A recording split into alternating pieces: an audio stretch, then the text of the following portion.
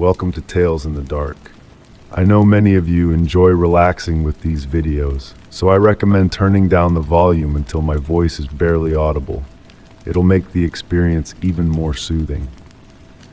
Before you close your eyes, let me know in the comments where you're listening from. Leave a like and subscribe to the channel. Thank you and enjoy listening. Story 1. I knew every inch of my house. I had walked these hallways 1,000 times, memorized every door, every creaky floorboard. But this morning, as I stepped out of my bedroom, my breath caught.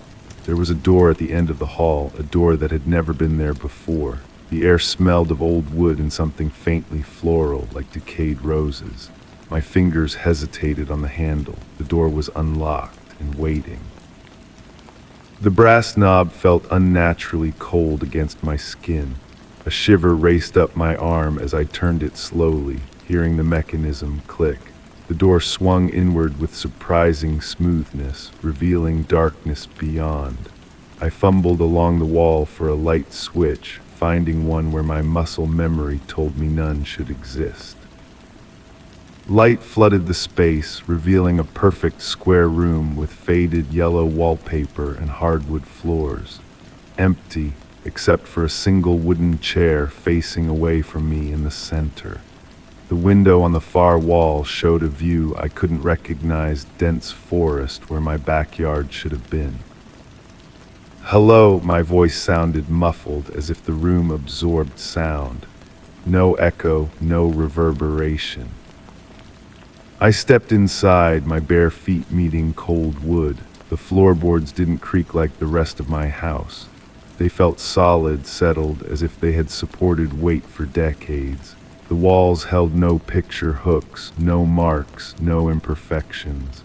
Just that faded yellow wallpaper with a subtle pattern that seemed to shift when I wasn't looking directly at it. I circled the chair cautiously. Nothing unusual about it, just an ordinary wooden chair. Yet something about its placement felt deliberate, as if it had been positioned for someone to sit and stare at the wall. When I touched the chair, I noticed dust on my fingertips. Not normal household dust, but fine gray powder that sparkled faintly in the light.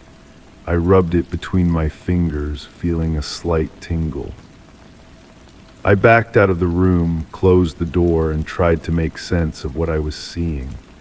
Houses don't spontaneously grow new rooms. I walked downstairs, made coffee, and tried to convince myself I was still half asleep. My phone showed no service inside the house, unusual, but not unprecedented. I took photos of the door, then opened it again to snap pictures of the room. But when I reviewed them, the images showed only my normal hallway wall where the door should have been. The photos of the room itself appeared as blank white screens. I decided to document everything in a notebook instead. I sketched the layout, described the wallpaper pattern, noted the strange forest view and the chair position.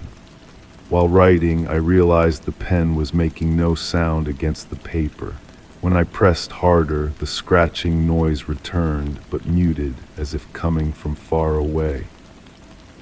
The rest of the day passed in a fog of distraction. I checked the door periodically, half expecting it to vanish, but it remained solid and real. By evening, I noticed changes. The yellow wallpaper had darkened slightly. The forest outside the window seemed closer, denser. Night fell, I couldn't sleep. The thought of that room existing in my house kept me awake. Around midnight, I heard a soft, rhythmic tapping coming from upstairs, from the room. I climbed the stairs, heart pounding. The door was exactly as I'd left it, closed and unassuming.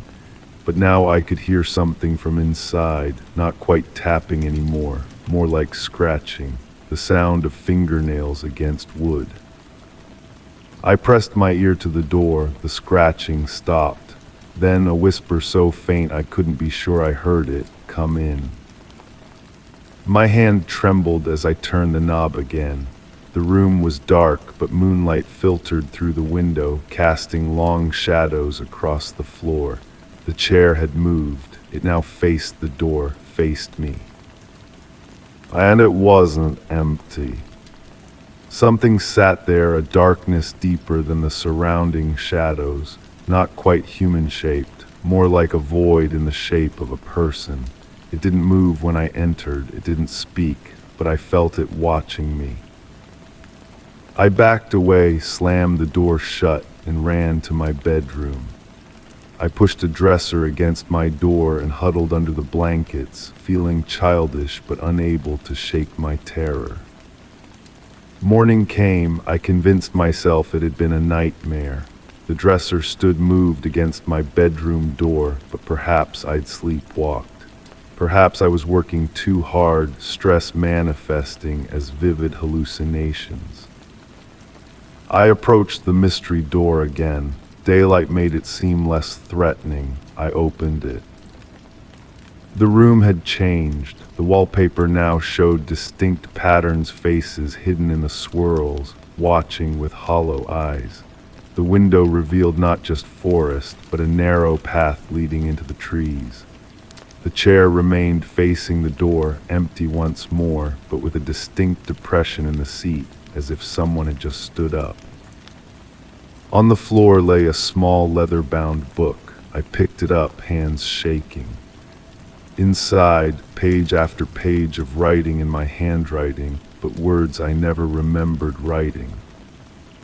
It waits in the spaces between, in the rooms we don't see, in the corners of vision. It waits and it watches and it wants.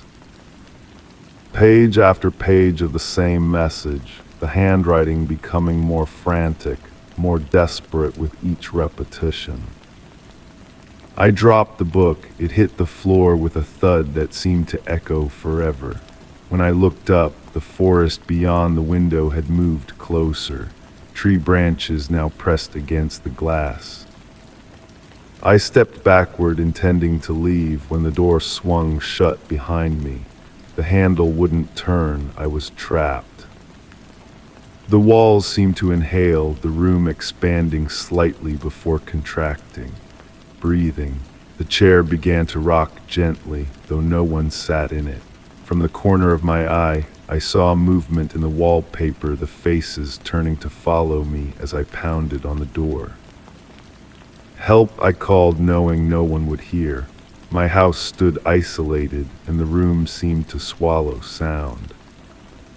The temperature dropped suddenly. My breath fogged in front of me. The leather book on the floor flipped open, pages turning rapidly as if blown by wind, though the air remained still. It stopped on a blank page. As I watched, words began to appear, forming in an invisible hand.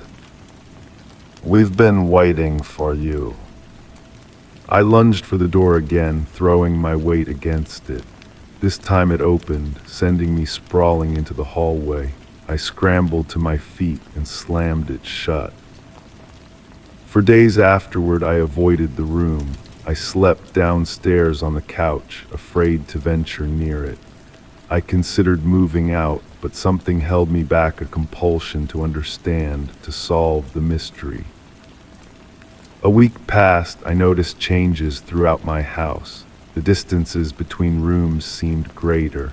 Hallways stretched longer than before. Windows showed unfamiliar views for brief moments before returning to normal, and everywhere that faint smell of decayed roses.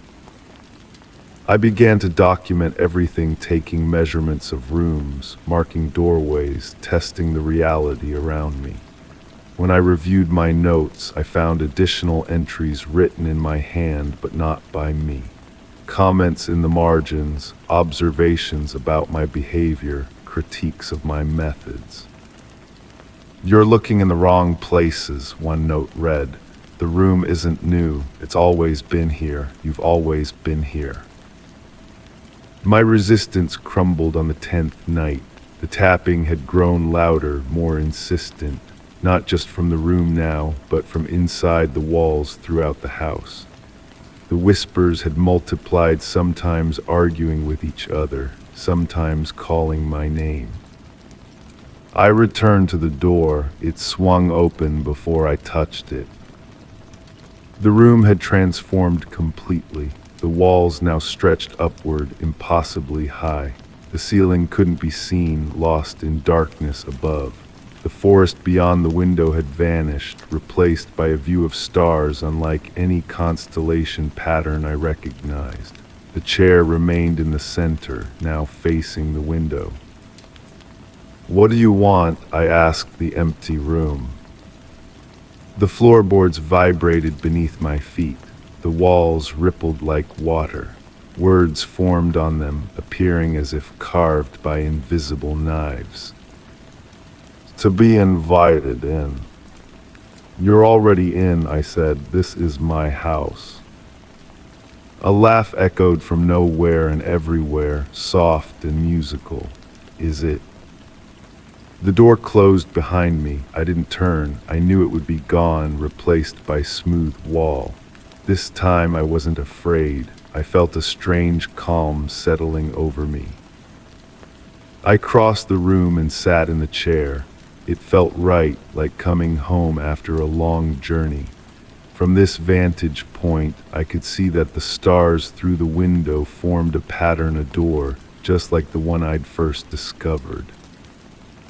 Understanding washed over me in waves. This room hadn't appeared in my house.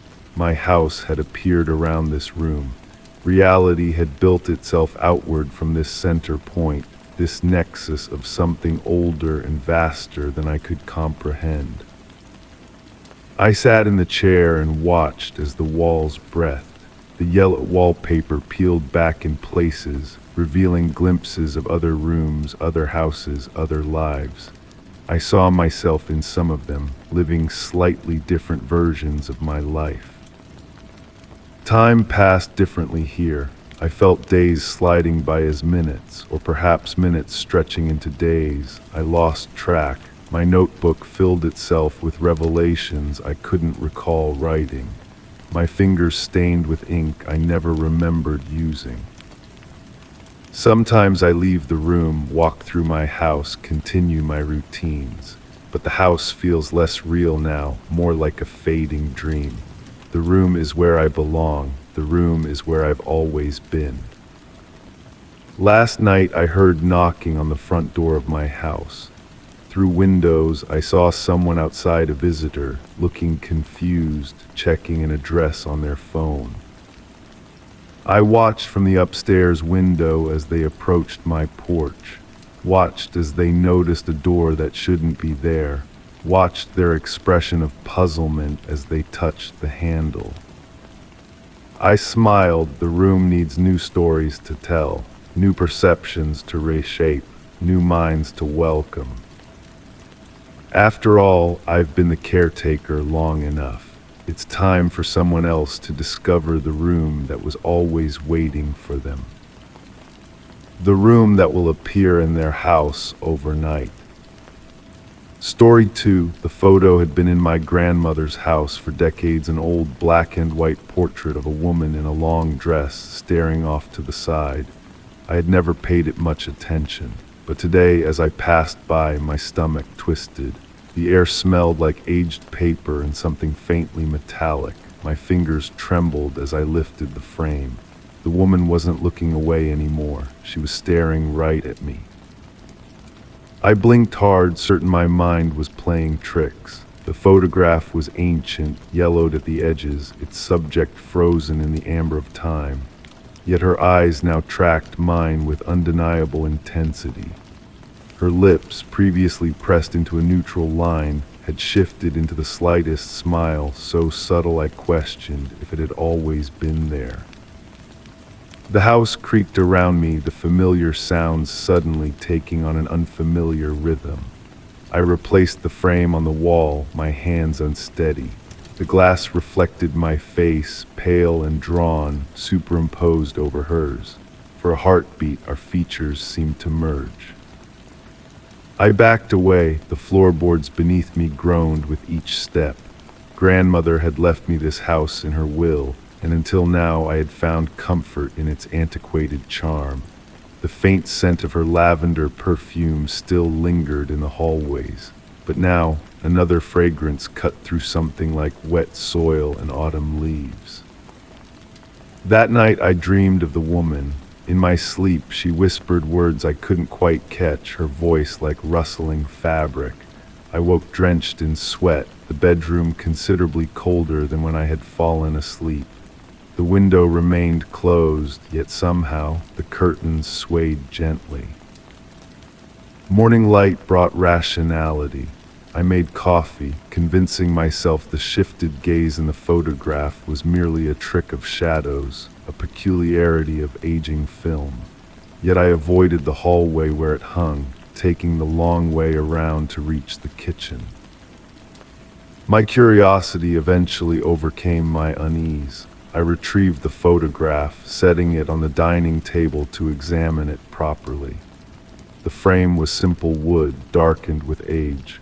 I carefully removed the backing, expecting to find information, a date, a name, anything to identify this woman who had become an unwelcome fixation.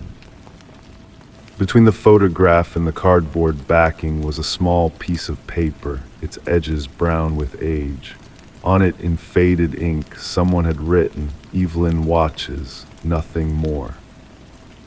My throat tightened. The handwriting wasn't my grandmother's familiar scrawl. It was tight, precise lettering I didn't recognize. I snapped several digital photos of the portrait with my phone. In each image, the woman appeared differently, her head at various angles, her expression shifting from serene to severe. In the final photo, half her face was obscured by shadow that hadn't been there when I took the picture. I deleted them all. That night, the house felt different. The walls seemed to inhale and exhale with subtle movements. The mirror in the bathroom showed brief flickers of another face behind my reflection. The radio in the kitchen turned itself on, playing static that occasionally formed patterns almost resembling words. I began documenting everything. I kept a journal, recording each incident with clinical detachment. The photograph grows colder than the wall around it. Shadows move against the direction of light. My voice echoes when I speak in certain rooms, though the acoustics shouldn't allow it. My research into the house's history revealed little. My grandmother had purchased it from a family moving abroad. Before them, records grew sparse. No mention of an Evelyn. I took the photograph down, wrapping it in cloth and placing it in a drawer in the spare room. That night, I woke to the sound of the drawer opening and closing, gentle but unmistakable. In the morning, the photograph was back on the wall. Water began to behave strangely in the house. The shower would run warm, then ice cold, then scalding within moments. Condensation formed on mirrors in impossible patterns, not random droplets, but organized lines that disappeared when I tried to photograph them. I invited a friend over, seeking external validation. As we talked in the living room, her eyes kept drifting to the hallway. "Who's the woman in that old photo?" she asked. "She looks so sad." Sad, not threatening, not malevolent, sad. When I looked again, the woman's eyes glistened with what could have been tears, though no photographer of that era could have captured such a detail. My friend left early, claiming a headache. Later, she messaged me, "Your house feels wrong, like it's listening." I became obsessed with Evelyn. I scrutinized the photograph for hours, noting every detail of her appearance, the high collar of her dress, the brooch at her throat, the way her hair was arranged. In my dreams, I saw her walking through rooms that resembled this house, but different, newer, brighter, populated with furniture I'd never seen. One morning, I found a brooch on my bedside table identical to the one in the photograph. The metal was cold against my palm, intricate filigree work surrounding a dark stone. I had never seen it among my grandmother's possessions. The discovery propelled me deeper into investigation. I pulled up floorboards, tapped walls for hollow spaces, searched the attic and basement for any sign of Evelyn's existence beyond the photograph. Behind a loose brick in the basement wall, I found a small tin box. Inside was a journal bound in faded leather. The first page bore a name, Evelyn Merritt. The journal told her story in fragments. She had lived in this house, had written about its quirks with fondness. The entry stopped abruptly, mid-sentence. Something moves in the mirrors when I'm not looking. I've tried to catch sight of it, but it's always just beyond mine. I became convinced that understanding Evelyn was the key to ending whatever was happening. I hung her photograph prominently in the living room. I spoke to it, asking questions that echoed unanswered through the house. I placed the brooch beneath it, an offering. The phenomena intensified, objects relocated when I wasn't watching. My recordings captured whispers too distorted to decipher. The house groaned constantly now. The sounds of settling wood transformed into something more purposeful. Water stains appeared on the ceiling, spreading in patterns that resembled a woman's silhouette. They would fade by morning, only to reappear elsewhere. I stopped sleeping. In the liminal space between wakefulness and exhaustion, I began to see her glimpses at the edges of my vision, a figure who vanished when I turned. Always watching, always just beyond reach. The spring weather turned suddenly cold. Frost formed on the inside of my windows, creating delicate patterns that looked like written words in a language I couldn't read. In my delirium, I decided confrontation was the only path forward. I stood before her photograph, her eyes now unmistakably fixed on mine. "What do you want, Evelyn?" The glass of the frame cracked, a thin line splitting across her face. The house fell into absolute silence. That night I dreamed I was her. I wore her dress, felt the weight of her brooch at my throat. I stood before a mirror, but no reflection appeared. Behind me, a figure watched from the shadows. I tried to turn to see who observed me, but my body wouldn't move. I was frozen, just as she had been in the photograph, forever looking away from something I desperately needed to see. I woke gasping, the bedroom filled with the scent of lavender and wet soil. The photograph had changed again. Now Evelyn was turned completely away, showing only the back of her head, her posture tense. She was afraid. Understanding dawned with terrible clarity. She hadn't been watching me, she had been warning me. The portrait hadn't originally shown her looking away by chance. She had been deliberately avoiding looking at something. Something that saw her, something that had always been in this house. Something that now saw me. My skin prickled as awareness bloomed. The feeling of being observed had never come from the photograph. The house itself had been watching, through cracks in the walls, through reflections, through the spaces between floorboards. The journal entry hadn't been interrupted. She had stopped writing because she had finally seen what watched her. I packed a bag that night, hands shaking so badly I could barely zip it closed. As I moved through the dark house, the floorboards seemed to shift under my feet, trying to slow me. The front door felt heavier than it should have. I took the photograph with me not out of desire to keep it, but because leaving Evelyn behind felt wrong. In the porch light, I looked at it one last time. She had turned to face forward again, but now there was something behind her, visible just over her shoulder, a darkness with form, with intent, with patience. I drove without destination, the photograph on the passenger seat beside me. Miles passed before my breathing steadied. When sunrise came, I pulled over at a small diner to collect myself. I left the photograph in the car when I went inside for coffee. Through the window, I watched as another customer admired my vehicle from the parking lot. He peered in through the window, his expression changing as he noticed something inside. His eyes met mine through the glass. He pointed at my car, mouthing a question I couldn't hear. I know now what he was asking. The seat where I'd left Evelyn's photograph was empty. But in my rearview mirror as I drove away, I saw it nestled in the back seat. The woman in the long dress, no longer alone in the frame, no longer the subject. Now she sits among my new belongings in my new residence. I've stopped trying to dispose of her portrait. Evelyn stays with me, her eyes forward, vigilant.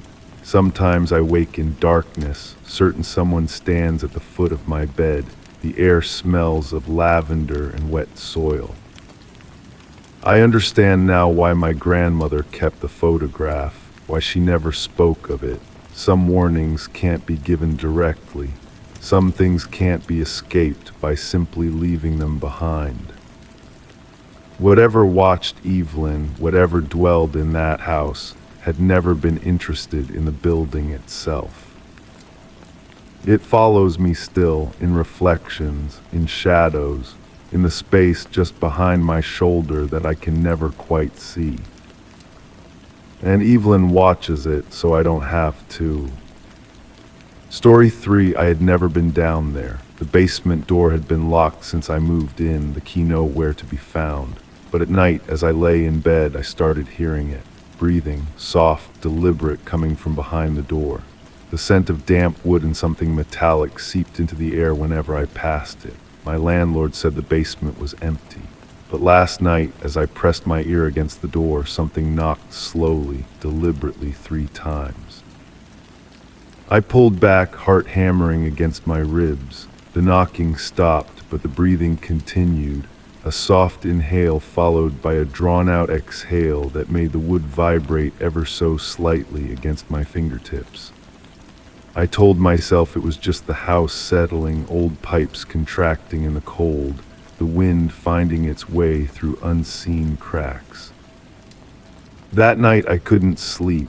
Every creak of the floorboards sent electric jolts through my spine. I sat up in bed, watching the hallway where the basement door stood at the far end, barely visible in the dark. The dim moonlight filtering through my bedroom window cast long shadows that seemed to reach toward me like grasping fingers. "There's nothing there," I whispered to myself, but my voice sounded foreign in the stillness. Morning came with blessed sunlight streaming through the windows. In daylight, my fears seemed ridiculous. I made coffee and tried to laugh it off. Old houses make noises, everyone knows that. Still, I found myself avoiding the hallway where the basement door stood. When my phone rang, I nearly dropped it. My landlord's voice sounded tinny and distant. "Just checking in to see how you're settling," he said. His tone was pleasant enough, but something about it felt rehearsed. "Actually, I wanted to ask about the basement," I said. A pause too long to be natural. "What about it? I've been hearing sounds coming from down there." Another pause. "That's impossible," he said finally. "It's completely empty and sealed off, has been for years." "Then why is there a door?" "It's just a remnant. The actual stairwell was filled in before I bought the place. There's nothing behind that door but a wall." After hanging up, I stood in front of the basement door, studying it. The wood was darker than the other doors in the house, the grain more pronounced. I ran my hand across its surface. It felt warm, warmer than it should. I pressed my ear against it again. Nothing. Just as I was about to pull away, a whisper came through, so faint I wasn't sure if I'd imagined it. "Help!" I jerked back, my pulse racing. Had I really heard that? I leaned in again, my breath held tight in my lungs. "Help me!" The voice was clearer now, a raspy whisper that seemed to drift up through the keyhole like smoke. It wasn't threatening, it sounded desperate. I ran to the kitchen and returned with a butter knife, determined to pick the lock. The metal slid in with unexpected ease, as if something on the other side was guiding it. When I heard the click, I hesitated, my hand frozen on the knob. What if this was a mistake? What if there was nothing behind the door but empty space and my own unraveling sanity? The knob turned under my grip before I'd made a conscious decision to turn it. The door swung open with a low, mournful groan, revealing not a wall as my landlord had claimed, but a set of dark wooden stairs descending into blackness. The smell hit me immediately, earthy and damp, with that same metallic undertone I'd noticed before, but stronger now. The air that rushed up from below felt unnaturally cold against my skin. I should have closed the door, I should have called someone. Instead, I reached for the light switch beside the door frame and flipped it. A single bare bulb at the bottom of the stairs flickered to life, casting just enough light to see that the stairs led to a concrete floor below. "Hello," I called down, my voice echoed back to me, distorted.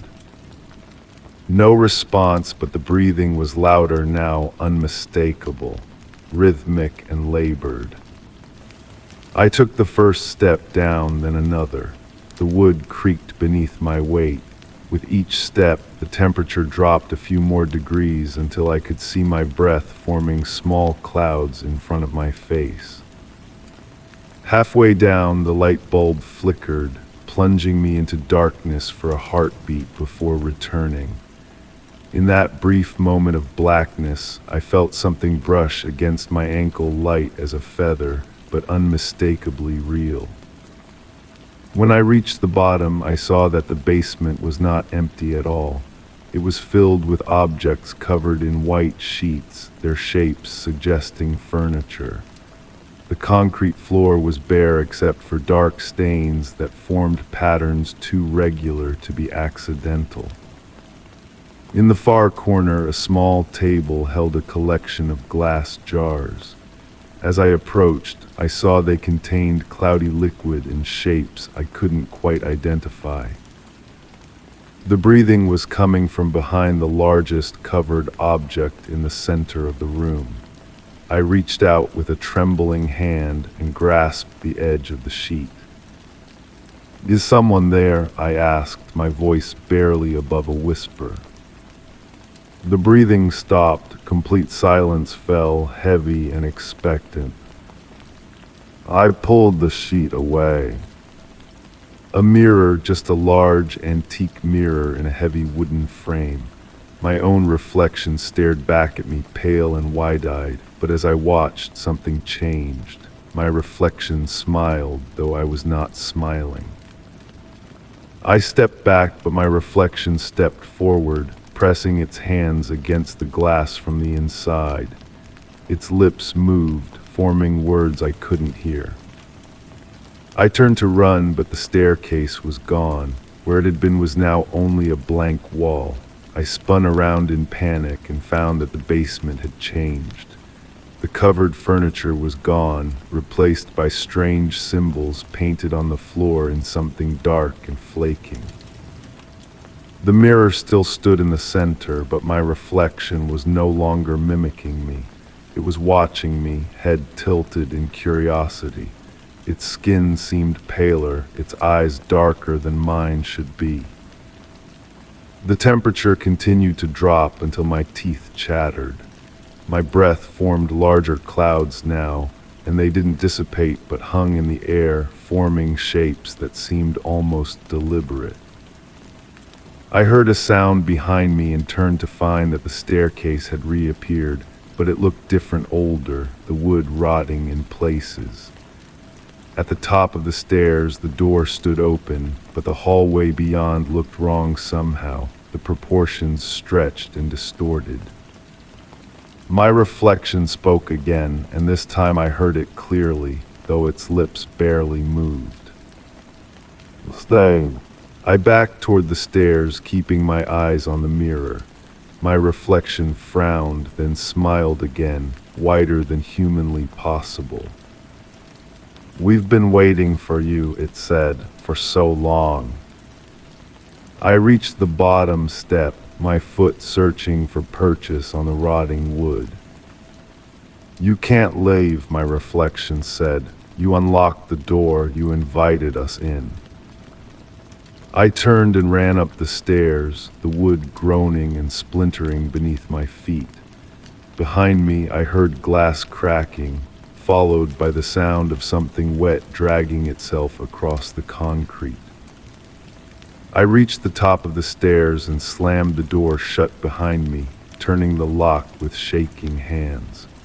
The hallway looked normal again, sunlight streaming through the windows at the far end.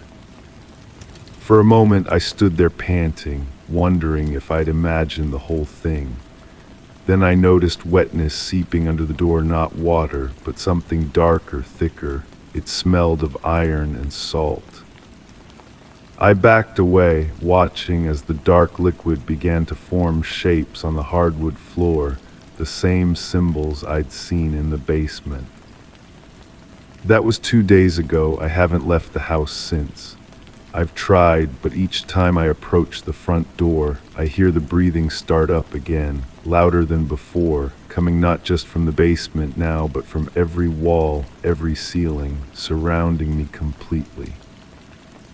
The mirrors in the house have been changing. At first, it was subtle, my reflection moving a fraction of a second too slowly, its eyes lingering on something behind me that I couldn't see when I turned to look. Now, it no longer pretends to be me at all. Last night, I covered every reflective surface I could find with blankets and sheets. I plugged the drains in the sinks and bathtub. I blocked the spaces under doors with towels, but still, I can feel it getting through. The air feels thicker now, harder to breathe. The walls pulse slightly when I place my hand against them, like a heartbeat just out of sync with my own. The metallic smell has permeated everything: my clothes, my skin, the food in the refrigerator. My landlord doesn't answer my calls anymore. When I look outside, the street looks wrong, the house is too tall and narrow, the sky a color I can't quite name. I've started hearing scratching inside the walls, soft at first, but growing more insistent. Sometimes, when it's quiet, I hear whispers coming from the heating vents, too many voices speaking at once for me to make out the words. I know now that I made a terrible mistake.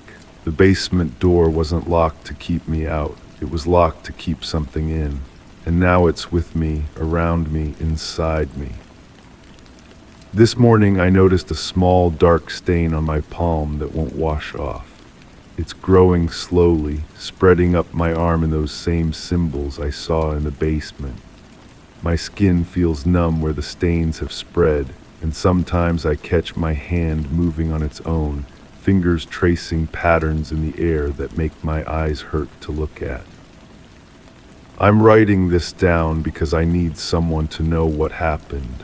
I need someone to understand that whatever comes next, it wasn't me, not really. The basement door is open again. I don't remember opening it. The breathing is louder than ever, but now I recognize it as my own. Something is waiting for me at the bottom of those stairs, something that has been waiting for a very long time. And the most terrifying part is that I want to go down there. I want to see what happens next. If you're reading this and you move into this house, don't ignore the breathing behind the basement door. Don't try to unlock it. And whatever you do, don't look in the mirror for too long. Because it's not your reflection looking back at you. It never was. Story 4, I had lived in this neighborhood my whole life. The backyard stretched into an empty field, miles of open land. But today, as I stepped outside, my stomach lurched. A dense forest now stood at the edge of my property, its trees gnarled and twisted, stretching up toward a sky that seemed darker than before. The air smelled of damp moss and something sweet, almost like rotting fruit. My pulse pounded. Where had it come from, and why was the closest tree covered in handprints? I approached cautiously, each step crunching against the autumn leaves that shouldn't have been there. The handprints on the bark looked fresh, smaller than mine, with fingers that stretched unnaturally long. I reached out, pressing my palm against one of the prints. The bark felt warm beneath my touch, almost feverish, and seemed to pulse with a gentle rhythm. Something rustled in the undergrowth. I pulled my hand away, wiping it against my jeans as if to remove an invisible stain. A faint whisper emerged from between the trees, so soft I couldn't be sure if it was just the wind or something more deliberate. The sound drew me forward despite my better judgment. "Hello," I called out, my voice sounding flat and muffled among the trees. No echo returned. The forest floor felt spongy beneath my feet as I ventured beyond the first line of trees. I pulled out my phone to document this impossibility, but the camera app showed only static when pointed toward the depths of the woods. When I turned it back toward my house, it functioned perfectly. I tried calling anyone, but no signal reached here, despite the forest being merely yards from my home. The air grew thicker as I proceeded deeper. Shadows moved between distant trunks, never quite forming into anything solid when I tried to focus on them. Birds should have been singing, insects should have been buzzing, but the forest maintained an unnatural silence, broken only by that persistent whisper that always seemed just ahead. I marked my path by breaking small branches, determined not to lose my way. Each snap echoed louder than it should have. On the third branch I broke, a dark liquid oozed from the fresh wound, viscous and smelling of copper. I wiped my fingers on a leaf which curled inward at my touch. The light filtering through the canopy took on an amber quality, rendering everything in sepia tones. I found myself standing before a small clearing where the grass grew in perfect concentric circles. At the center lay a notebook, its cover unmarked, its edges pristine despite the damp forest floor. I should have turned back then. Instead, I knelt down and opened it. Inside, written in handwriting identical to mine, were notes about the forest. Observations I hadn't made yet, sketches of twisted trees with faces embedded in their bark, descriptions of sounds I had only just begun to hear. The final page held a single sentence: "I've been waiting for you to find me." The whisper grew louder, more insistent. I slammed the notebook shut and stood, suddenly aware of how silent the forest had become. Not even my footsteps made noise anymore. I turned to retrace my steps and froze.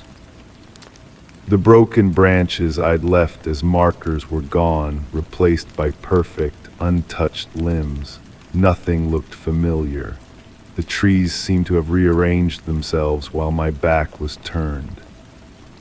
Something cold brushed against my neck. I spun around, finding nothing but empty air.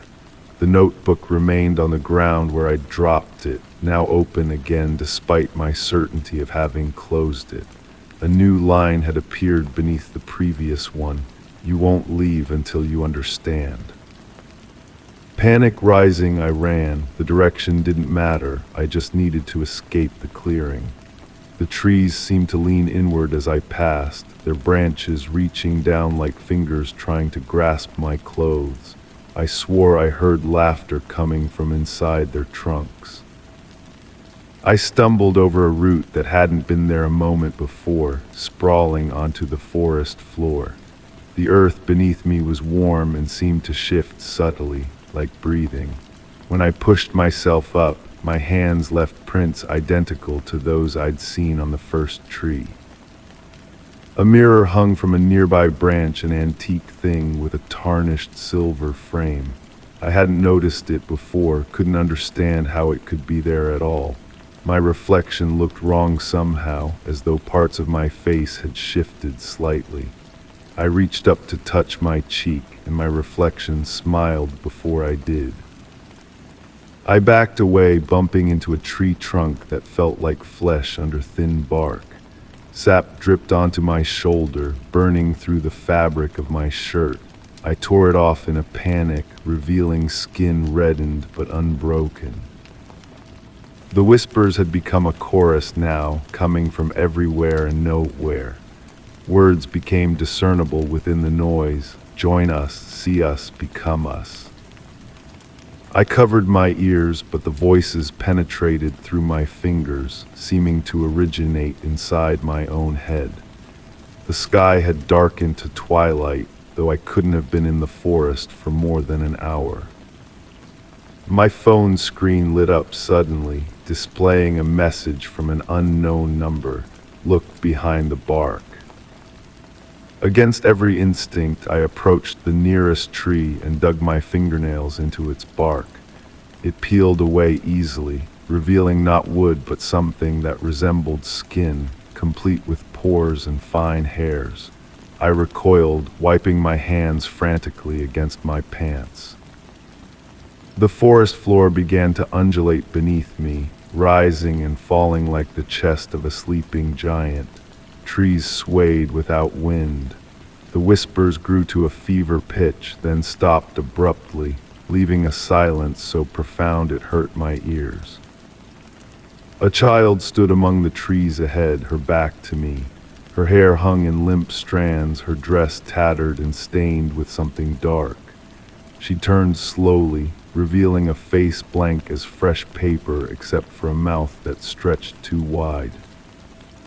"You made us," she said, her voice a cacophony of whispers. "Every night in your dreams, you built this forest tree by tree. Every fear you buried, every thought you suppressed, it grew roots here." I shook my head, denying her words even as recognition dawned, the handprints matching a child's hand, my hand, from memories long suppressed. The familiar patterns in the bark resembling faces from nightmares I'd trained myself to forget upon waking. "I want to go home," I said, hating how small my voice sounded. "You never left," the child replied, gesturing around us. "This has always been inside you." As if triggered by her words, the trees began to bleed from their knotted surfaces. Not sap, but actual blood, thick and crimson. It pooled at the base of each trunk, flowing together into small streams that moved against gravity, climbing up my legs. I tried to run, but found myself rooted in place. The blood reached my waist, warm and strangely comforting. The child watched impassively as it continued to rise. "When you wake up, we'll be gone again," she said, "but we're always waiting just beneath the surface." The blood reached my chest, my neck, finally covering my face. I expected to drown, but found I could breathe within it, the liquid filling my lungs with warmth rather than suffocation. When the blood receded, I stood alone. The forest remained, but transformed. The trees stood straight and healthy, their bark normal, with birds singing among their branches. Sunlight dappled the ground, the oppressive atmosphere had lifted.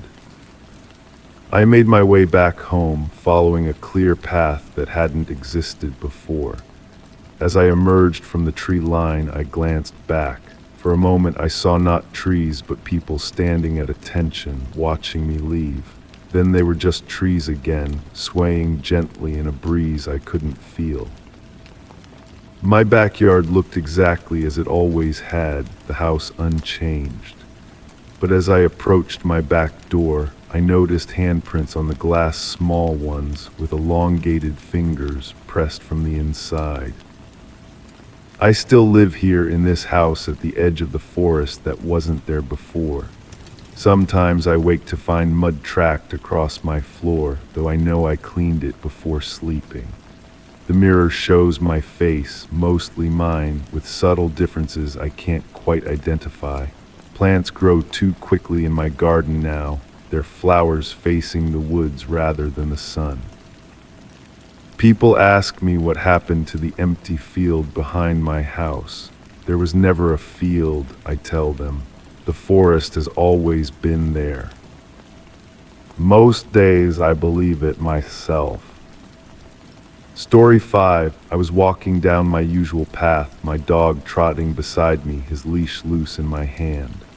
The afternoon was quiet, just the distant hum of cars, the rustling of leaves. Then I heard it, a voice, low, almost conversational. "Come here, Bailey." My stomach clenched. The air smelled of damp pavement and something sharp, like burning wood. I turned, expecting to see a familiar face, but the man standing there was a stranger, and Bailey was already walking toward him.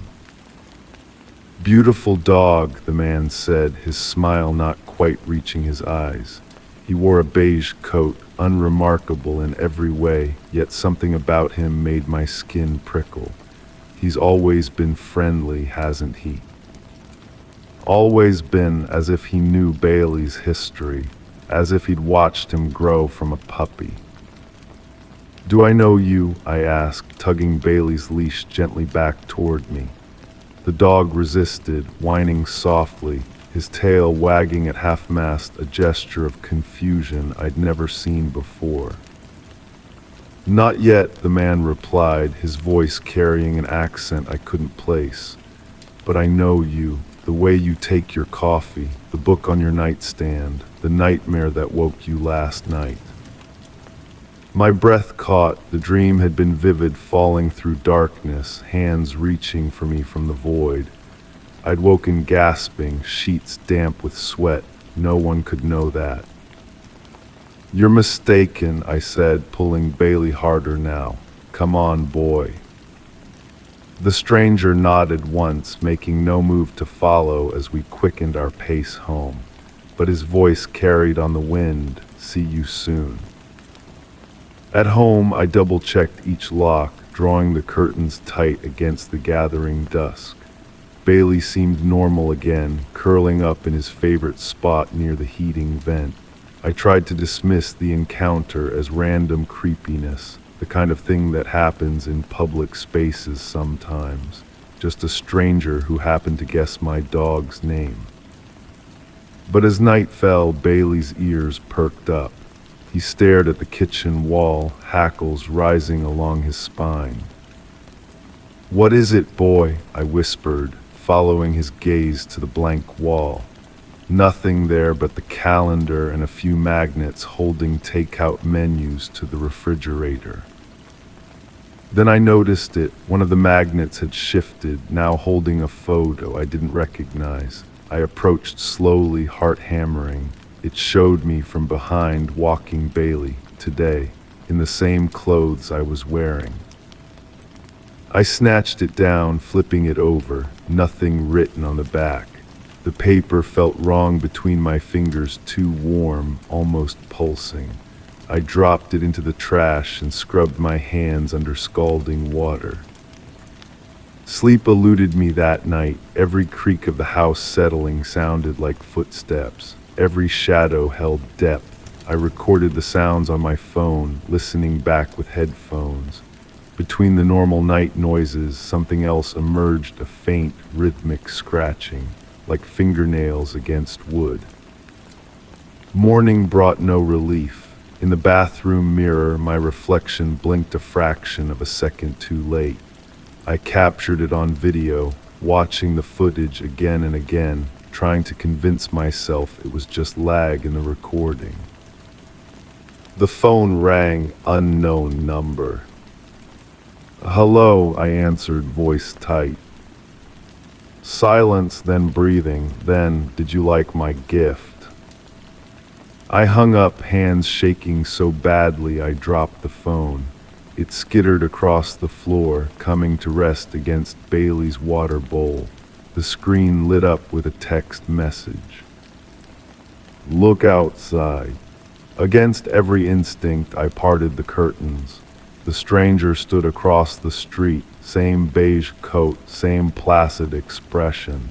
He lifted a hand in greeting.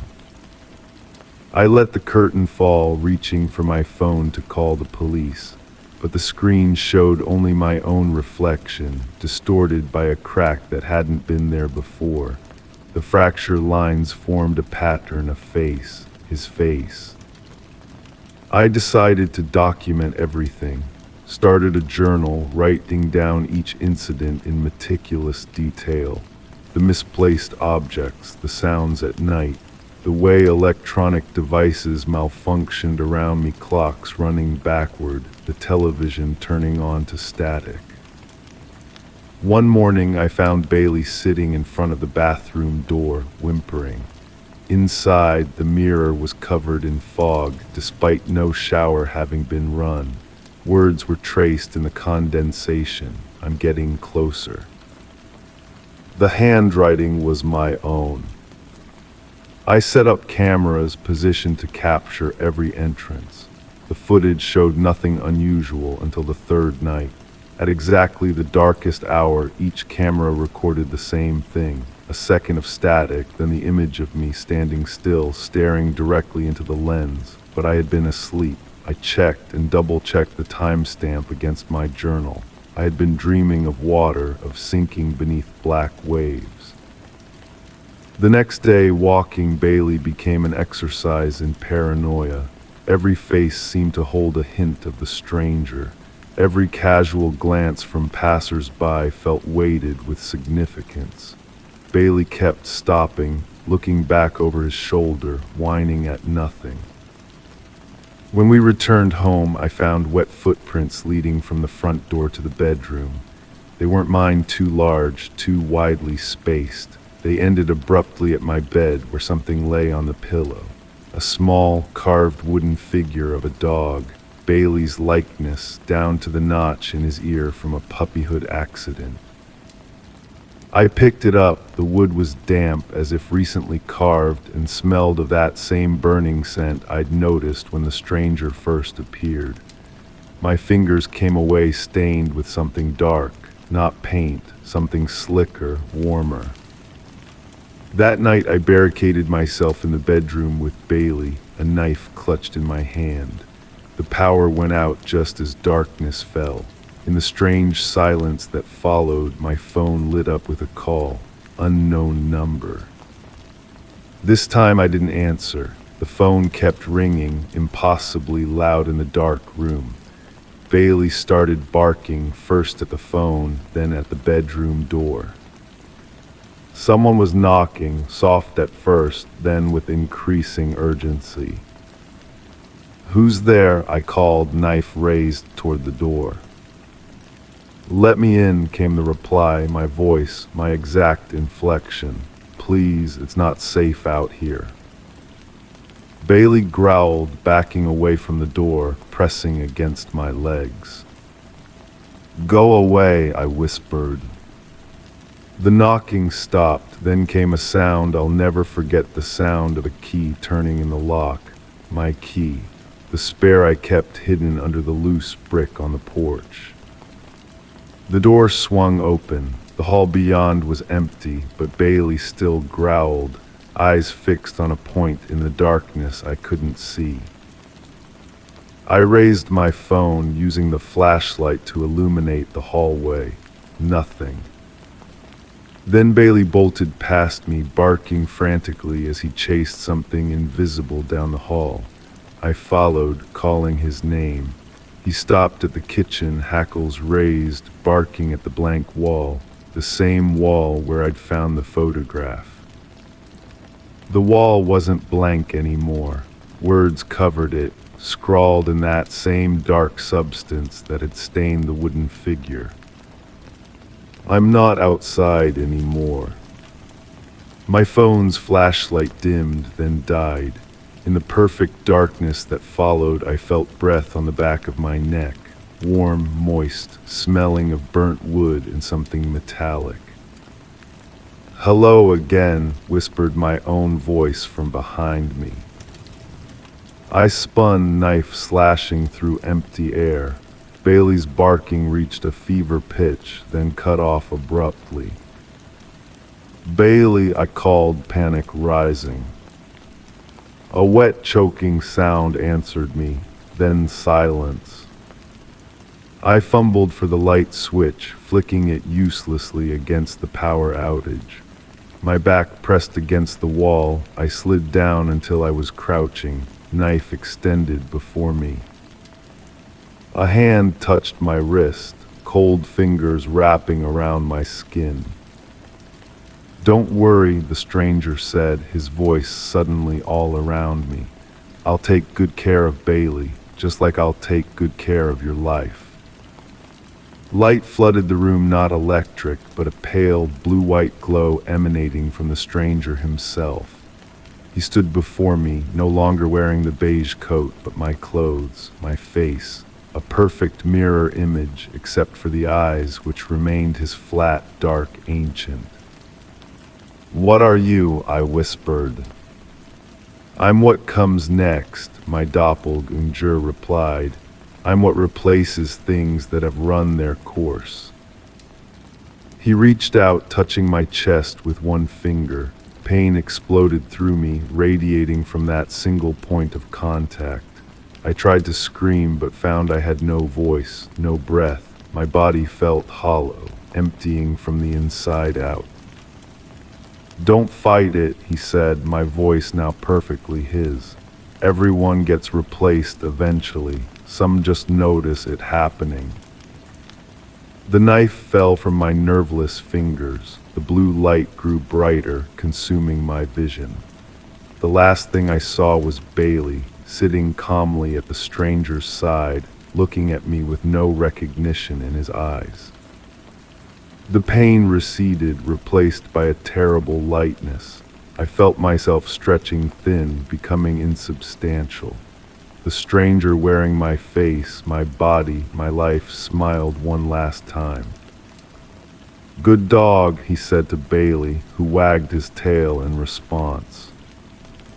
And I understood then, I wasn't the first. The man in the beige coat had once been someone else until he too was replaced. An endless chain of substitutions stretching back to who knows when. Now I wait, I watch, I learn to speak with another's voice, to wear another's face. I search for someone nearing the end of their usefulness, someone ready to be replaced. And when I find them, I'll know their name, I'll know their pet's name, I'll know their fears and dreams and secrets. I'll know everything about them, just as he knew everything about me. Story 6. The old house had always groaned at night, its wooden beams settling with age, but this was different. A faint scratching just beneath the metal grates, like something small moving through the vents. At first I thought it was a rat, but then last night the sound changed. The air smelled stale, thick with dust, and something faintly bitter. And as I stood beneath the vent, listening, I heard it, a whisper, "I see you." I froze, every muscle tensing as my breath caught in my throat. It wasn't possible. The voice was small, distant, yet crystal clear, each syllable perfectly enunciated. I stepped back, my bare feet cold against the hardwood floor, and watched the vent. Nothing moved behind the dusty metal slats. The house fell silent again, except for my racing heartbeat drumming in my ears. Sleep didn't come that night. I lay awake, staring at the ceiling vent, convincing myself it was imagination stress from work perhaps, or the medication I'd started. The mind plays tricks when exhausted. That's what I told myself as dawn filtered through the curtains, casting long shadows across my bedroom walls. The following day passed in a fog of fatigue, but by evening I'd nearly forgotten the incident. Nearly. I was washing dishes when the air around me shifted, growing colder. The kitchen vent above the stove rattled a short, deliberate tap, tap, tap. I ignored it, scrubbing harder at a stubborn spot on a plate. The tapping stopped, then came a rhythmic scratching, gentle at first, then more insistent. I set the plate down and approached the vent, dish rag still clutched in my soapy hand. Hello, my voice sounded small, ridiculous. What was I expecting? The scratching ceased immediately. Silence stretched between me and the metal grate, heavy with anticipation. Then a soft exhalation, not wind, not the house settling, something breathing out slowly. "Who's there?" I asked, even as I knew no rational answer existed. The house was old, but not that old. The ventilation system was simple, the ducts narrow. Nothing human-sized could navigate them. Nothing human. I slept on the couch that night, away from the bedroom vent. I left the TV on, its blue glow comforting in the darkness. Sometime during the night, the cable went out. Static filled the screen, white noise hissing through the speakers.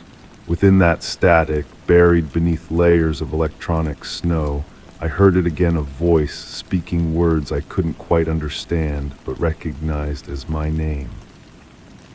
Morning came with the taste of metal in my mouth. I called a heating and ventilation specialist who arrived in the afternoon.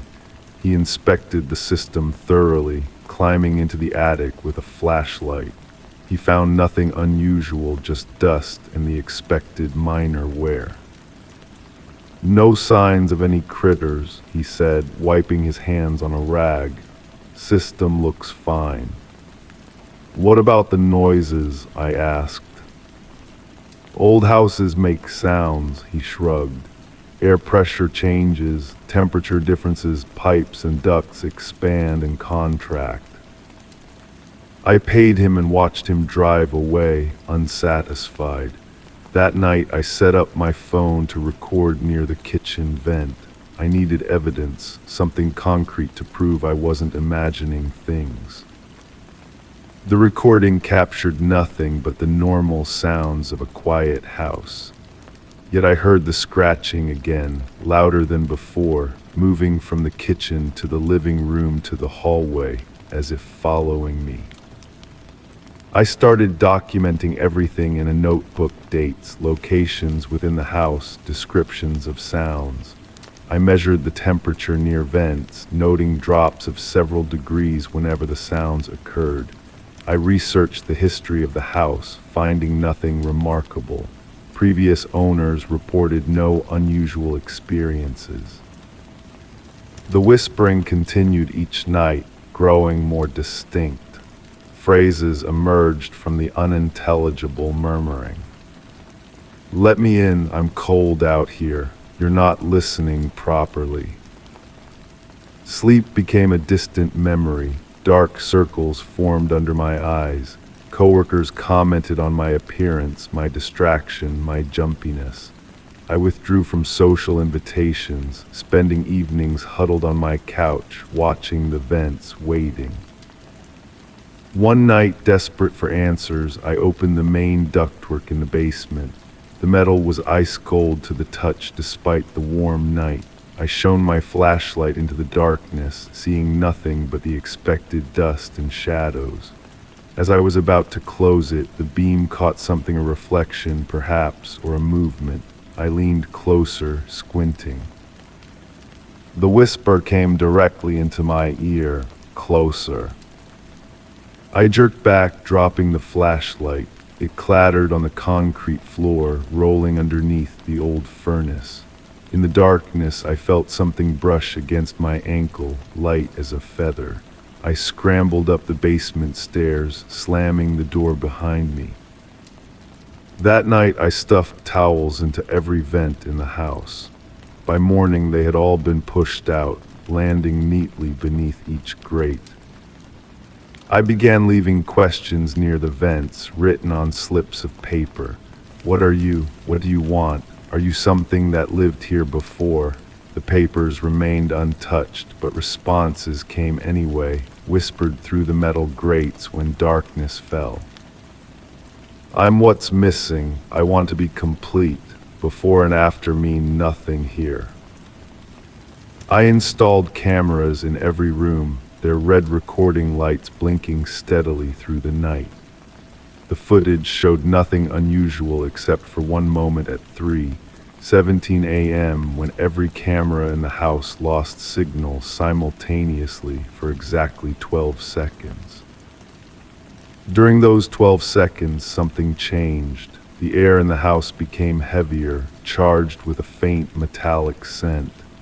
The mirrors reflected differently, showing angles of rooms that didn't quite match reality, and the whispers stopped coming from the vents.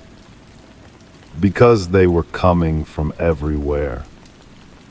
The walls, the floors, the ceilings, the spaces between my fingers when I held my hands up to the light, the darkness behind my eyelids when I blinked. I tried leaving, packing a bag, driving to a motel. I made it halfway down the driveway before a crushing weight of dread forced me to turn back. Whatever this was, it had attached itself to me, not the house. Distance wouldn't help. That night I sat cross-legged in the middle of my living room floor, a circle of candles around me. Show yourself, I said to the empty room. I'm not afraid anymore. A lie, but a necessary one. The air rippled in front of me like heat waves rising from summer asphalt. A shape began to form, not solid, more like a suggestion of density in the air. It had no definite outline, yet I sensed its boundaries. It hovered at eye level, pulsing gently, neither threatening nor benign. What are you? My voice was surprisingly steady. The shape contracted, then expanded. The whisper came not from it, but from behind me, then above, then inside my own head. I am what watches, I am what waits, I am what was forgotten. What do you want from me? The shape drew closer. The candles flickered wildly, then stabilized, their flames stretching horizontally as if caught in a wind that affected nothing else. Recognition, acknowledgement, I've been here all along, in the spaces you ignore, in the silences between words, in the darkness when you close your eyes. A cold pressure touched my forehead, then spread across my face like fingers seeking entrance. Let me in, it whispered, the words forming inside my mind. Let me see through your eyes. I resisted, pushing back mentally against the intrusion. The pressure increased, becoming painful. My nose began to bleed, warm droplets splattering onto my hands. Stop, I gasped, you're hurting me. The pressure receded slightly. Pain is connection, it whispered. Pain is proof you're real. Then you're not, I asked. A sound like distant laughter echoed through the room, coming from everywhere and nowhere. Not yet, not fully, but I will be. The candles extinguished simultaneously. In the sudden darkness, I felt something cold and dry take my hand. My skin crawled with revulsion, but I didn't pull away. What happens now? I asked the darkness. Now we merge, came the reply. Now we become one. The cold spread up my arm, reaching my shoulder, my neck, my face. It seeped into my skin, chilling me from the inside. I tried to scream but couldn't find my voice. My body wasn't mine anymore. It responded to a different will, moving without my direction. I watched through my own eyes as my hands rose before my face, turning, examining. My fingers flexed experimentally. My lips curved into a smile I didn't initiate. "Perfect," my voice said, though I hadn't spoken. So many sensations, so much to experience. I fought for control, struggling against the force occupying my body. For a moment, I broke through. "Get out," I screamed. "This is mine." Pain exploded behind my eyes. I fell to the floor, convulsing. Through the agony, I heard it whisper. "You invited me. You wanted answers. There is a price for knowledge." When the pain subsided, I lay panting on the floor. I could move my limbs again, but something was different. A presence lingered at the edges of my consciousness, watching, waiting.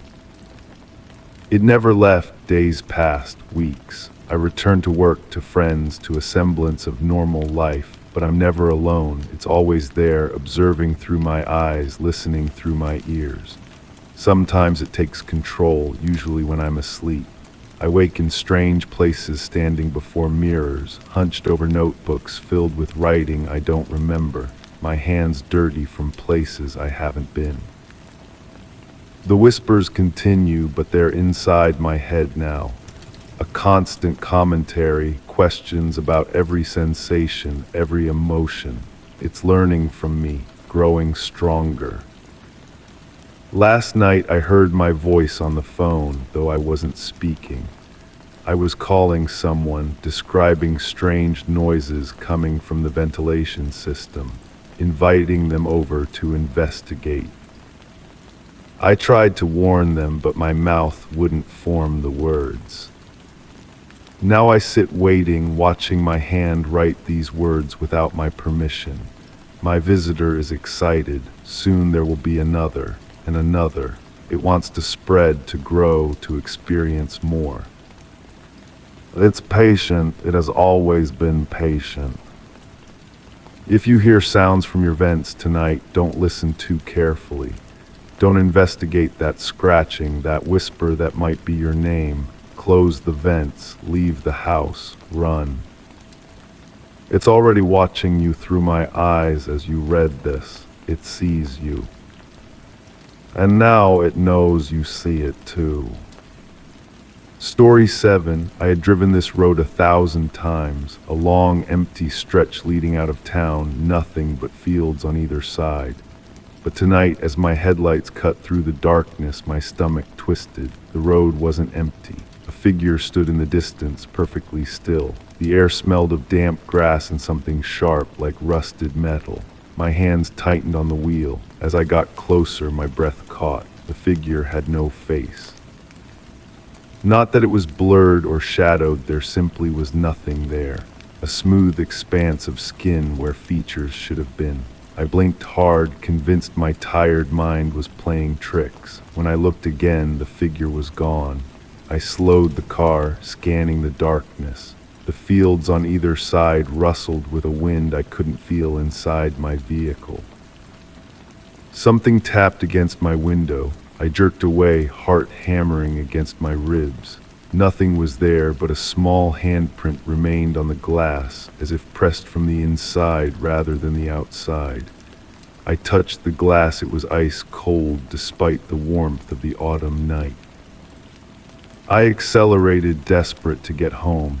The road ahead seemed to stretch and contract with each breath I took. A whisper came through the radio, though I hadn't turned it on. Static at first, then words that made no sense, spoken in a voice that seemed familiar yet impossible to place. It sees you when you say it. I switched the radio off. It turned back on by itself. The same whisper, but closer now, as if someone were leaning toward the microphone. You invited it in when you noticed. My house appeared ahead, a welcome sight. I parked in the driveway and rushed inside, locking the door behind me. The familiar surroundings of my home should have been comforting, but something felt wrong. The air was heavy, charged with an energy that made the hair on my arms stand up. My cat sat in the hallway, staring past me at nothing, her back arched, fur raised. I checked each room, flipping on lights, telling myself I was being paranoid. In the bathroom, the mirror showed my reflection, but something about my eyes seemed different. The pupils were too large, too dark. I leaned closer. My reflection didn't. It stayed perfectly still while I moved. I stumbled backward, knocking over a shelf of toiletries. When I looked again, my reflection behaved normally. I splashed cold water on my face and went to the kitchen to make tea, anything to calm my nerves. The kettle was already warm. A mug sat on the counter, half filled with tea I hadn't made. Steam rose from the surface. Next to it lay a notepad with writing in my handwriting. It followed me home. It wears my face when I sleep. I didn't write this. I would remember writing this. The lights flickered. In that moment of semi-darkness, I saw it again, the faceless figure standing in the corner of my kitchen. When the light stabilized, it was gone, but a wet footprint marked the floor where it had stood. I began documenting everything, taking photos of the handprint on the car window, the footprint in the kitchen, the note I hadn't written.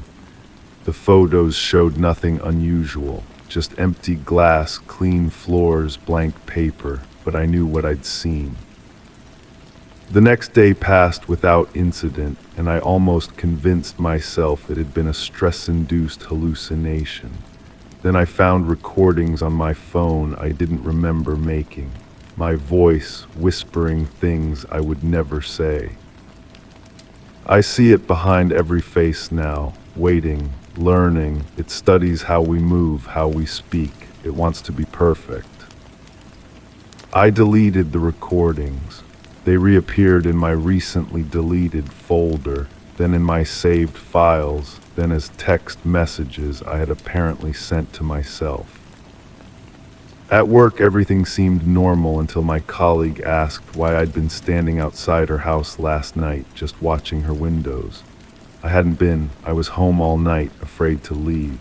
She showed me security footage. It was me, standing motionless under a streetlight, looking up at her bedroom window, except it wasn't quite right. The way the figure stood was too still, too straight.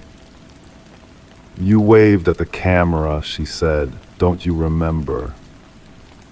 In the footage, the figure that looked like me turned toward the camera and raised a hand in greeting.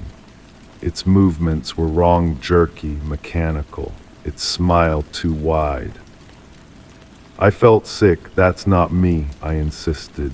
She looked concerned, then afraid. I saw in her eyes that she didn't believe me.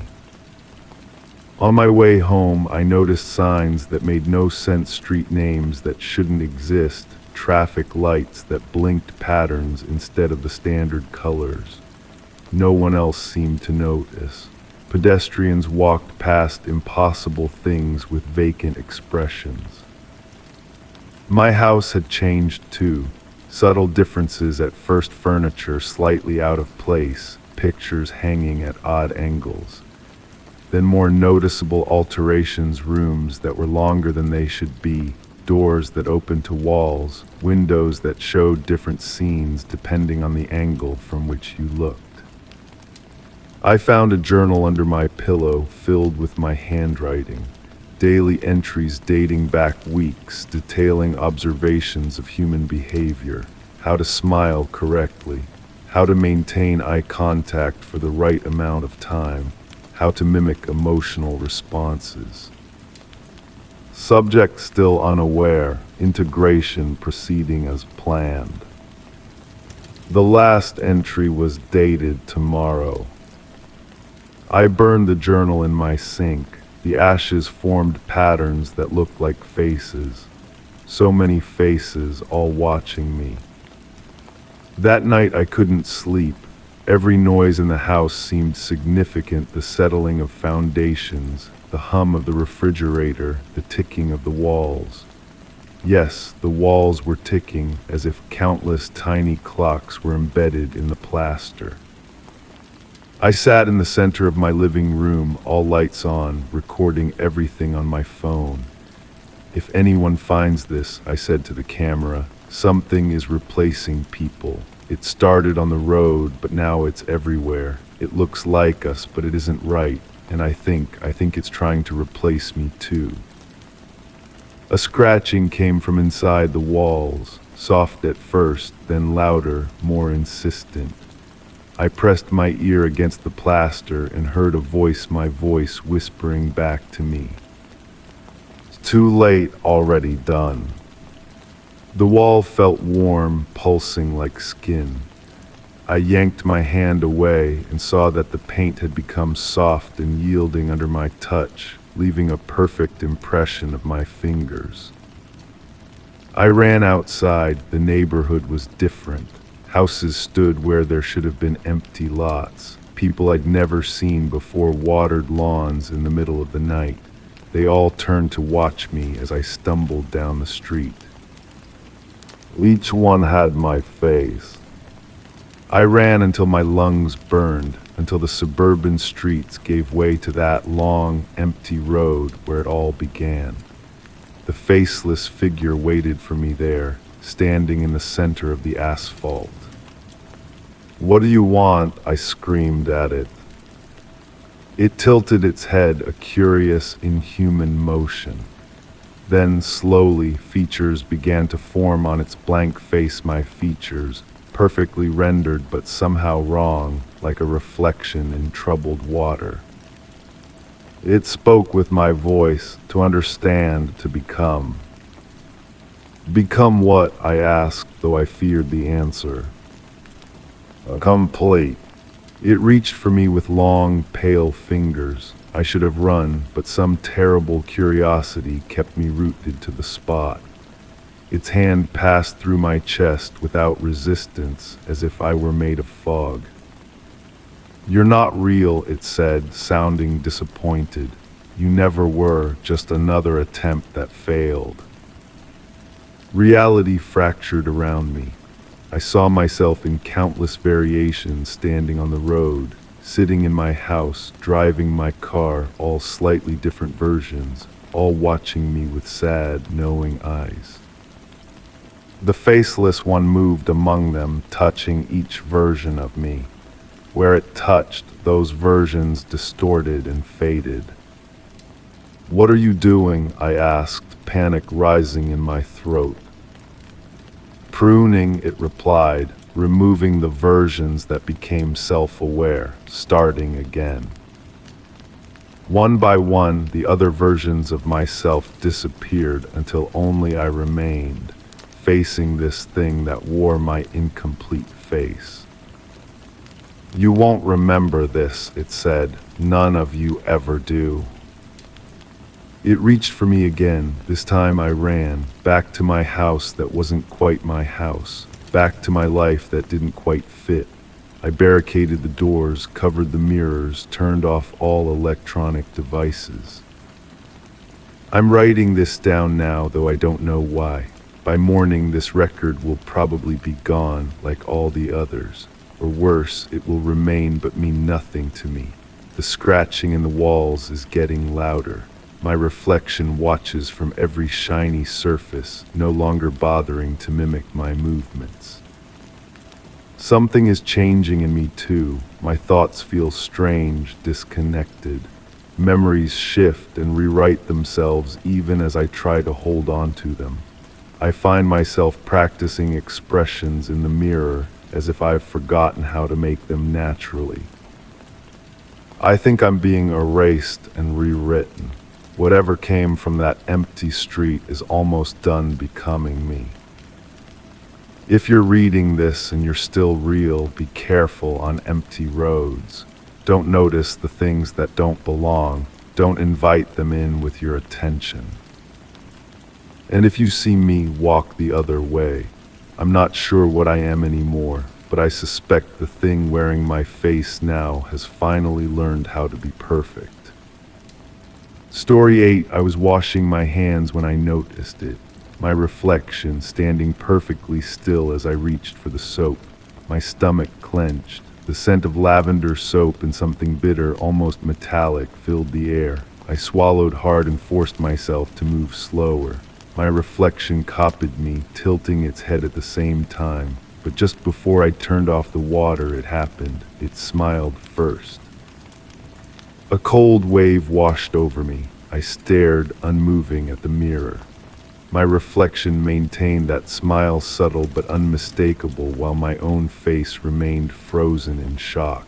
In that moment, a soft sound reached my ears, like distant whispers through the bathroom walls.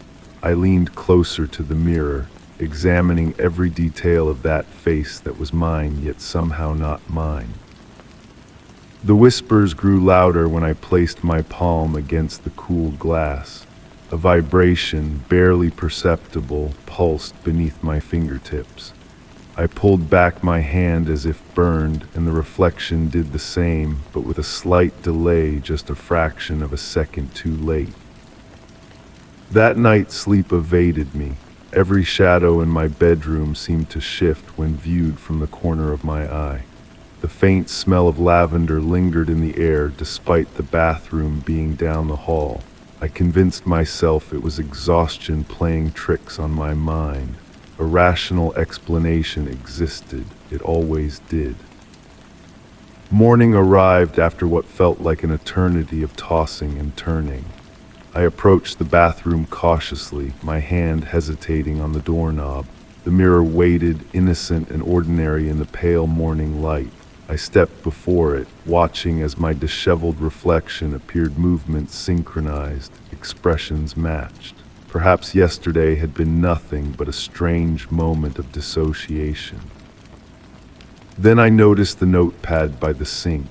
Words scrawled across the page in my handwriting, yet I had no memory of writing them. Looking back at you now, my breath caught in my throat. I never left notes for myself, especially not cryptic ones written in pen I didn't own.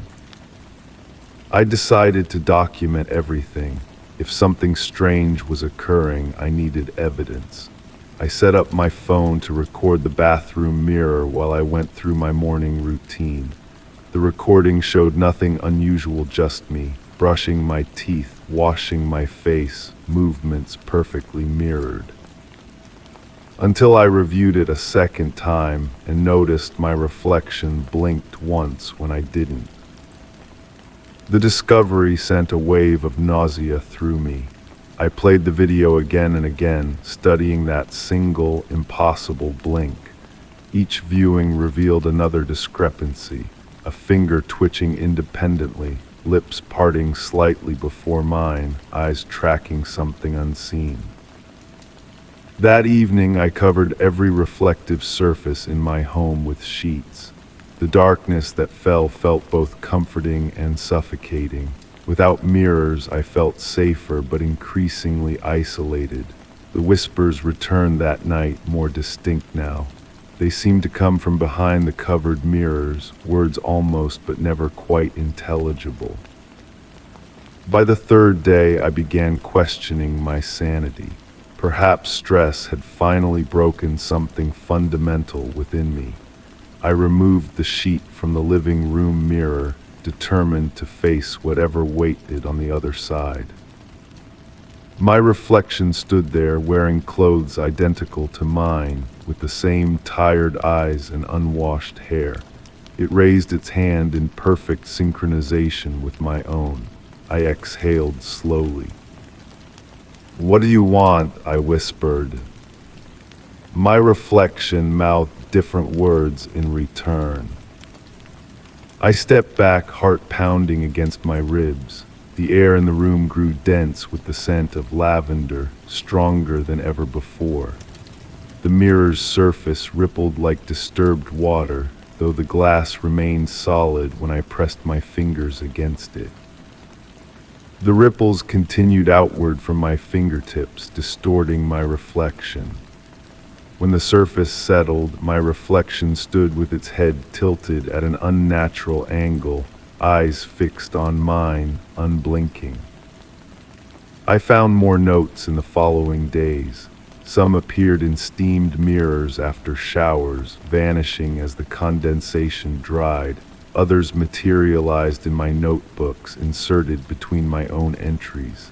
Let me through, so close now, just one more. The phenomenon spread to other reflective surfaces. Windows at night, the polished metal of my kitchen appliances, the screen of my television when turned off. My reflection appeared in each, but always wrong, standing when I sat, smiling when I frowned, watching me when I looked away. I stopped sleeping altogether. Fatigue clouded my judgment, making the boundaries between reality and hallucination increasingly blurred. I became obsessed with documenting everything, filling notebooks with observations, taking photographs that never quite captured what my eyes witnessed. The whispers grew into conversations, still unintelligible but with a rhythm suggesting multiple speakers. They intensified whenever I neared a reflective surface, falling silent when I stepped away. I decided to confront whatever entity haunted my reflection. I positioned myself before the bathroom mirror, the first place I'd noticed the anomaly. "Show yourself," I demanded. "Whatever you are, whatever you want, reveal yourself completely." The lights flickered, the mirror's surface darkened as if night had fallen within it. My reflection remained visible but transformed, its eyes now completely black, its smile extending too wide across its face. "Found you," it mouthed, though I heard the words clearly in my mind. The glass grew warm beneath my palm, then hot, then burning. I tried to pull away, but my hand stuck fast to the surface. The pain intensified as something pulled from the other side, not physically, but deeper, as if drawing something essential from within me. A high-pitched ringing filled my ears as darkness crept into the edges of my vision. With my remaining strength, I slammed my free hand into the mirror. The glass shattered, fragments cascading into the sink and across the floor. The pulling sensation vanished instantly, leaving me gasping for breath.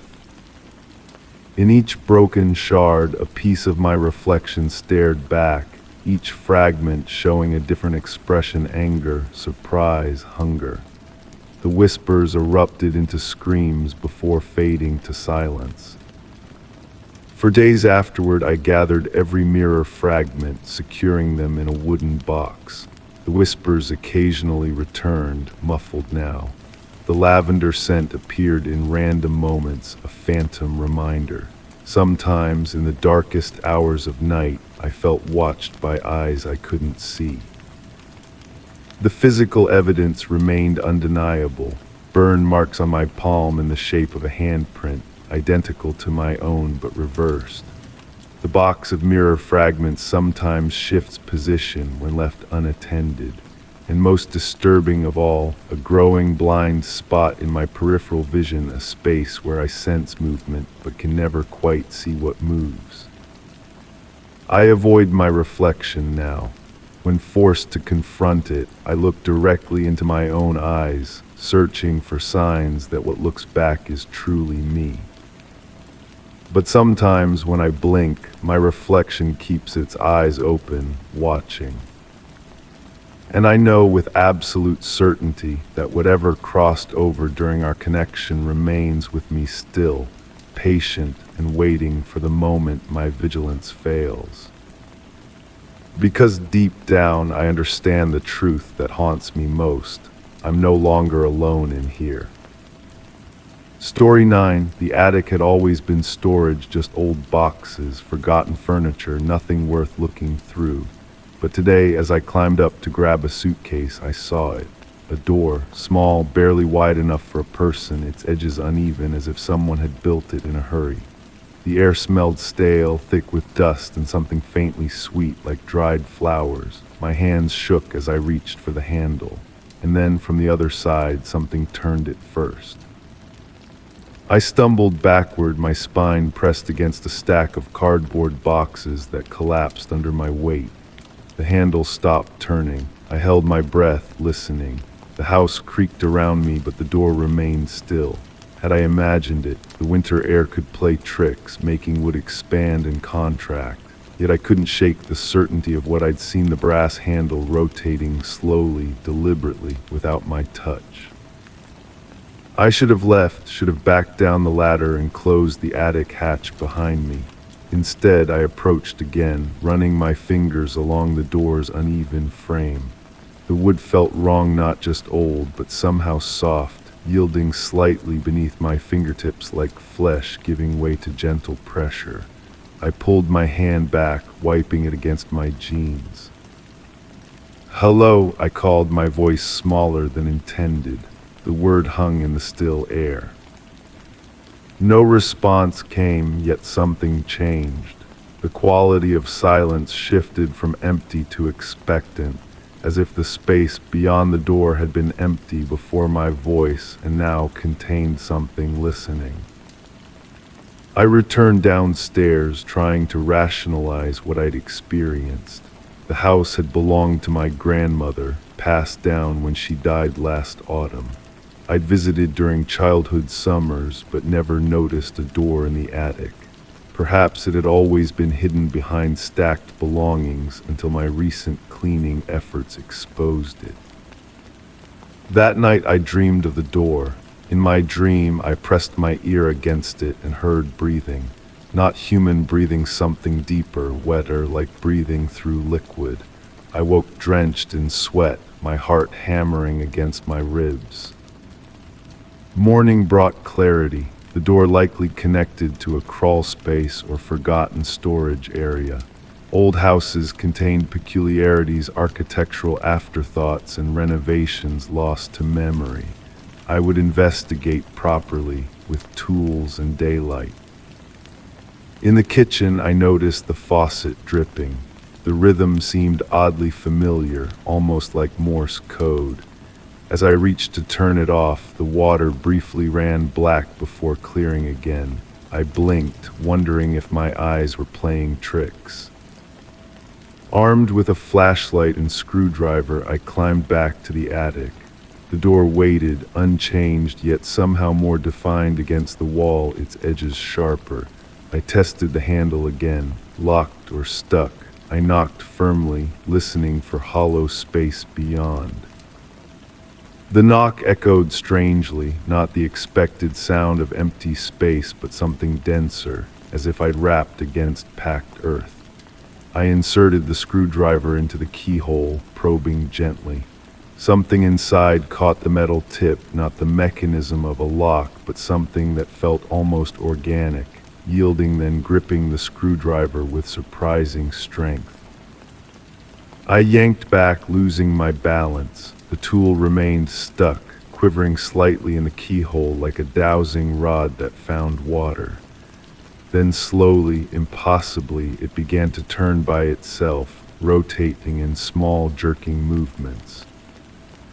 I scrambled away, watching as the screwdriver completed a full rotation with a dull click. The door remained closed, but a thin line of darkness appeared along its bottom edge, not shadow, but something darker, a liquid so black it seemed to absorb the surrounding light. I fled downstairs, slamming the attic hatch closed. In the bathroom, I splashed cold water on my face, avoiding my reflection. The water ran clear now, but carried that same sweet scent I'd detected in the attic.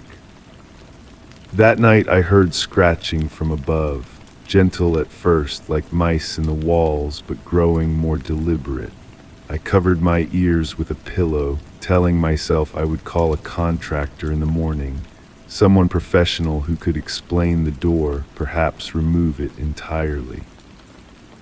Sleep eventually came, bringing dreams of the door again. This time it stood open, a crack, darkness spilling out like ink. A voice whispered from the gap, not in words, but in impressions that settled directly into my mind.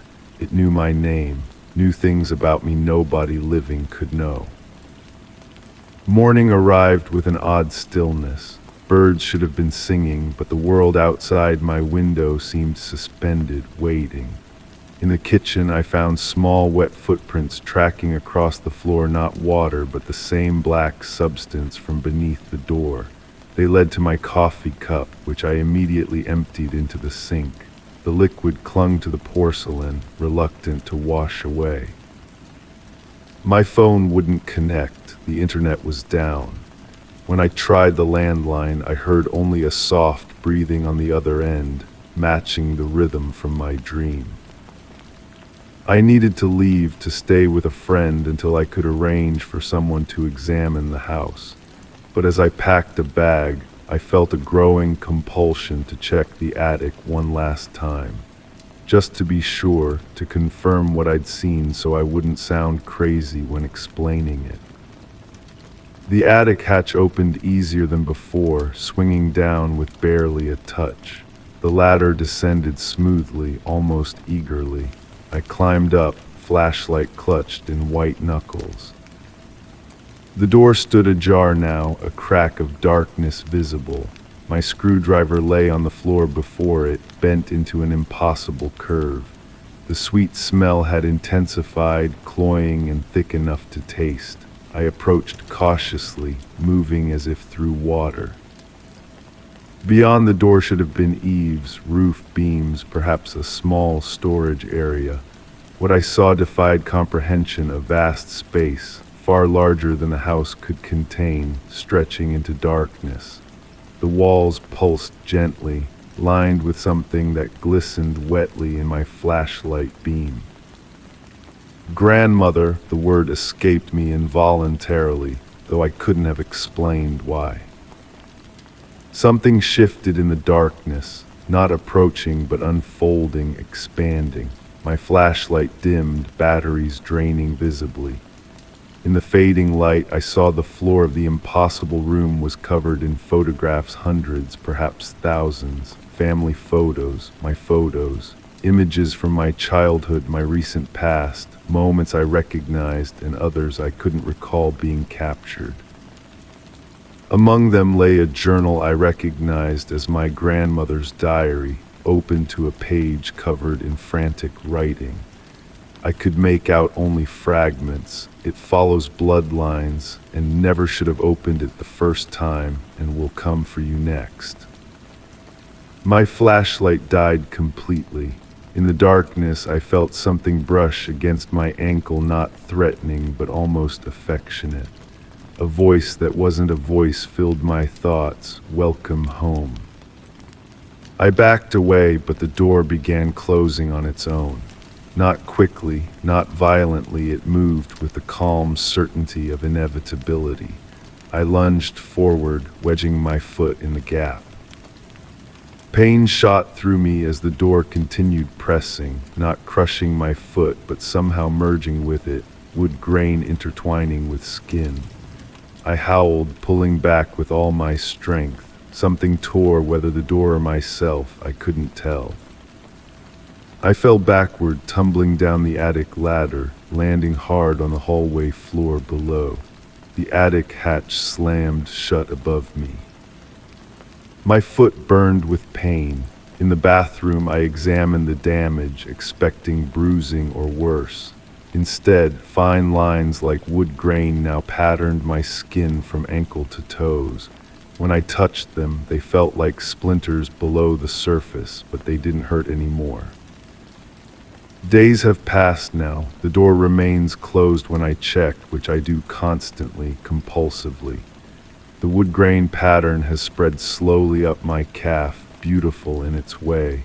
My dreams are filled with that vast room and the voice that knows me completely. The black liquid appears in small amounts throughout the house, beading on mirrors, pooling under doors, occasionally dripping from faucets. I've stopped trying to clean it away. It has a purpose, I think. It's preparing the house, preparing me. I've found more of my grandmother's journals hidden throughout the house.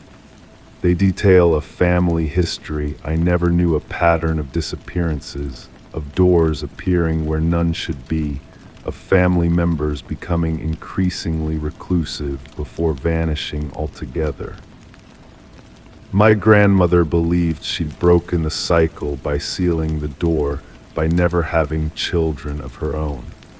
She adopted my mother to continue the family name without continuing the bloodline. But she was wrong about that. Blood calls to blood, regardless of adoption papers. I understand now why she left me the house, not as a gift, but as a containment. I should leave, burn the place down perhaps, but the pattern on my leg has reached my knee now, and with it comes a strange peace. Knowledge filters into my mind during sleep. I'm beginning to understand what waits beyond the door, what has always waited, patient across generations. Sometimes I press my ear against the attic floor and hear movements above, furnishings being arranged, space being prepared, not for an invasion, but for a homecoming. I've started taking photographs of myself, adding them to the collection I know grows on the floor of that impossible room. Documentation seems important, though I'm not sure for whom. The black liquid no longer frightens me. This morning I found my reflection distorted in a mirror, features subtly wrong, eyes slightly too wide, mouth curved in a smile I wasn't actually wearing. I smiled back and my reflection nodded. The door in the attic will open again soon. This time I won't resist. Family should never be kept waiting. Story 10. Amidst a sudden downpour on a tranquil night, I ventured outside to retrieve my umbrella, only to be greeted by a peculiar sight, a trail of muddy footprints leading away from my doorstep. The rain fell steadily, creating a hypnotic melody as each droplet kissed the pavement, while the cool, damp air whispered of a mysterious visitor, their presence hanging in the silence like a veil of intrigue. Standing beneath the soft glow of the porch light, I observed as water droplets delicately blurred the outlines of each footprint, transforming them into vague, ethereal shapes against the slick concrete. The rain cascaded in gentle waves, drowning out the usual evening sounds and lulling me into a state of quiet contemplation.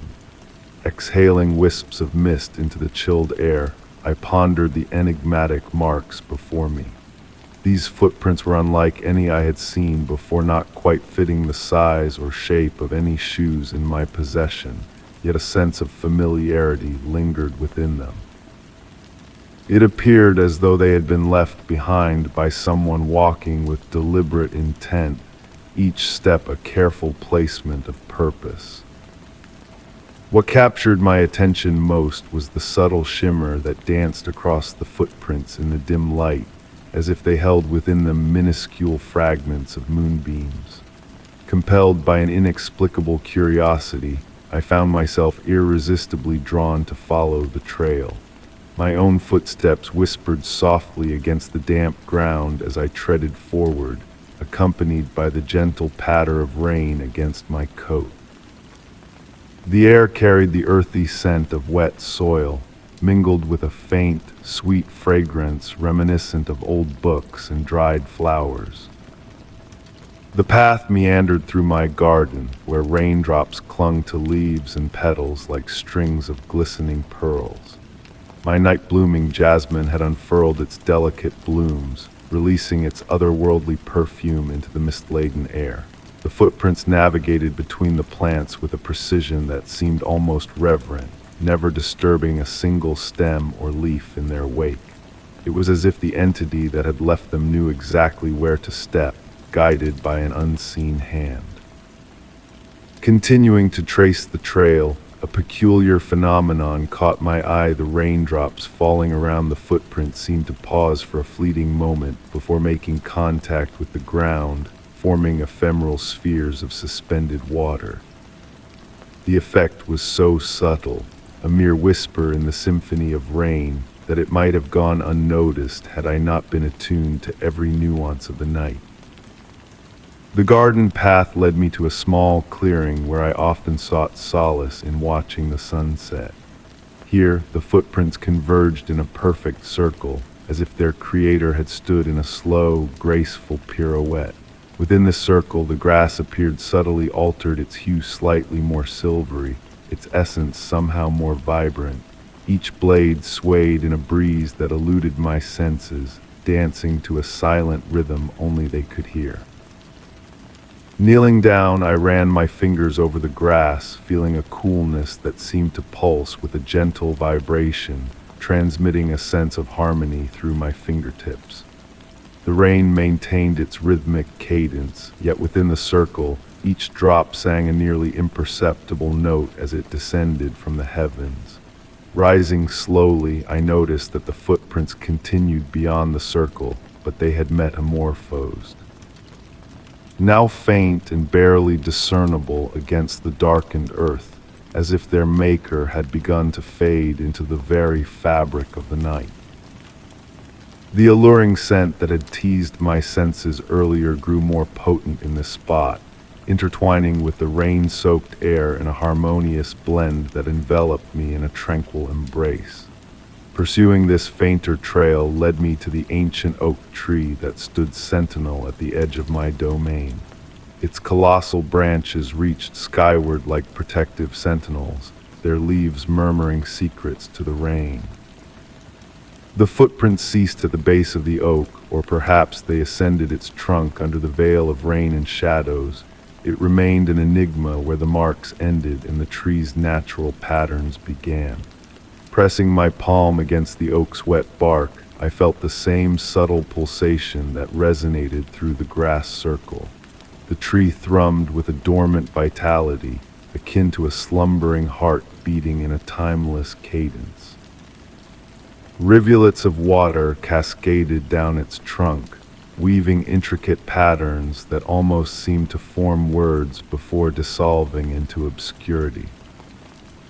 In that moment, a profound shift in the atmosphere enveloped me, suffusing the air with a gentle electricity akin to the breathless anticipation preceding a rainbow's emergence.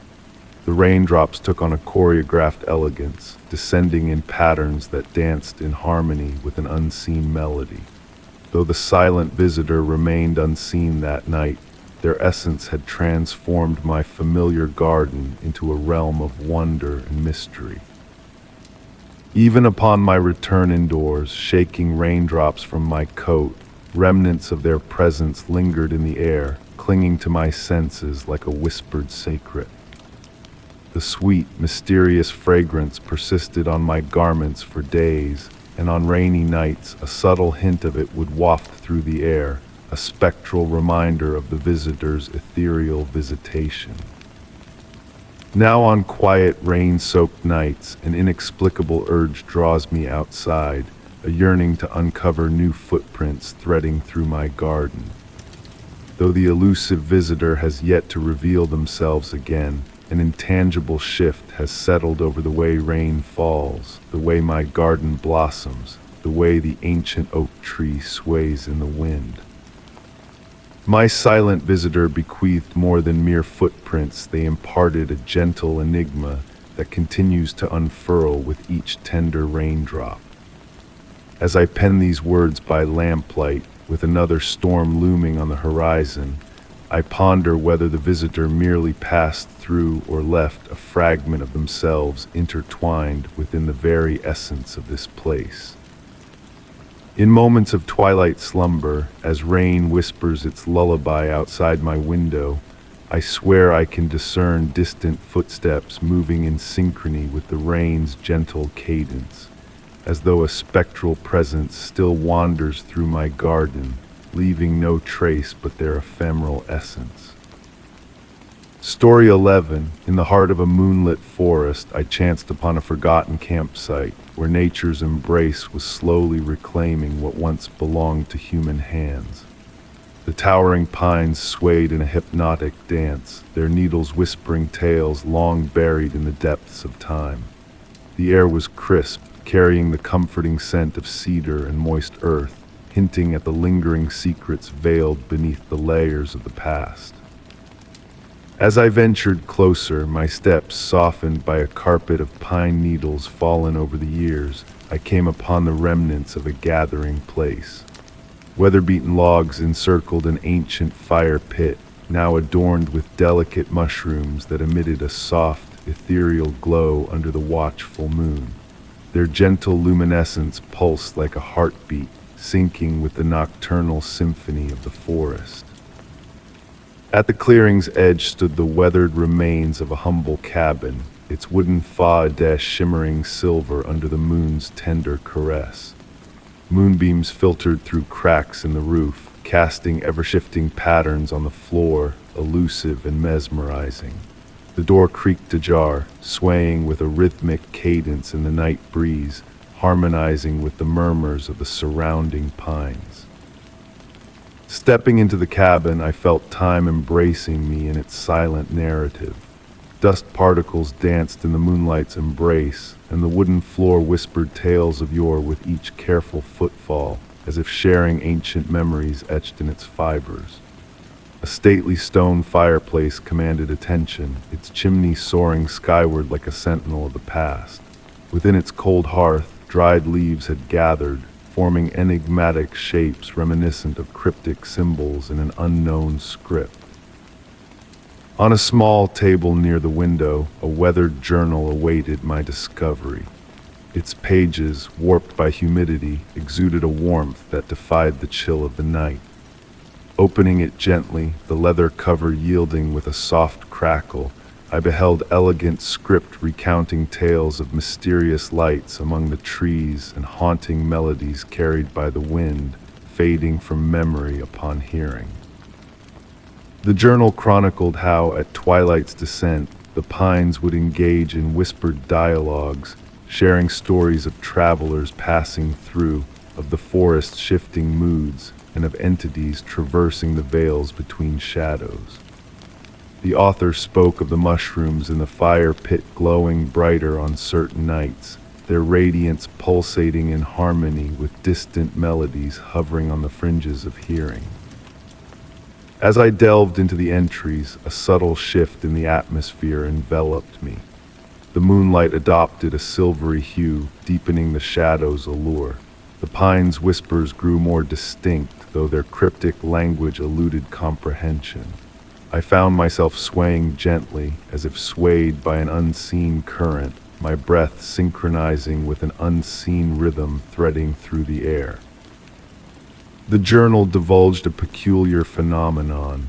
On nights of the fullest moon like the present one, the dormant fire pit would mirror the heavens above, transmuting into a pool of liquid shadow despite its arid state. Curiosity tugging at my senses, I ventured back outside, the journal clasped reverently in my hands. The clearing had metamorphosed in my absence, its contours shifting subtly. The log circle now formed intricate patterns, and the mushroom's glow intensified, beckoning with an otherworldly allure. Approaching the fire pit, I beheld the veracity of the journal's account. The ashen remnants now mirrored the celestial bodies, casting a reflection of eerie clarity. Within the mirrored firmament, I glimpsed lights unbound by the night sky's constraints. They pirouetted with graceful intent, akin to fireflies choreographing a clandestine ballet to a silent melody. Entranced, I lingered, on the cusp of deciphering the pine's enigmatic discourse, on the verge of unraveling the mysteries cloaked in the forest's embrace. Seating myself upon a weathered log, the journal resting open on my lap, I began transcribing my own observations. Time ebbed and flowed around me, blurring the lines between observer and observed. Were the lights in the fire pit watching me as I watched them? Were the pines divulging their secrets, or merely permitting me an ephemeral glimpse into their timeless symposium? As dawn tiptoed closer, a diaphanous mist enveloped the tree trunks in a silken embrace, heralding the transition from night to day. With a final entry in the journal, I chronicled the gradual wane of the mushroom's radiance, the whispers morphing into the mundane cadence of morning, and the fire pit's reflective surface regressing to inert ash as daylight crept forth.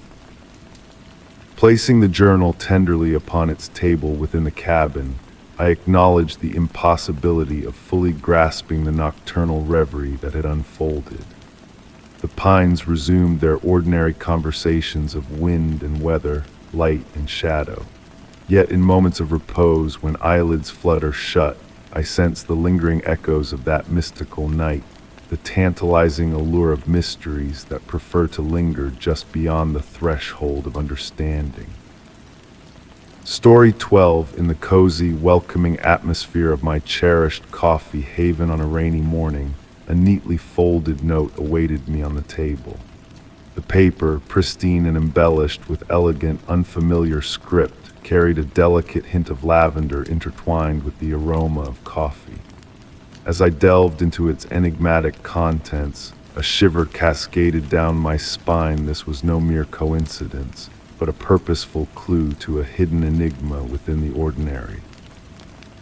The message, though straightforward, bore a perplexing quality. Seek out the woman in the pearl gray coat. She graces us every Tuesday at precisely 9:17 a.m. She never indulges in a purchase. She never engages in conversation, yet she always leaves a trace. Intrigued, I found myself drawn back to the cafe each Tuesday, captivated by an inexplicable allure. The soft drumming of rain on the windows became my constant companion, weaving a tranquil melody for my silent vigil.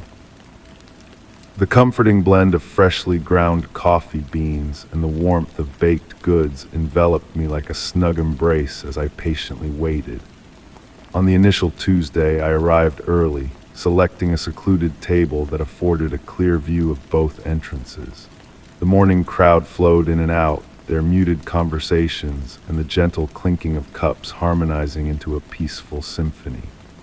My focus oscillated between the steady rhythm of the antique clock on the wall and the arrival of each new visitor.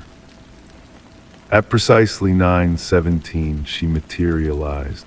Clad in her flawless pearl gray coat, it draped elegantly over her figure, seeming to absorb and emit the soft glow of the lighting in equal measure. Her presence possessed a tangible yet ethereal quality, akin to morning mist caught in the sunlight. With deliberate grace, she moved to her customary spot by the window. Though her face remained partially veiled beneath a broad-brimmed hat, her hands graceful, weathered, adorned with a solitary silver ring on her right index finger were visible. Week after week, I observed her ritual unfold with unwavering precision. She would sit for precisely 7 minutes, her bearing poised, hands clasped in her lap. True to the note's description, she never made a purchase, never acknowledged anyone. Yet I began to discern the small tokens she left behind.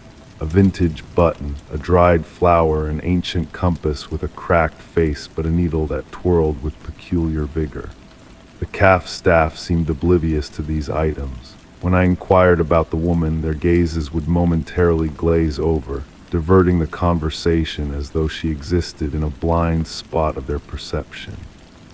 Each object she left exuded a subtle energy, hinting at fragments of a narrative I struggled to piece together. On a rainy Tuesday, I arrived to find her seated at my usual table. Her gaze turned towards me, and though her features remained indistinct, I sensed her acknowledgement of my presence. Before her lay an antiquated leather-bound journal, its pages yellowed with age. With a slight nod, she gestured towards the chair opposite her. As I settled into the seat, the ambient noises of the cafe faded into a distant murmur. The space between us crackled with anticipation, akin to the pregnant pause before a storm erupts. She spoke then, her voice reminiscent of autumn leaves rustling in a gentle breeze. "You have been an observer," she stated, devoid of interrogation. "Few nowadays discern the patterns. Fewer still invest the time to watch, to ponder, to question the voids between moments." Flipping open the journal, she unveiled pages adorned with the same elegant script that had graced the initial note. "Time eludes conventional understanding," she continued, her fingers tracing the flowing text.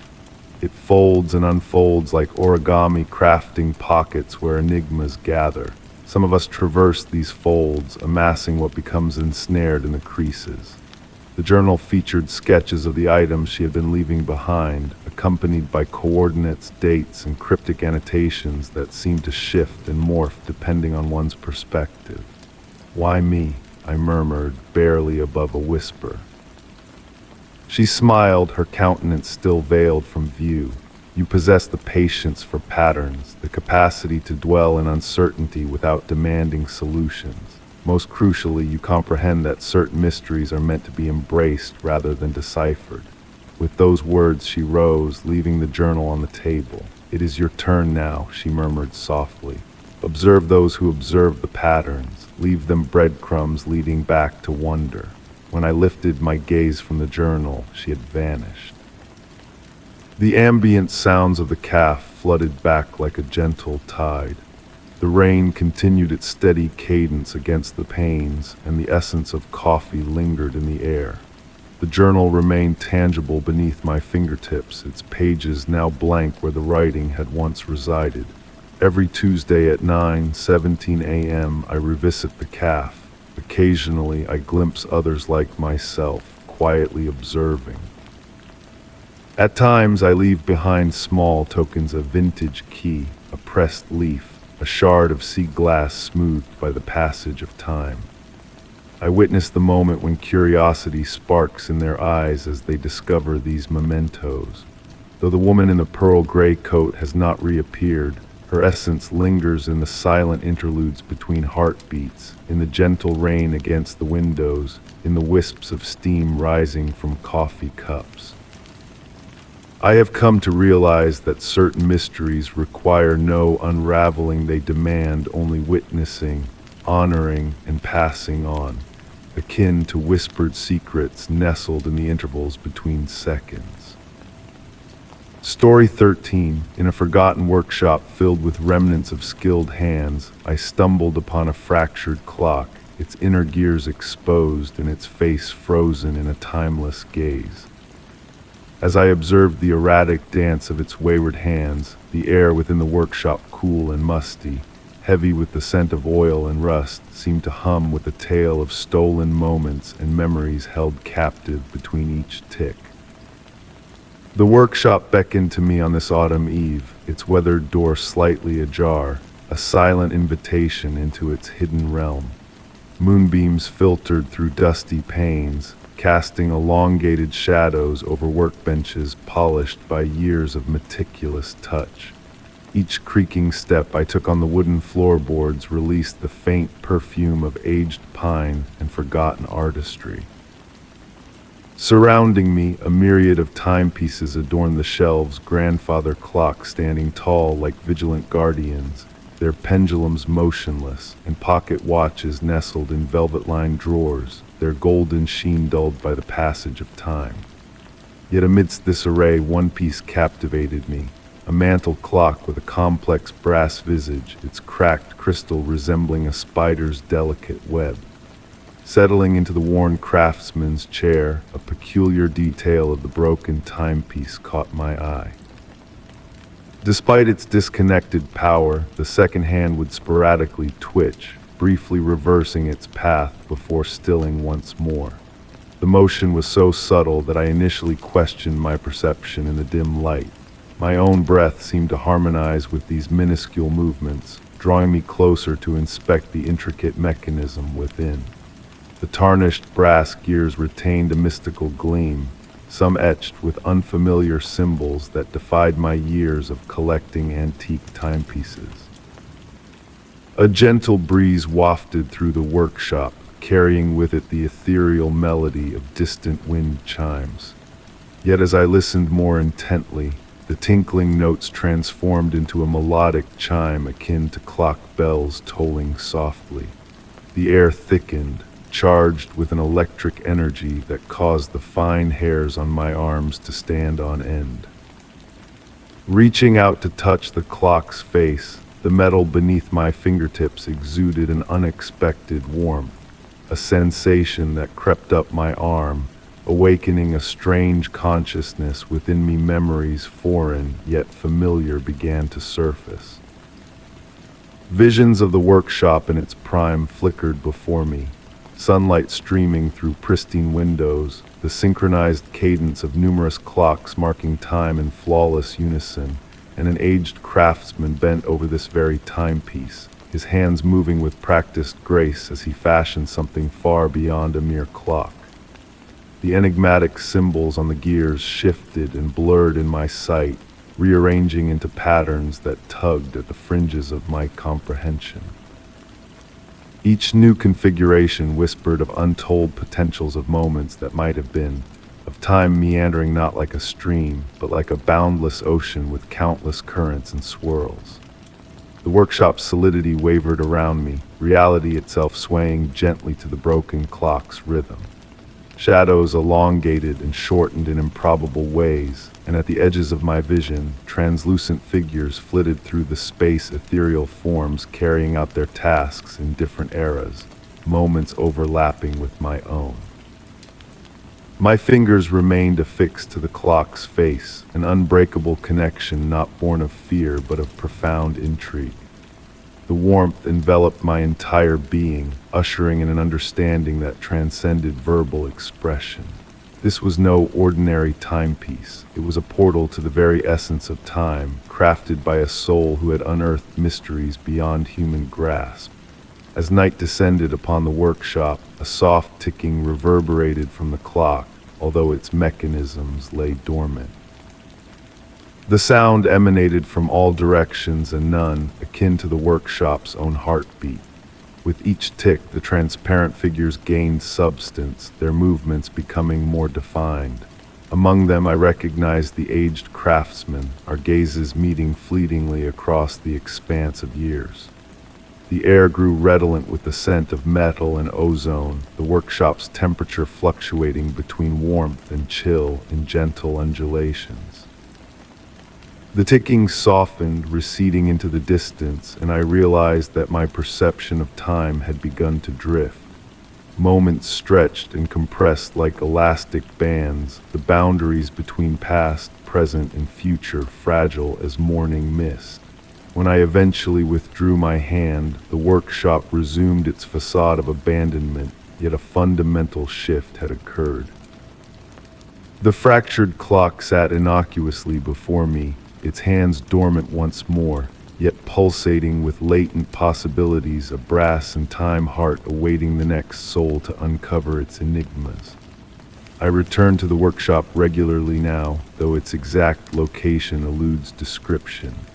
Sometimes I spend hours in the craftsman's chair, observing the play of light and shadow upon the broken timepiece. And on certain occasions, when the stars align, I lay my hand upon its face and allow myself to drift into that liminal space between heartbeats, where all instants coexist, and time is but a vast, infinite prospect. Ultimately, I never endeavored to mend the shattered timepiece. Some things I've come to realize are more exquisite in their fragmentation imperfections that serve as conduits for magic to seep into our world. In the hush of night's deepest hours, when the workshop is bathed in moonlight and reminiscence, I swear I can hear it ticking still, counting out the rhythm of moments that never came to pass and forever linger in the realm of possibility. Story 14. High above the bustling city, atop a forgotten building, I stumbled upon a hidden rooftop garden. Soft, mysterious lanterns bathed the vibrant plants and blooming flowers in an otherworldly glow. The mingling scents of fresh blossoms and city rain stirred a sense of wonder, as though the garden were a secret sanctuary where chaos and magic intertwined. One autumn evening, as the sky turned to deep velvet and the air filled with the crisp scent of falling leaves, I noticed a gentle, pulsing light from my apartment window.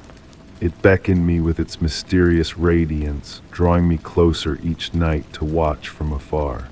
The garden's luminescence danced among the shadows, captivating my gaze.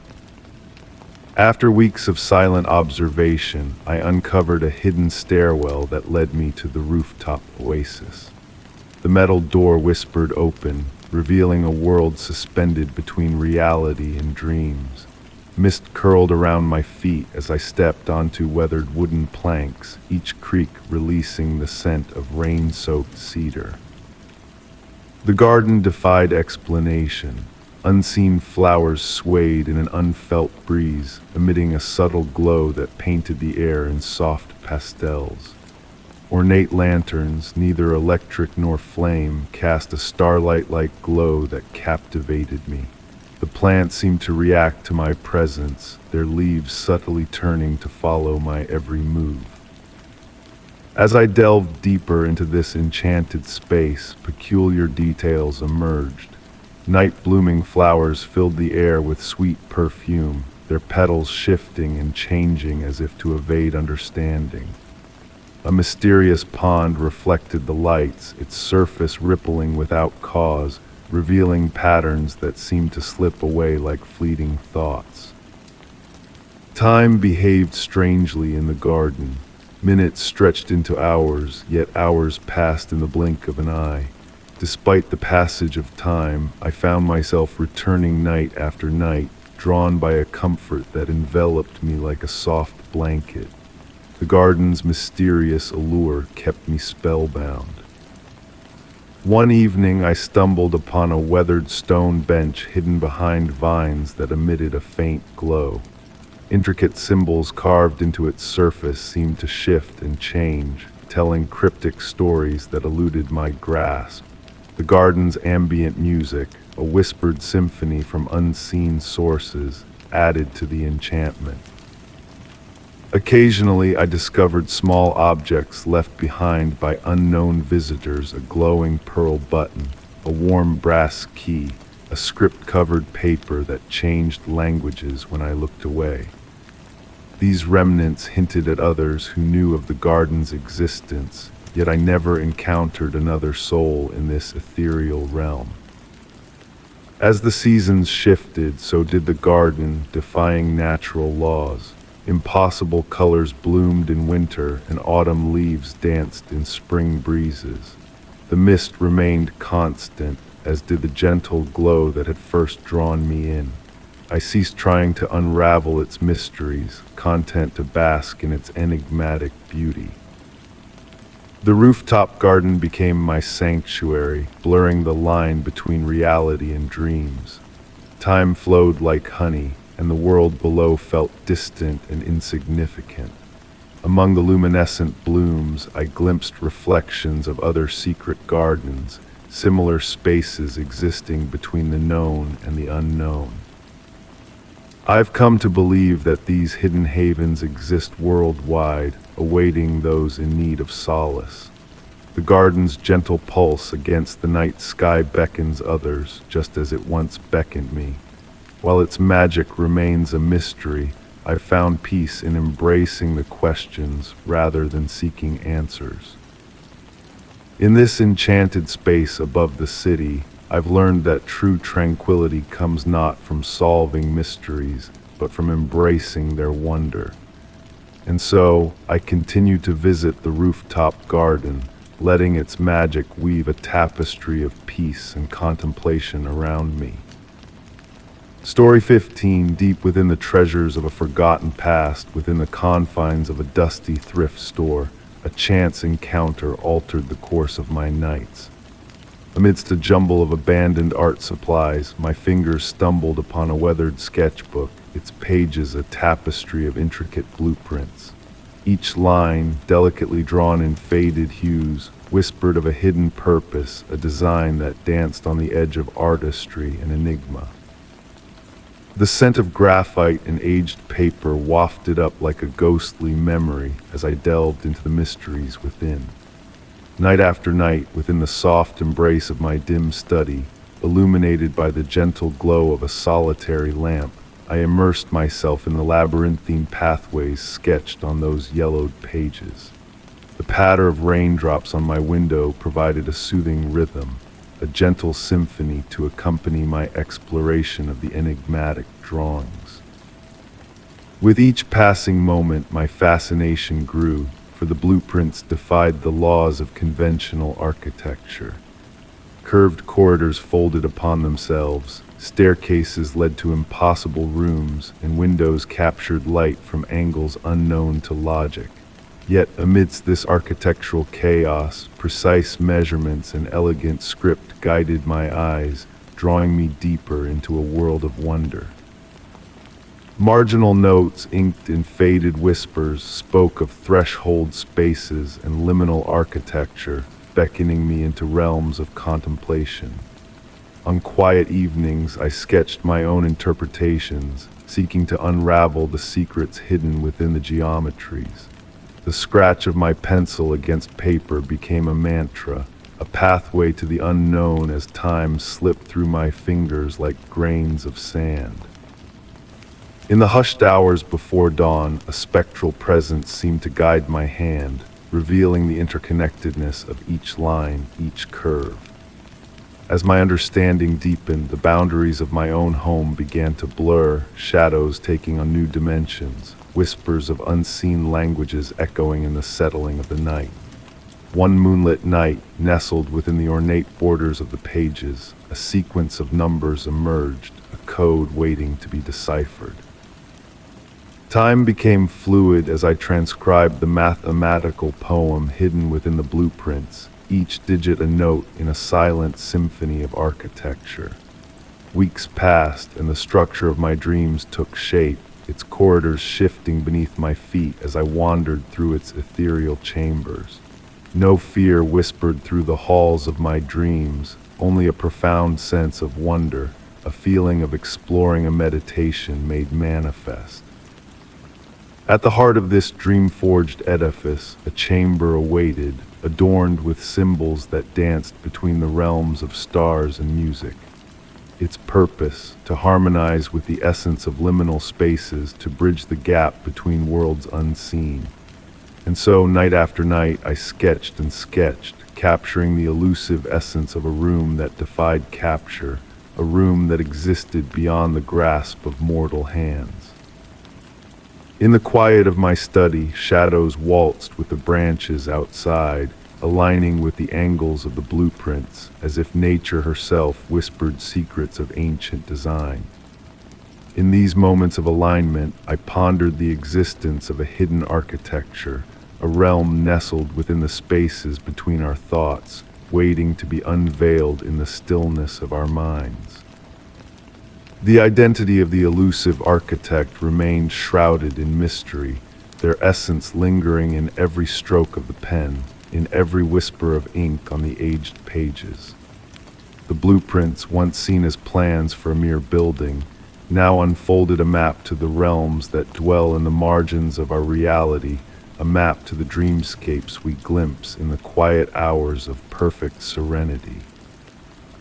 As I pen these words bathed in lamplight, the weight of the sketchbook heavy on my desk, I embrace the unknown, finding solace in the beauty of unresolved mysteries. The rain continues its gentle lullaby against the window panes, and the shadows in my room pulse with each distant flicker of lightning, a reminder of the hidden wonders that lie just beyond our grasp. In this dance of light and shadow, I find peace, knowing that some questions are meant to remain unspoken, like whispers of a dream that fade with the morning light, leaving behind a sense of tranquil mystery.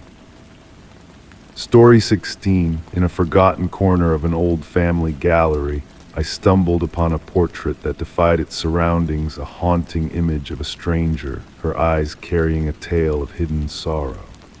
Behind the frame, a delicate letter lay hidden, its presence a whisper of secrets long kept.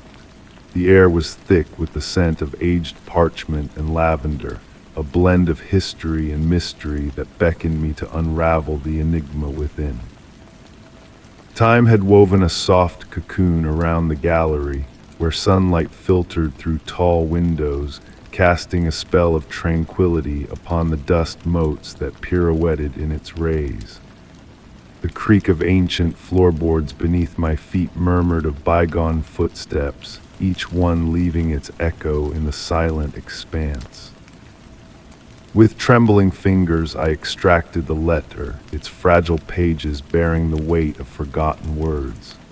The woman in the portrait observed me with a gaze that seemed to reach through time, a figure from a bygone era, her demeanor a mix of melancholy and resolve that stirred my curiosity. The script on the letter flowed gracefully, its sepia ink telling a tale of departure and legacy. As I delved into the missive, the present faded into a distant murmur, replaced by the gentle scratch of a pen recounting a journey of discovery. "My dearest Elizabeth," the letter began, recounting a quest for truth and heritage that spanned generations. Visions of a music box, a hidden key, and ancestral whispers wove a tapestry of mystery that entranced the writer, Margaret. She spoke of a map concealed within the portrait, a guide to a legacy shrouded in time and memory. Her words carried a plea for understanding, for embracing the intangible treasures of wisdom and connection that transcended material wealth. As the letter concluded, its essence lingered like a caress upon my soul, infusing the gallery with a newfound gravity. Shadows deepened, casting a cloak of enigma over the surroundings, revealing subtle details in the portrait that hinted at untold secrets. The choice lay before me to heed Margaret's call, to follow the path of dreams and whispers into the heart of the mystery that beckoned across oceans and time. In the hushed embrace of twilight, I pondered the enigma before me, feeling the weight of unanswered questions like a gentle current guiding me towards revelation. The decision to embark on Margaret's journey need not be immediate, for some truths unfurl only when the stars align. With reverence, I returned the letter to its sanctuary, capturing its essence in my notebook as a testament to the legacy it bore. As I prepared to depart, a fleeting melody brushed against my senses, a fleeting echo of a forgotten tune that lingered in the air like a whispered secret. Whether born of imagination or the gallery's ancient whispers, I could not discern.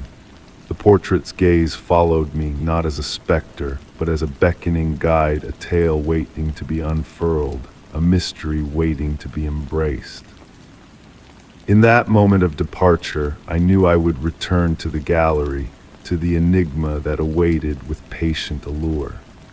But for now, I allowed the questions to drift like petals on a tranquil stream, knowing that the answers would find their way to me in the language of dreams. Story 17, deep in the shadowy depths of an ancient library, I stumbled upon a hidden alcove concealed behind towering shelves of forgotten manuscripts. The faint, filtered light seeping through a cracked window illuminated dusty tomes and relics that murmured tales of bygone wisdom. The air was heavy with the scent of leather-bound volumes and aged paper, enveloping me in a sense of unveiling a clandestine sanctuary reserved for those with an insatiable curiosity. As the appointed night watchman of the library, I had grown accustomed to the tranquil nocturnal cadence of the building, the gentle settling of wooden shelves, the ethereal whispers of wind through aged ventilation shafts, and the distant echoes of the grand clock in the main hall. Yet this hidden nook exuded a peculiar aura, as if it existed in a realm untouched by the modern world beyond the library's weathered walls. Intrigued, I found myself irresistibly drawn to this enigmatic space during my nightly patrols, observing how the moonlight wove ever-shifting patterns through the intricate lead-light window. The dancing shadows seemed to coalesce into cryptic symbols on the weathered wooden floor, evoking echoes of long-forgotten alphabets.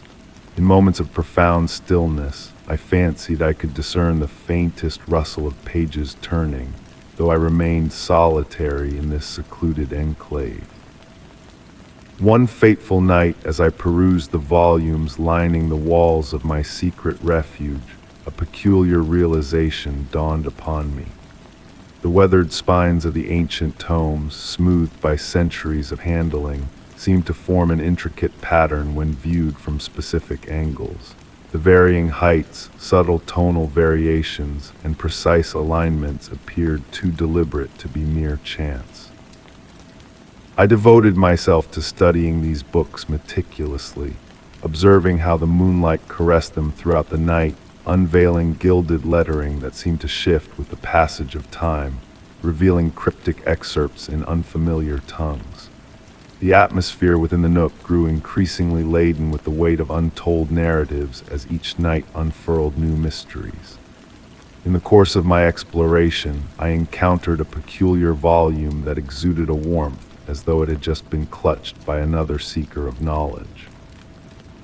Its pages lay blank, yet when I bathed them in the beam of my flashlight precisely at midnight, ethereal words materialized, shifting and morphing before my eyes. The elusive text eluded comprehension, akin to grasping at fading dreams upon waking. The tolling of the grand clock punctuated the nocturnal hours as I delved further into the enigma of the alcove. Gradually, subtle alterations manifested themselves, books subtly shifting position between my visits, the window framing nocturnal vistas incongruous with its physical orientation, and an unshakable sensation of an unseen presence lingering at my shoulder. My fellow guards noticed a transformation in me as well. I spoke of the library's ancient past with an intimacy that suggested I had witnessed its construction eons ago. I found myself comprehending fragments of archaic languages previously foreign to me, while my dreams became ensnared in visions of vast repositories of knowledge extending beyond the library's tangible bounds. The pinnacle of revelation arrived on a winter night beneath the full moon's luminous gaze and the crystal clarity of the night air. Seated in my customary spot, a tome dislodged itself from the shelf, sprawling open at my feet. Its pages unfurled a meticulous account of a clandestine society of librarians rumored to have unlocked the means to embed knowledge not solely in words, but within the very essence of space itself. They had crafted sanctuaries akin to my nook sanctums, where the demarcation between reader and text, past and present, blurred into obscurity. In that moment, I realized that I had become enmeshed in a legacy far vaster than myself. The alcove had chosen me as it had chosen others before me, beckoning me into a tradition spanning epochs.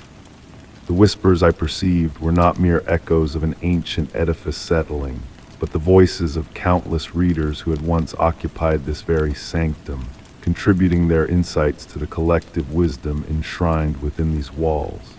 Now, as I transcribe this chronicle bathed in the soft radiance of my flashlight, I comprehend that the true essence of this place may forever elude my grasp. The nook persists as an enigma, its enigmatic revelations unfolding at their own pace, akin to words materializing upon ostensibly blank pages. Yet solace envelops me in the knowledge that within the recesses of this hoary library lies a realm where the boundaries of reality soften, where knowledge flows ceaselessly, and where the simple act of reading transcends the confines of time and space. I resume my nocturnal vigil, overseeing both the library and its veiled marvels. The nook bides patiently in its secluded corner, poised to embrace the next intrepid soul who chances upon its threshold. and on occasions when the moon hangs high and silence reigns profound, I swear I discern the faint rustle of pages turning, as if unseen readers partake in my watch, all of us united by the timeless enchantment of words and the enigmas they enshroud. Story 18. In the hazy afternoon, I found myself drawn to a forgotten quarry on the outskirts of a tranquil town. The expanse before me was alive with a soft, mysterious hum as the wind weaved its way through rugged stones and hidden nooks. The air carried the cool essence of aged rock and lingering dampness, a fragrance that seemed to echo a silent dialogue between the quarry and the passing of time. Each step I took into the quarry reverberated softly against worn paths of stone, stirring up wisps of pale dust that twirled in the gentle light filtering through the cloudy sky above.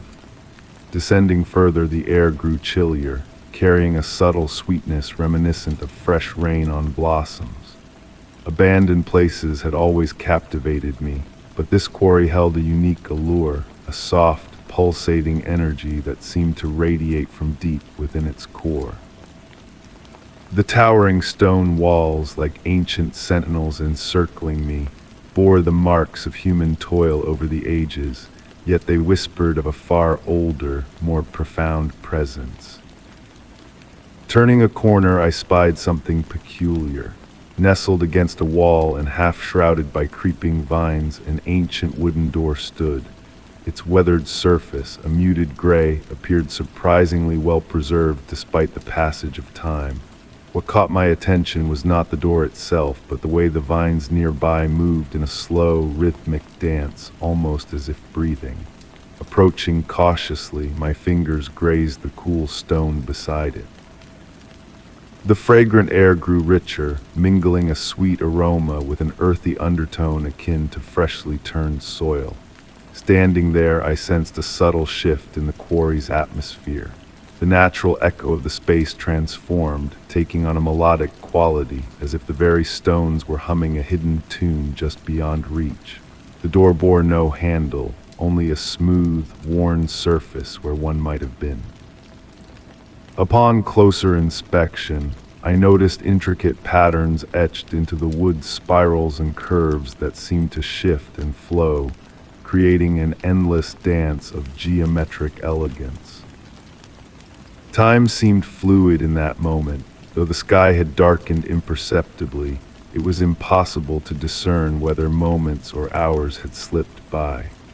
The quarry's murmurs grew more defined yet remained elusive, like muffled conversations overheard through thick walls. I found myself seated on a polished boulder near the door, entranced by the vine's gentle sway and the steady heartbeat of energy permeating the space. Despite the cooling air, the rock beneath me radiated warmth, as if retaining a memory of long-lost sunlight. As twilight descended, faint points of light emerged from the quarry's depths, moving with purpose like stars shifting in a stone sky. Their dance mirrored the carvings on the door, creating a silent dialogue of light and shadow. The sweet scent intensified, accompanying a sensation of weightlessness, as if the air itself had thickened to cradle my form. The quarry's murmurs evolved into a symphony of stone and wind, punctuated by enigmatic sounds that echoed like distant footsteps or whispered heartbeats. When I finally rose to depart, I noticed a subtle change. The door, though unmoved, seemed to emit a sliver of warm light along its edge.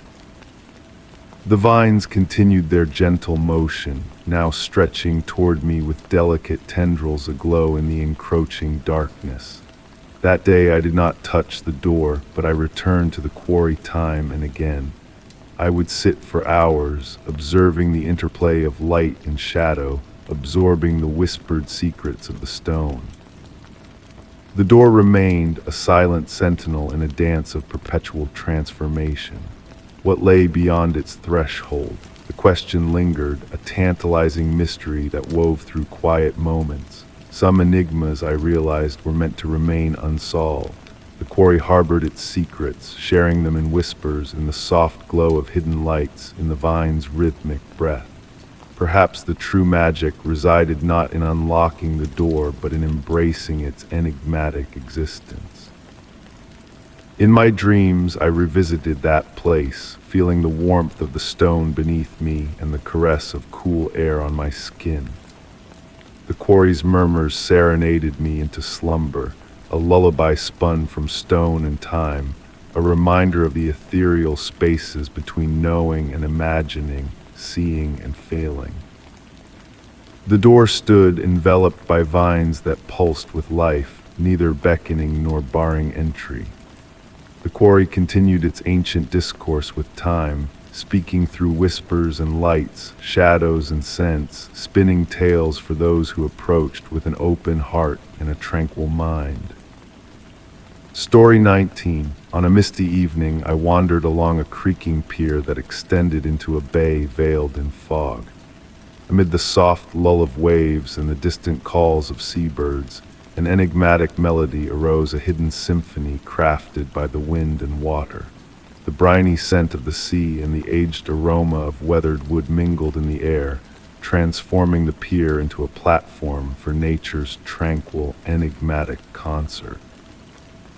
As I ventured farther along the worn planks, the fog enveloped me like a gentle, gray shroud. Each step elicited a soft groan from the seasoned boards beneath my feet, blending with the ethereal music that seemed to drift from all directions at once. The melody was eerie yet calming, akin to a forgotten lullaby played on unseen strings. Lanterns lining the pier cast soft pools of amber light through the mist, forming halos that swayed with the evening breeze. In their dim radiance, I noticed an oddity about the railings. They seemed to quiver ever so slightly, as if resonating with the mysterious music. When I touched the smooth, salt-weathered wood, I sensed a subtle tremor, like the lingering vibrations of a struck tuning fork. Time appeared to flow differently in this realm. The ordinary world felt distant, muffled by the encompassing fog. As I delved deeper into the mist, the symphony grew more intricate. What had commenced as a simple melody now embraced layers of harmonies, the wind's whisper through unseen crevices in the planks, the rhythmic percussion of water against the pilings, and something else, a sound akin to distant voices singing in perfect unison. At the far end of the pier loomed an ancient gazebo, its Victorian structure barely discernible through the swirling mist. Its weathered dome rose like a phantom vessel emerging from the haze. Approaching closer, the mysterious music swelled to a gentle crescendo. The gazebo's ornate railings seemed to function like the pipes of an organ, each hollow post contributing its own note to the ethereal composition. Within the gazebo, I discovered elaborate patterns etched into the wooden ceiling, spirals and waves that seemed to undulate in the shifting lantern glow. A small brass plaque, aged to a green patina, captured my gaze. Most of its inscription had eroded over time and salt air, but I deciphered a few words, in memory of the symphony and a date from a bygone century. The gentle music persisted as I settled on an aged wooden bench within the gazebo. The fog swirled around me in harmony with the melody, conjuring shapes that might have been dancers or mere illusions of light and shadow. I found myself swaying slightly, captivated by the peaceful rhythm of this inexplicable performance. As night descended, I noticed an unusual warmth lingering in the air, contrary to the usual chill by the water. The lantern light pulsed gently, syncing with the tempo of the mysterious song. Each pulse revealed different facets of the carved designs above, orchestrating an ever-shifting dance of light and shadow. In this twilight realm between wakefulness and dream, I grasped that the pier itself was a grand instrument of vast, weathered musical contrivance played by nature's own hands. Every plank, every railing, every post had been positioned not solely for function, but for the melody they would birth when touched by wind and wave. The faded inscription on the plaque took on new significance. Perhaps this pier had been erected not merely as a berth for ships, but as a homage to something or someone long forgot. Each night, under ideal conditions, it unfurled its symphony for any willing audience, a tribute in music rather than stone. Upon my departure, the melody trailed behind, fading with each step yet never fully vanishing. The fog parted slightly, revealing a gentle path back to the shore. Even after reaching solid ground, I still felt the rhythm of that peculiar music in my bones, like a half-remembered dream. To this day, I occasionally revisit that pier on misty evenings, though the symphony never plays the same way twice. The music endures, but it shifts with the weather, the tide, and perhaps even the listeners themselves. It remains one of those enigmas best left unsolved, a gentle prompt that some of life's most beautiful encounters are those beyond complete comprehension. The encounter left me pondering. Was I merely witnessing a natural phenomenon, an acoustic anomaly crafted by wind and architecture? Or had I chanced upon something more extraordinary, a fragment of history preserved not in photographs or records, but in the everlasting notes of an eternal symphony performed by the sea itself? Story 20. In the hush of an early morning stroll across a tranquil meadow, my steps slowed as I beheld the glistening dew adorning the grass like a myriad of tiny jewels. To my awe, these droplets had artfully arranged themselves into minuscule, precise letters, a script penned by the hand of nature itself. The air was redolent with the fragrance of moist earth and wild blooms, enveloping me in a cocoon of tranquility, as if this ephemeral message was crafted solely for my eyes. A soft mist draped the surroundings, casting a tender, pearly gray veil over everything it touched. Kneeling down to inspect the dew-kissed grass more closely, my breath stirred subtle ripples in the laden air. The letters before me seemed to quiver and dance, their shapes just beyond the grasp of understanding. Each curve and stroke appeared as intricate as the most delicate calligraphy etched in liquid crystal. Compelled by an inexplicable force, I found myself returning to that meadow each dawn, drawn by an invisible thread. With each passing day, fresh messages emerged, their meanings elusively veiled. The dew script evolved under the caress of the sun's warming rays, transitioning from distinct, legible formations to abstract designs that melded back into the verdant carpet below. At times, foreign words materialized, their forms both familiar and foreign, teasing my senses. The gentle susurration of the breeze weaving through the tall grass became my constant companion, harmonizing with the tender melodies of early birds greeting the breaking day. I meticulously transcribed these enigmatic messages into a weathered journal, my fingertips tracing the lingering dampness on the pages as I sketched the ethereal symbols. The paper bore a slight ripple, as if preserving the memory of the dew from which the letters sprung. On a mist-laden morning unlike any other, a shift occurred. The script began spiraling outward from a central nexus, weaving an intricate mandala of words and symbols. A silent energy charged the air, muffling the usual sounds of daybreak, as if the meadow itself held its breath in anticipation. My skin prickled with awareness as I followed the spiraling patterns, attempting to decipher their cryptic message. The messages manifested in other unexpected places, too. I discovered them etched in the condensation on my bedroom window, each droplet perfectly placed. They materialized in the tendrils of steam rising from my morning tea, fleetingly visible before dissipating into the ether. Even the frost patterns on autumn leaves bore fragments of this mystifying communication. In my dreams, the scripts unfurled like liquid silver, weaving through landscapes of shadow and light, murmuring secrets in voices reminiscent of rustling leaves and distant wind chimes.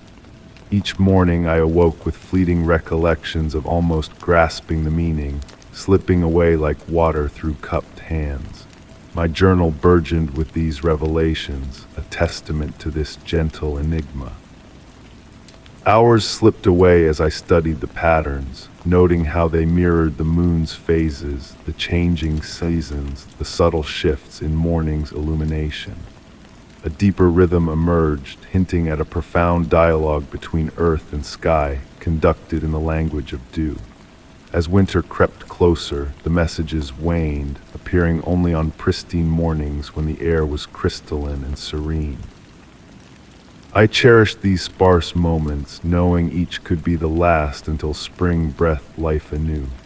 Frost wove its own rendition of the script, inscribing delicate messages in frozen grass that gleamed like diamonds in the soft daylight. Years have passed, yet I still frequent the meadow, though the messages now visit me less frequently. I ponder if they nudged me towards this state of serene observation, this serene reverence for the subtle wonders of morning.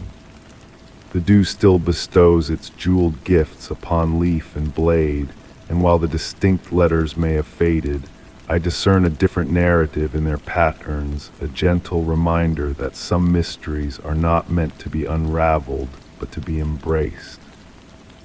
My journal rests upon my desk, its pages a repository of those dawn epiphanies. Opening it, I notice how the sketch designs seem to shift and transform in varying lights, mirroring the fluidity of the dew script itself. Perhaps comprehension was never the goal. Perhaps the true treasure lay in those quiet instants of marvel, in learning to pause and witness the world's delicate mysteries with patient, grateful eyes.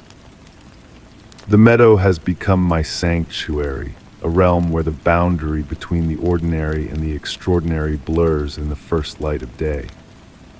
And though the meaning of those crystalline missives may forever elude me, their presence has left an indelible imprint on my spirit, teaching me that life's most profound moments often emerged not from grand revelations, but from the gentle unfurling of unanswerable questions.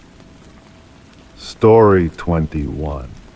On a peculiarly chilly night, I ventured into a deserted train yard at the outskirts of town. Amidst the rusted tracks and silent, decaying engines, a solitary light flickered intermittently from an aged signal tower. The metallic scent of rust mingled with the musty aroma of damp concrete, and that stuttering glow pulsed like a heartbeat in the darkness, whispering of untold tales of journeys halted in a bygone era. Softly crunching gravel accompanied my every step through the yard, the gentle whisper of wind weaving through hollow train cars. A peculiar stillness hung in the air, the kind that settles in places forsaken by the relentless march of time. Moths twirled around the few functional lampposts, their delicate wings casting fleeting shadows that danced across weathered metal surfaces. My gaze was fixed upon that singular blinking light in the tower, its rhythm neither predictable nor haphazard, but imbued with a sense of purpose. The pattern stirred a memory just beyond reach, perhaps an old recollection or a fading dream. Drawing closer, I observed how the surrounding windows of the tower remained shrouded in darkness, enhancing the significance of that lone illumination. The slightly ajar door emitted a mournful note as the wind nudged it, inviting me inside. The atmosphere within was different, a heaviness charged with electric anticipation that prickled my skin. The wooden stairs groaned under my weight, releasing the faint scent of aged timber and decades of neglect. Ascending to the top floor, I uncovered an antiquated control room filled with obsolete equipment. Switches, levers, and dial gauges adorned the walls, their brass and copper fittings dulled by neglect. Yet the focal point of my attention was the enigmatic source of light, an ancient signal lamp that defied logic by maintaining its hypnotic pulse. As I observed, a remarkable realization dawned upon me. The light's rhythm began to synchronize with the gentle cadence of my breath, as though acknowledging my presence. The room's ambience shifted subtly, fostering an inexplicable bond with this forgotten realm. Whispers of long-gone conversations, echoes of train whistles, and the phantom commotion of travelers permeated the cool air. Seating myself in an old operator's chair, I found myself captivated by the interplay of light and shadow across the control panel. The rhythmic blinking seemed to narrate a tale of solitary nights, of signals dispatched into the unknown, of connections forged and dissolved. Tracing the worn edges of the control panel, I sensed the lingering warmth of hands that had toiled here decades ago. Time slipped away as I sat ensconced in the gentle pulse of light and the nocturnal symphony. The distant owl's hoot harmonized with the wind's whisper through shattered windows, crafting a lullaby of solitude. The evolving pattern of the light hinted at a deeper complexity, akin to a cryptic code. It struck me then, a gentle tremor coursing through me. I wasn't merely an observer. The light was observing me, not with menace, but with the patient curiosity of something ancient and aware. The glow of the signal lamp extended towards me, casting ethereal tendrils of light that etched stories on the walls in Morse code shadows. As the night deepened, I unearthed logbooks adorned with faded script, chronicling the passage of trains through the yard, each entry more enthralling than the last. The final entry, dated decades past, bore a cryptic message: "The light knows the way home." Beneath it, a series of dots and dashes had been meticulously inscribed, a message that eluded my understanding, yet resonated deeply within. Upon departing the tower hours later, the steady pulse of light lingered behind me. I knew I would return, drawn by the enigma of that lone beacon in the dark. Sometimes on tranquil nights, I find myself synchronizing my breath with the remembered rhythm of that light, pondering if it still blinks its ancient message into the night within that forsaken yard. The story of the flickering light remains unfinished in my mind, akin to a half-remembered dream. Perhaps therein lies its essence. Certain mysteries are meant to be sensed rather than unraveled, their allure residing not in resolution, but in the lingering questions they evoke, as delicate as moth wings against a window pane. Story 22. Late one night I strolled into an empty movie theater, its marquee a faded echo of a grander past. In the dimly lit hall, a solitary projector sputtered to life, casting eerie figures on the weathered screen.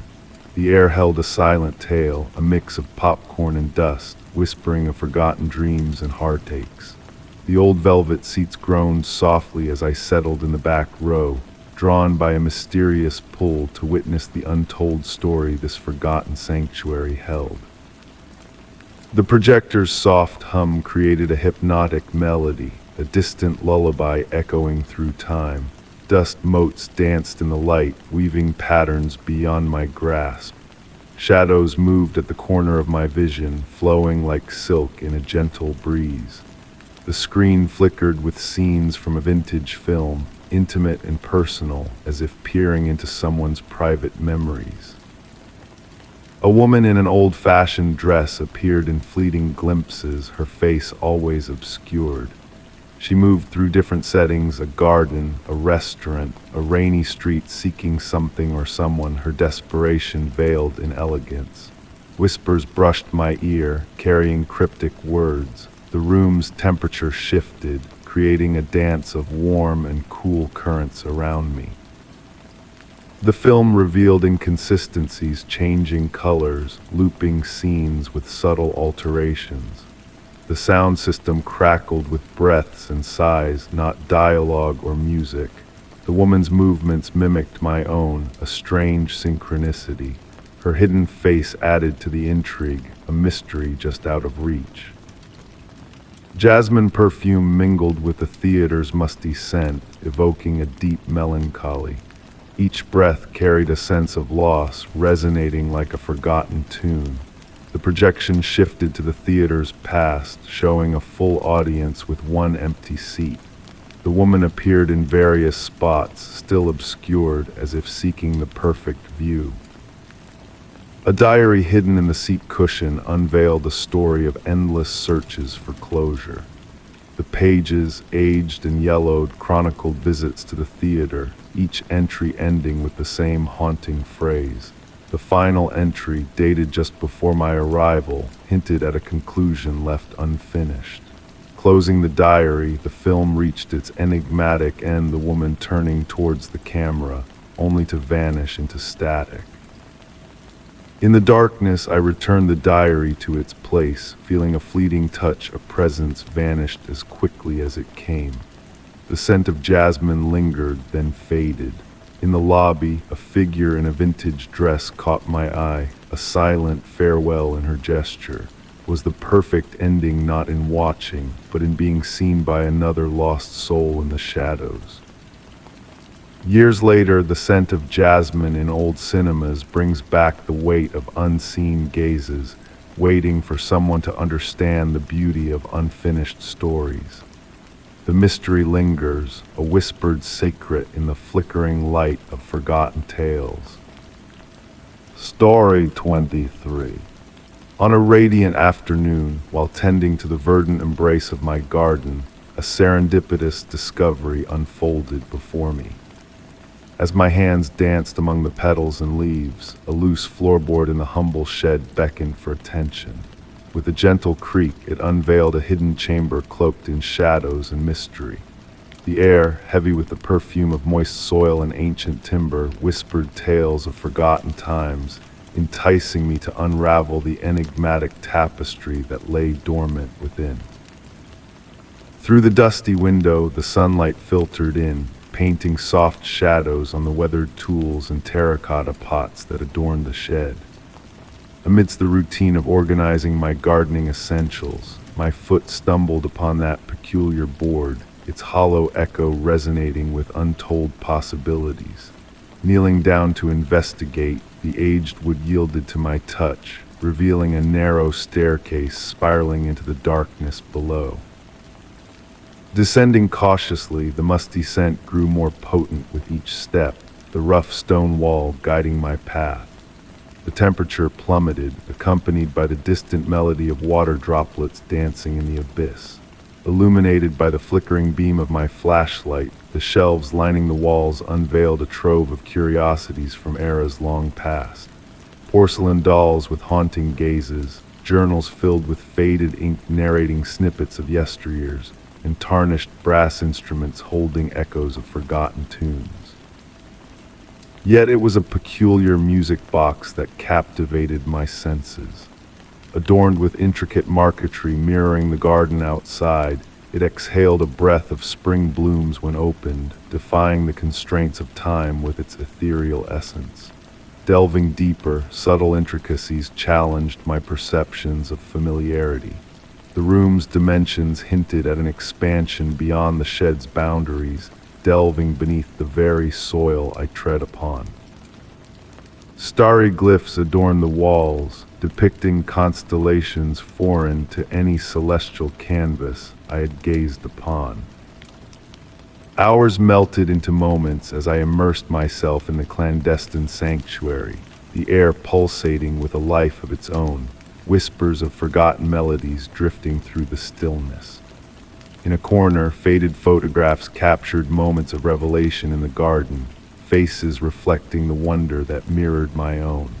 The journals spoke of nature's cryptic cycles, of blooms that unfurled under celestial guidance and seeds that stirred only under the moon's watchful eye. As daylight waned, the room metamorphosed with the shifting sunbeams, orchestrating a silent ballet of illumination upon the relics. A peculiar key, ornate and purpose unknown, lay nestled within a drawer, a cryptic reminder that some enigmas are destined to elude understanding. Time itself waltzed to a different tempo in this subterranean haven, distorting the fabric of reality as minutes morphed into eternity. Emerging from the depths, the garden greeted me with the same luminous embrace, though my heart bore the weight of a timeless odyssey. The shed's floorboard slid back into place, a tacit agreement to safeguard our shared secret.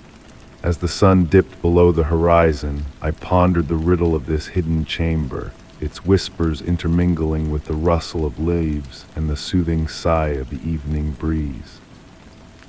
This clandestine realm had imbued my world with newfound hues, a subtle shift in perception that transcended the mundane. Each day, as I tend to my garden, I tread with a renewed sense of purpose, mindful of the veiled wonders that lie beneath the surface. Occasionally, a glint of light from the shed's window hints at spectral reflections, as if the subterranean room weaves messages through the dance of shadows. The mysteries I unearthed have woven themselves into the fabric of my existence, a gentle melody underscoring the cadence of my days. The secret chamber beneath the garden shed remains a sanctuary of tranquil enigma, where time meanders like a lazy stream and queries linger without demand for resolution. It serves as a poignant reminder that beneath the veneer of the ordinary, a realm of boundless marvels lies in wait, yearning to be discovered by those willing to peer beyond the veil. Story 24. In the deep hush of midnight, while I lay in bed, a stray echo reached my ears, a voice that held a blend of familiarity and aching distance. The soft hum of the air conditioner and the gentle rustle of leaves outside merged into a spectral symphony, evoking memories of a presence I believed to be long vanished. That night my bedroom felt transformed. Moonlight spilled silver patterns across the walls, forming shapes that seemed to breathe with a tranquil rhythm. The air carried a peculiar weight, akin to the moments before a rainstorm, when everything holds its breath in anticipation. Shadows lingered in the corners, darker than usual, as if converging to share whispered secrets among themselves. The voice returned, fainter now, riding on the edge of perception.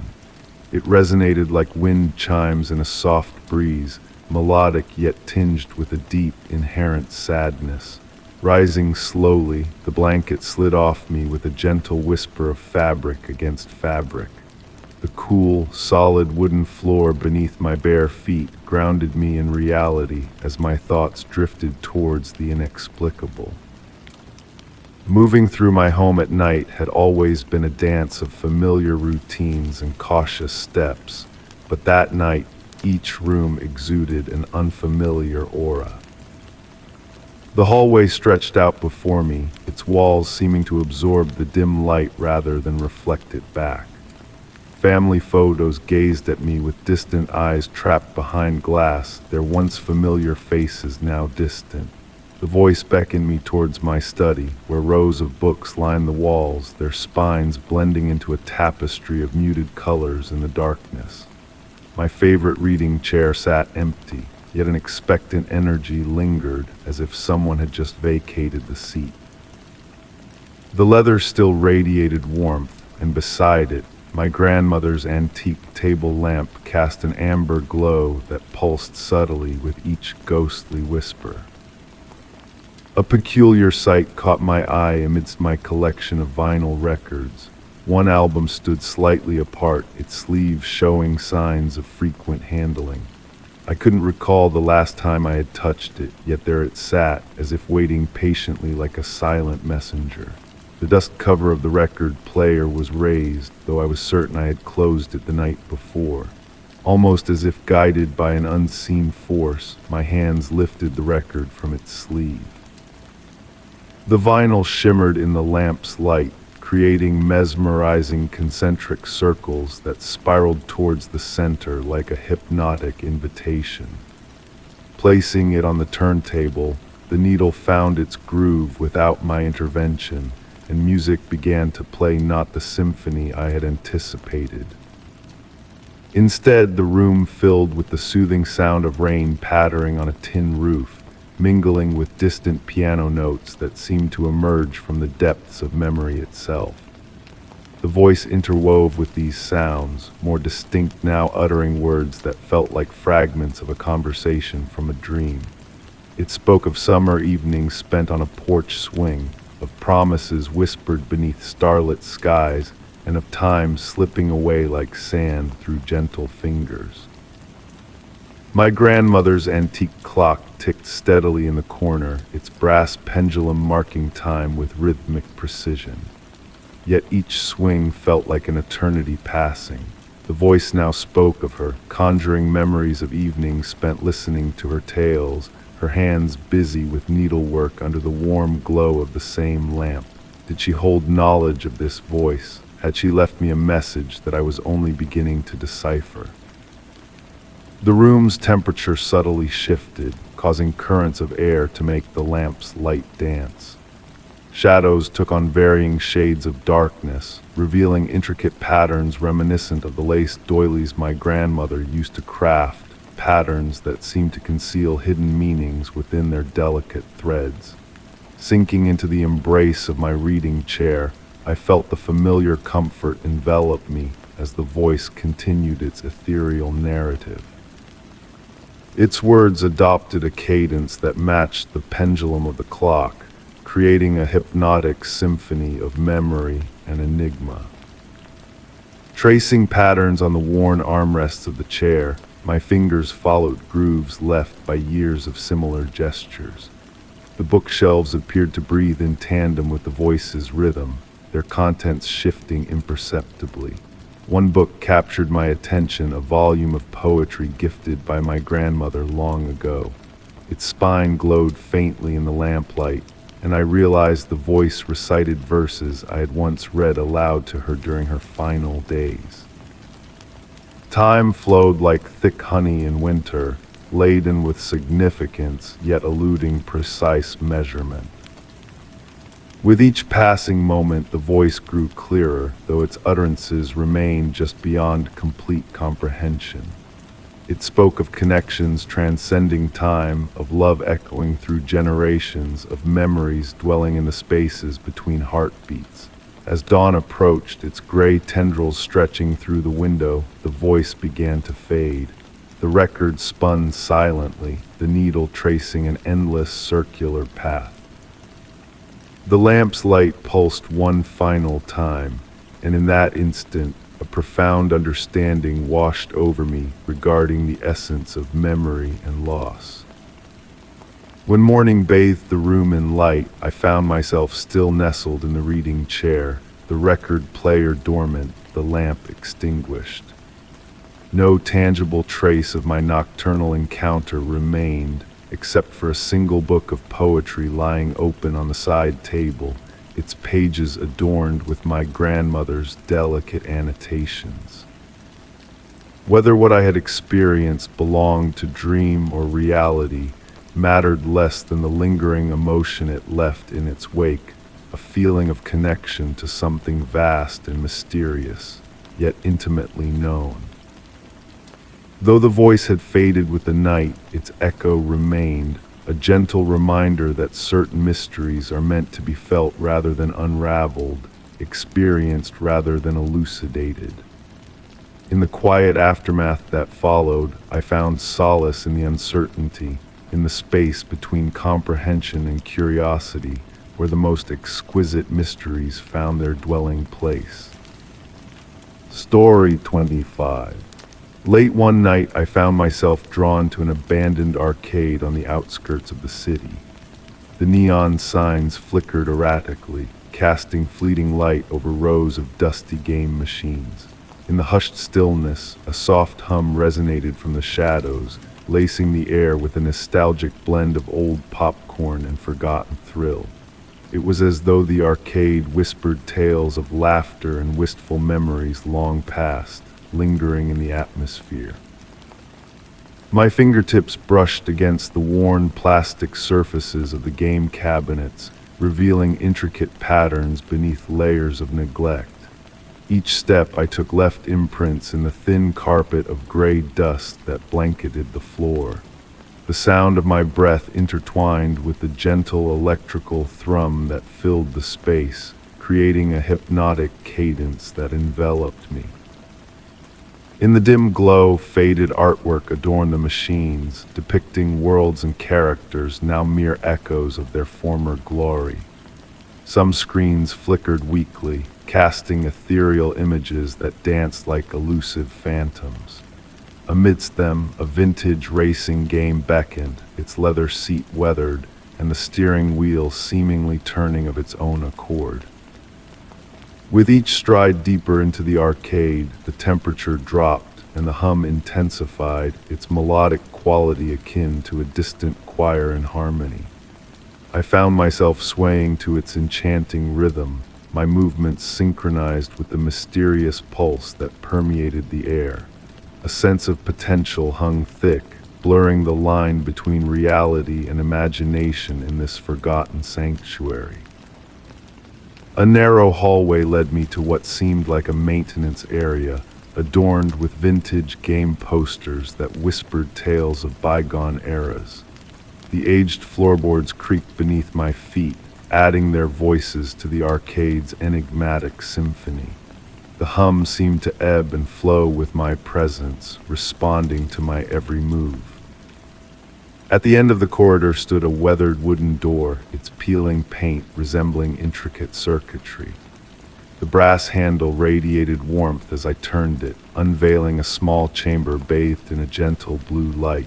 Motherboards adorned the walls, their LEDs blinking in cryptic patterns. At the room's center sat an ancient computer terminal, its screen alive with scrolling text, a blend of game code and something more profound. The hum emanated from the terminal, sending vibrations through the air, causing dust particles to twirl like celestial bodies. Drawn to the mesmerizing display, I settled into the operator's chair, the text on the screen morphing into cryptic formations that teased comprehension.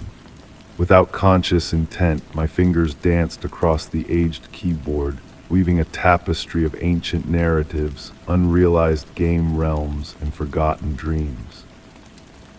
The hum synchronized with my keystrokes, melding human and machine in a harmonious duet that transcended time. The blue light seemed to seep into my very being, the resonant hum reverberating in my core. I penned stories untold, and the machine responded in a language of code and static, unveiling profound truths in fragmented whispers. When I rose from the chair, my limbs felt stiff, the passage of time a mystery shrouded in the hum's subtle shifts. The arcade no longer felt forsaken but pregnant with anticipation. The game cabinet stood sentinel, their screens hinting at new worlds awaiting creation. Tracing my steps back through the arcade, I felt a surge of energy from the machines, their silent voices joining the eternal hum. The racing game's wheel sat motionless, yet the screen portrayed a road stretching into infinity, bathed in the glow of a digital dawn. As I approached the exit, I cast a final glance backward. The neon lights had ceased their flickering, casting a warm, steady glow. The hum had transformed into a gentle purr, an electronic beast dreaming contentedly. A knowing settled within me I would return, lured by the symphony of silence and the promise of untold stories nestled within the arcade's depths. Stepping into the night, the hum lingered as a faint vibration in my chest, a reminder of the night's enigmatic melody. In the quiet hours before dawn, its call still whispers to me, a serenade of memory and mystery resonating in the abandoned arcade's timeless embrace. Story 26. On a somber afternoon, amidst my stack of mail, an unmarked envelope caught my eye. The weathered paper within held handwritten words that tugged at unfamiliar memories within me. The room filled with the fragrance of aged ink and lavender, stirring a sense of questioning about the depths of my own history. Running my fingers delicately over the soft edges of the paper, I was entranced by the gentle tapping of rain against the window, a calming cadence that seemed to sync with my heartbeat. The amber glow from my reading lamp enveloped the elegant script, causing it to dance before my eyes. "My dearest friend," the letter began, beckoning me to recall a summer house where supposedly precious days were spent. Curiously, I had no recollection of such a place, yet the words painted images of warm sunlight on my skin and the soothing sounds of waves in the distance. As I read on, the crackling fireplace beside me offered a familiar comfort, as if guiding me through a labyrinth of forgotten memories. Each word unlocked fragments in my mind, mingling the sense of foreign with the essence of intimate familiarity. Visions of salt air, fresh grass, and wooden floorboards beneath my feet flooded my senses, accompanied by the soft rustle of cotton curtains in a breeze. The letter spun tales of afternoon teas with delicate china cups adorned with blue flowers, of whispered talks in a perpetual garden of unfading roses, and of a mysterious locked room on the third floor. These descriptions wove a tapestry of memories that felt tangible, yet I knew deep down they were not my own experiences. With my cat nestled in my lap, I turned to the second page, her purring grounding me in the present while my mind wandered through these phantom recollections. The steady handwriting continued to narrate events that felt as real as the world around me, strolling through misty gardens, witnessing shadows dance by candlelight, and hearing distant piano melodies in empty rooms. The creaking of my home's floors seemed to echo the aged floorboards of the summer house described in the letter, blurring the lines between reality and illusion. The scent of lavender permeated the air, enveloping me in a cloud of memories that seemed to belong to another life. Or did they? Secrets shared, silent bonds, and promises veiled in whispers were detailed in the letter, along with a mention of a locket always worn, holding a photograph of two unknown women before a grand estate. Though my fingers found bare skin instead of the locket, its phantom weight lingered as a ghostly reminder of a past I couldn't grasp. As the rain whispered outside, the letter recounted rainy days spent in the library of the summer house, where books' titles shifted mysteriously. The writer's words led me to recall the musty scent of leather-bound volumes, a memory that felt simultaneously alien and intimately known. Approaching the final page, the ink seemed to fade, melding with the memories it depicted, blurring the boundaries of past and present. The writer disclosed a pivotal choice we made, a decision that transcended reality itself, culminating in a midnight ritual under a moon casting eerie shadows. The letter's closing words lingered in the air, a reminder that memories are more malleable than we perceive. It urged me to reconsider the stories I had accepted as truth, hinting at the possibility of rewriting my own narrative. With a signature too elusive to decipher, I folded the letter back into its creases, catching a glimpse of a reflection in the window that felt strangely familiar yet foreign. The rain subsided, the scent of lavender dissipating gradually. Placing the letter back in its envelope, I acknowledged that my memories, whether genuine or imagined, chosen or imposed, would forever be tinged with a newfound ambiguity. As sleep beckoned from my cozy armchair, the distant melodies of waves and piano whispered in my ears, and the phantom weight of a non-existent locket lay against my skin, a reminder of the enigmatic past that now intertwined with my present reality. Story 27. On a hazy twilight, as I meandered through the labyrinth of the city, a peculiar rhyme caught my eye etched upon a brick wall. The verses, worn yet melodic, hummed with a haunting tune that seemed to echo through the cool evening air mingled with the scent of rain-soaked concrete. It was as if the very essence of the city whispered an ancient secret reserved solely for those brave enough to listen. Approaching the wall, I traced my fingers along the weathered bricks. The words pulsated beneath my touch, their ink existing in a peculiar state between presence and memory, not quite fresh but not entirely faded. A gentle breeze swept through the narrow street, carrying the soft rustle of fallen leaves and distant murmurs of life, and that's when I noticed the enigmatic pattern. Each line of the rhyme bore a slightly different handwriting, as though penned by multiple hands over time. Some letters flowed with graceful cursive strokes, while others stood rigid and precise. Yet these varied styles blended in an eerie harmony that sent chills down my spine. As the street lamps flickered to life, casting warm glows and dancing shadows on the wall, I reached for my phone to illuminate the text. To my bewilderment, the words seemed to shift under the artificial light, rearranging themselves as I viewed them through the screen. I blinked, questioning my senses in the enveloping darkness. In that growing night, I committed the verses to memory. Each line settled effortlessly in my mind, as if they had always resided there, waiting to be recalled rather than learned. The rhyme whispered of shadows walking beside us, of memories dwelling in the gaps between moments, and of a melody only the walls could hear. Night after night, I found myself drawn back to that wall.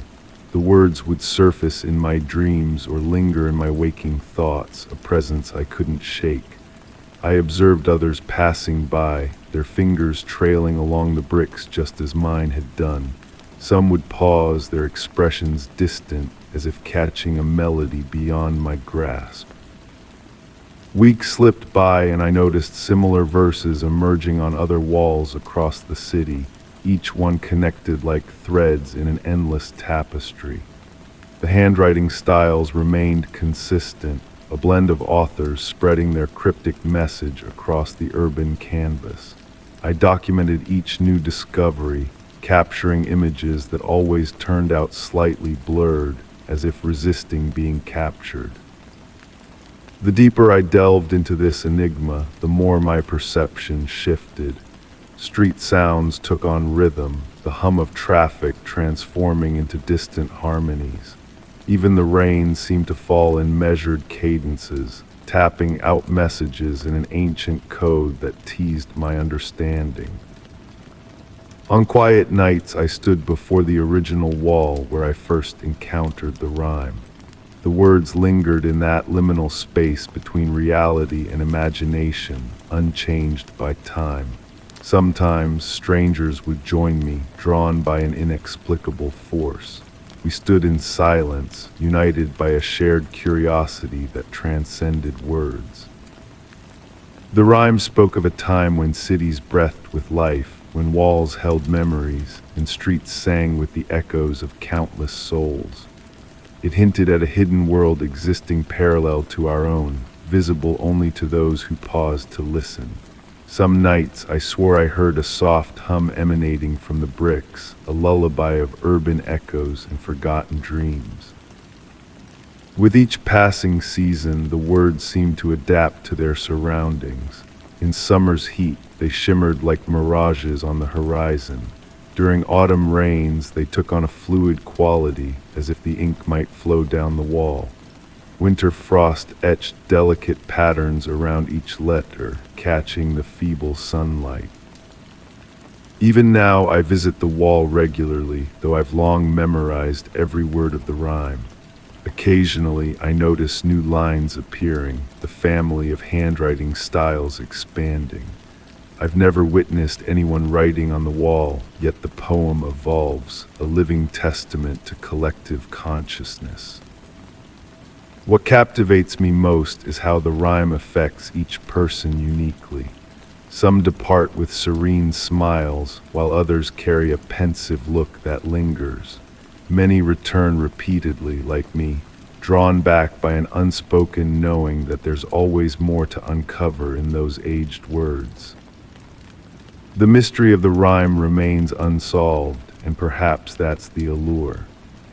In a world where technology unravels many secrets, there's solace in the knowledge that some mysteries endure in the spaces between streetlights, in the whispers of brick and mortar, in the steadfast persistence of words that defy full comprehension.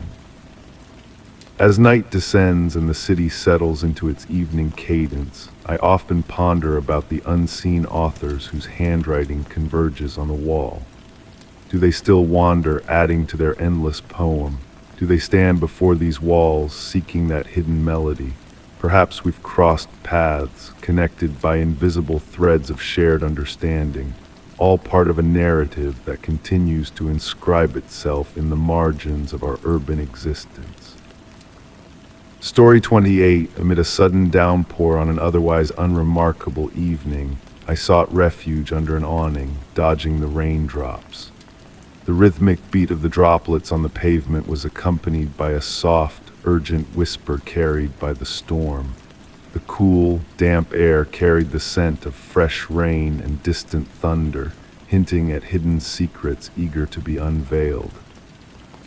Mesmerized by the rain's percussion against the canvas above me, I heard the whisper once more, clearer this time, akin to a voice speaking just behind my shoulder.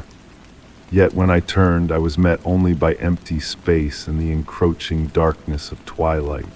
The street lamps flickered to life, casting gentle halos in the misty air, beckoning me forward into a narrow alley between weathered brick buildings. Normally, I would have dismissed such a pull as mere folly, but there was an inexplicable allure to this particular evening. The whisper held no malice, only a gentle insistence reminiscent of my grandmother's soothing bedtime tales. Stepping cautiously into the alley, the rain softened to a gentle mist, and the warmth of the brick walls belied the coolness of the evening, as if they harbored the essence of centuries of sunlight, now slowly releasing it into the world. My footsteps echoed softly in the shallow puddles, creating mesmerizing patterns of light and shadow. The alley opened up into a secluded courtyard, shielded from the outside world by the surrounding buildings. At its center stood an ancient fountain, weathered by time and elements. Water cascaded from its spout in a melodic symphony, blending with the rain to create a tranquil chorus. The whisper seemed to emanate from the fountain itself, growing stronger as I drew closer.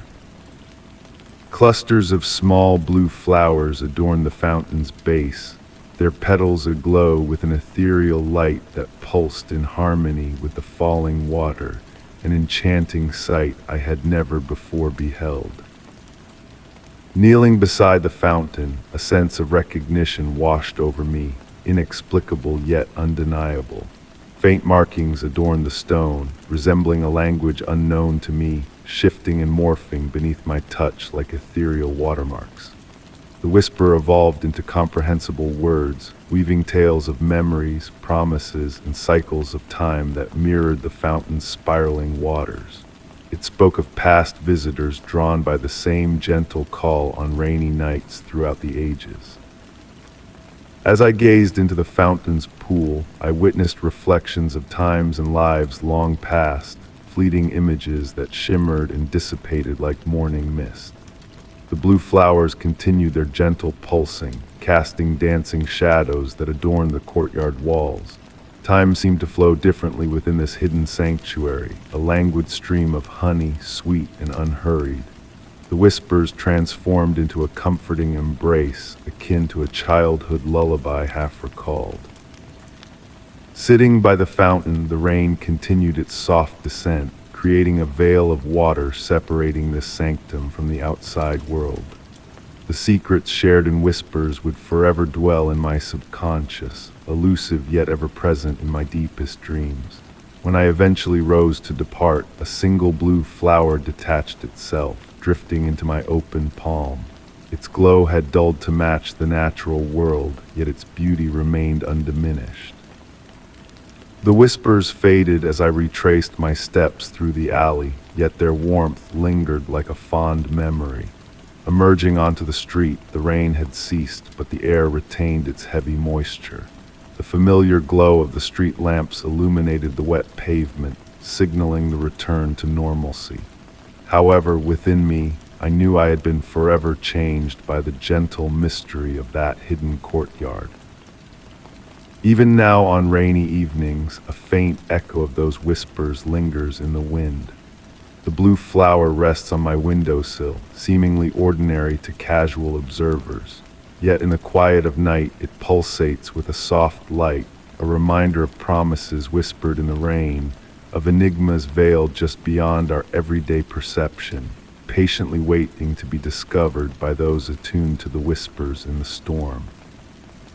Story 29. On a leisurely stroll through a historic neighborhood, I stumbled upon an ancient iron gate adorned with intricate carvings. Despite the erosion caused by time, the delicate motifs and symbols seemed to narrate a story of love and loss. The gate exuded a rusty aroma that intertwined with the crisp breeze, and as I trailed my fingers along the weathered metal, I sensed a narrative waiting to be unveiled, a tale etched into every curve and crevice.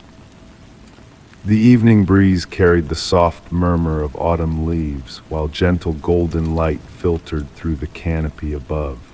Standing in front of the gate, I observed how the dwindling sunlight illuminated the deeper carvings, casting shadows that danced and shifted. The metal felt cool to the touch, its surface etched with years of weathering. There was an allure to the patterns that drew me in closer. They weren't merely decorative. They seemed to form letters in an elegant script intertwined with flowing designs of vines and blossoms. Tracing the intricate lines with my fingertip, a peculiar warmth spread through my hand, contrasting the gate's chilly exterior. The sensation was subtle yet undeniable, akin to touching a sun-warmed stone. Beyond the gate, a pathway meandered into the dimming twilight.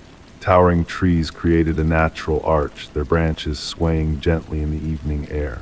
The scent of damp earth and fallen leaves mingled with an elusive fragrance, reminiscent of old roses or lavender, though no blooms were in sight.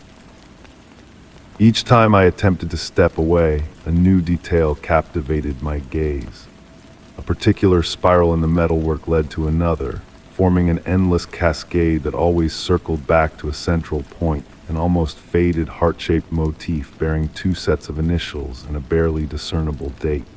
As darkness descended, the atmosphere shifted, and the engravings seemed to transform before my eyes. What once resembled vines now appeared as written words in an unfamiliar script. Lost in the hypnotic patterns, the gentle tap of my umbrella against the gate unnoticed until then startled me, resonating like a bell submerged in water. In that moment, I felt a response emanating from the depths of the garden beyond, a whisper carried by the wind or something more elusive. As I delved deeper, the engravings revealed fragments of a tale, a tender embrace here, a flourishing garden scene there, and a wintry landscape with bare branches reaching skyward. The scenes seamlessly transitioned, connected by sweeping lines that seemed to embody time, memory, and longing. Time itself felt fluid in that space. The street lamps flickered to life, casting a warm glow that accentuated the metal's aged patina. Each beam of light unveiled hidden details, a perched bird, a fallen leaf adding to the intricate narrative slowly unraveling before me. The story depicted two lovers who once nurtured the garden beyond the gate. Though their names had faded with time, their story endured, immortalized in iron and rust. Together, they had cultivated a beauty that blossomed and thrived through changing seasons. Their love endured trials, weathered winters, and evolved into something everlasting. In the midst of time's ebb and flow, I realized the gate wasn't merely a barrier or an entrance. It was a tribute, a love letter forged in metal to withstand the ages. The weathered heart at its core symbolized not decay but resilience. Despite the fading details, the essence persisted, touching all who paused to ponder, to marvel, to feel. A distant church bell tolled, blending with the hushed whispers of the evening breeze.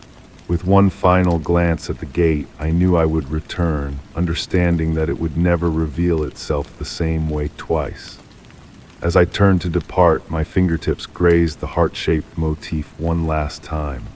In that instant, a gentle warmth pulsed through the metal, akin to a heartbeat preserved in iron, enduring through the years.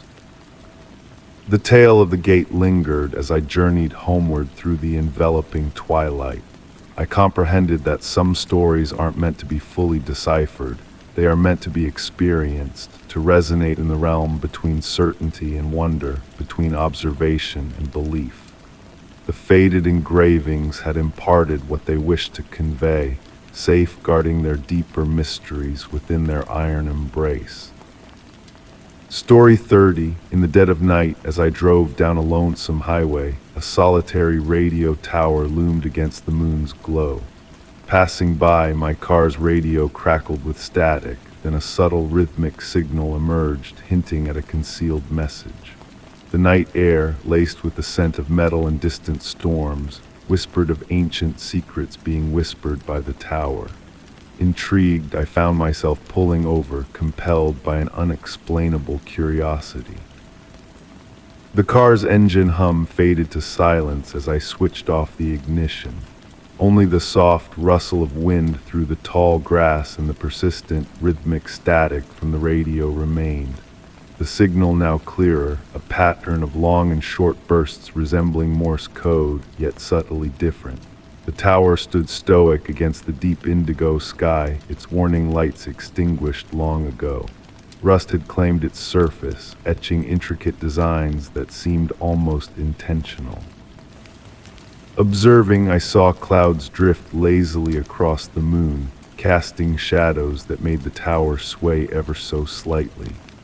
The rhythmic signal began to feel familiar, like a half-forgotten melody from childhood. Closing my eyes, I surrendered to the sound, trying to recall its origin. The static ebbed and flowed like gentle waves, carrying whispers of possible words just beyond grasp. Attempting to record the mysterious broadcast on my phone, I discovered it wouldn't power on, despite being fully charged. The air grew heavy with anticipation, as if the very night held its breath. A light mist began to envelope the tower's base like a delicate shroud. Enthralled by the signal's rhythm, memories surfaced, memories that felt foreign yet familiar. I envisioned people in a control room, urgency in their voices as they discussed something crucial, something worth safeguarding. The vision was vivid, the aroma of coffee and the sound of tape reels spinning filling my senses.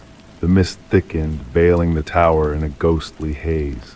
The signal's pattern shifted, revealing morsels of its message numbers, dates, scientific data, and coordinates. Lost in time, I sat enveloped in sound and mist, the chill of the night creeping in. Each static pulse felt like a piece of a grand puzzle, awaiting discovery for decades. A soft glow emanated from the tower's base, pulsing in harmony with the radio signal, casting a mesmerizing amber light through the fog. Hypnotic patterns danced, synchronizing with my breath. As dawn approached, the mist dissipated and the signal faded away. The tower stood silent, its enigmatic secrets shrouded in rust and history. My phone lit up with missed calls from worried loved ones. The sunrise painted the sky in gentle hues, the night's events feeling like a dream. I resumed my journey, but the signal's rhythm lingered, a faint hum beneath the surface of my thoughts. I knew I would return, drawn to unravel more of the mystery. Some frequencies, once heard, become ingrained, connecting us to a greater unknown. On tranquil nights, a whisper of that signal still lingers in the radio static, a reminder of the unseen mysteries waiting to be unveiled. The tower remains, a silent witness to those who came before, their message encoded in waves of static, patiently awaiting decryption by the right soul. Story 31. On a misty evening, I wandered past an abandoned playground where the rusty swings swayed softly in the gentle breeze. Amid the cool air, a faint, almost imperceptible laughter lingered, a ghostly echo of bygone joy that once danced through the air. The mingled scents of damp grass and aged metal wrapped around me, leaving a haunting feeling that the playground was still alive with memories of laughter lost to the passage of time. Drawn to a weathered bench near the slide, worn smooth by countless parents who had watched their children play, I found myself captivated by the playground's silent allure. The metal structures cast long shadows in the dim light, their shapes shifting and dancing in the corner of my eye. A soft wind whispered through the trees, carrying the earthy fragrance of autumn leaves on its breath. That initial evening, I convinced myself I was merely taking a different path home, seeking solace after a weary day. Yet there was an inexplicable pull to the tranquil solitude of the playground, prompting me to return night after night, each visit peeling back new layers of its enigmatic charm. The playground became my sanctuary, a timeless realm where the flow of hours seemed to ebb and flow at its own pace. One hushed evening, as I perched on my familiar bench, I noticed a peculiar aura surrounding the carousel. The metal horses gleamed with a peculiar warmth, as if recently touched by small, eager hands. A strange, static energy enveloped them, reminiscent of the laughter of children lingering in the spaces between sounds. In the ensuing weeks, subtle shifts unfolded within the playground's confines. Swings swayed gently without a breath of wind, mysterious footprints appeared and vanished with the dawn, and the metal slide, chilled by evening mist, occasionally felt warm to the touch, as if someone had just glided down its length. I began carrying a notebook, documenting these peculiar occurrences, uncovering hidden patterns as I delved deeper into the playground's mysteries. The phantom laughter, once barely audible, now seemed to follow a cryptic schedule, teasing my senses at specific moments of the evening, especially under the full moon's watch and the mist's embrace from the nearby woods. The whispers of sound never crescendoed into clarity, remaining elusive, like a dream's faint murmur at the edge of consciousness. Other park visitors, a procession of dog walkers and joggers, strangely remained oblivious to the playground's enigma, their gazes skimming past the equipment as if it were invisible. But I knew better. I discerned that this place held secrets meant for those willing to listen and observe with patience and open-heartedness. One twilight, I encountered a small red ball perched atop the carousel platform, motionless yet poised. As I drew near, it stirred, rolling slightly as if nudged by an unseen force. A palpable sense of anticipation thickened the air, and for a fleeting moment, distant children's songs hummed just beyond my hearing's reach. The ball traced a perfect circle around the carousel's center pole, each rotation imbued with a mystical energy. That night, I lingered longer than usual, watching the moon ascend over the trees. The playground shadows took on a life of their own, the swings swaying in synchrony, weaving a hypnotic rhythm that mirrored the pulsing of my heart. The ethereal laughter, though still unheard, permeated the space like a tender caress. In that moment, a profound realization washed over me. The playground was not haunted in the conventional sense, but rather preserved, frozen in a moment of pure delight. The elusive laughter, a chorus of past children's joy, imprinted on the playground like a timeless photograph developed in light. The mysterious phenomena were not intended to frighten, but to remind us of the enchantment found in places where innocence and imagination once reigned supreme. Months passed, and I continued my nightly pilgrimages to the special playground, attuned to the subtle signals hinting at the impending crescendo of inaudible laughter. A certain quality in the mist, a specific hue of twilight, the anticipatory hush in the air all foretold the imminent magic. Sometimes I brought a book, reading aloud softly to the empty playground, and on those evenings the swings swayed with purpose, the carousel horses stood with regal poise, and the laughter, though silent, felt intimately near. This tale remains mine alone, safeguarded like a cherished secret, a bond with a place existing in the realm between memory and enchantment. The playground taught me that certain enigmas are not meant to be unraveled but savored and embraced. And so, I continue my twilight rendezvous, content to be a silent witness to a performance enacted in whispers and shadows, accompanied by laughter that dances just beyond human hearing's grasp. Story third act 2. In the attic of my old house, amidst forgotten relics of a bygone era, I stumbled upon an ancient radio. Its dial, weathered by time, and its speakers, long silent, held a dormant mystery until a hushed night when it came alive with a crackling whisper.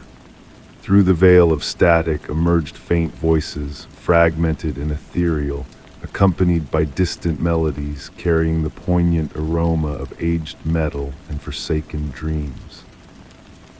Each note felt like a tender murmur from a past yearning to be embraced once more. Intrigued by this unexpected awakening, I found myself drawn to the attic more frequently. The space exuded a peculiar charm, with dust particles pirouetting in slender moonlit rays that filtered through a small window. The aged wooden floorboards murmured softly underfoot as I approached the corner where the radio rested on an antique oak table, its mahogany surface dulled by a lifetime of faithful service. As twilight descended, painting the sky in gentle hues, I settled into the worn leather armchair beside the radio, the routine becoming as natural as breathing. I would turn the brass dial, observing the soft amber glow of the vacuum tubes, and wait. Sometimes only the soft whisper of static filled the air, reminiscent of rain falling on a quiet night. But on certain evenings, when the atmosphere was pregnant with possibility, something extraordinary unfolded. The music would unfurl gradually, not in a sudden burst, but like a photograph developing in a dark room, emerging from the white noise. The melodies were otherworldly waltzes that floated like whispers, jazz tunes redolent of long-forgotten smoke-filled rooms, and voices singing in unfamiliar tongues that stirred a sense of inexplicable recognition. One autumn evening, with the wind murmuring through the trees outside, a subtle shift occurred in the radio's transmission.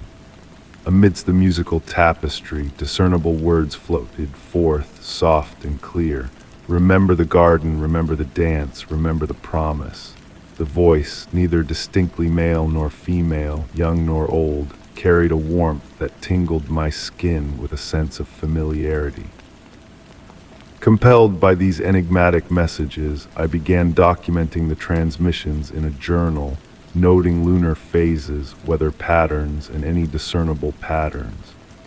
The pages filled with descriptions of songs that seemed to respond to my thoughts, of voices that spoke of memories I had not lived but felt intimately acquainted with. The radio seemed privy to secrets my past, my aspirations, the silent yearnings I had never voiced.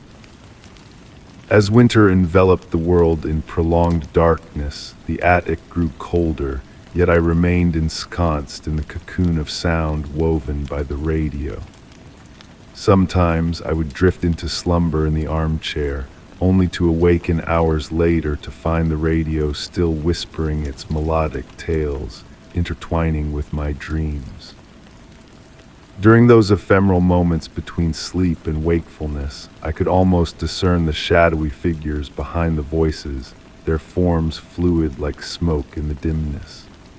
The most astonishing broadcast unfolded on a night blanketed by silent snow, muffling the world in a pristine hush. The radio spoke directly to me, recounting details of my childhood long buried, the hue of my first bicycle, the name of a cherished pet, the melody my grandmother hummed while baking. Rather than instilling fear, these revelations evoked a profound tranquility, as if I were gently reminded of my authentic self.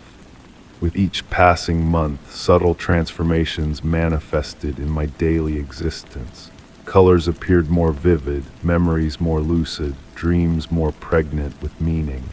The radio's influence transcended its enigmatic messages, as if it were rousing dormant facets of my being. I found myself humming melodies unknown to me, yet resonating as intimately as my heartbeat. On nights of profound silence, as the radio remained uncharacteristically mute, I pondered the fabric of reality itself. How many unseen layers enfolded us, imperceptible yet palpable. How many symphonies of existence played out concurrently, just beyond the threshold of our perception.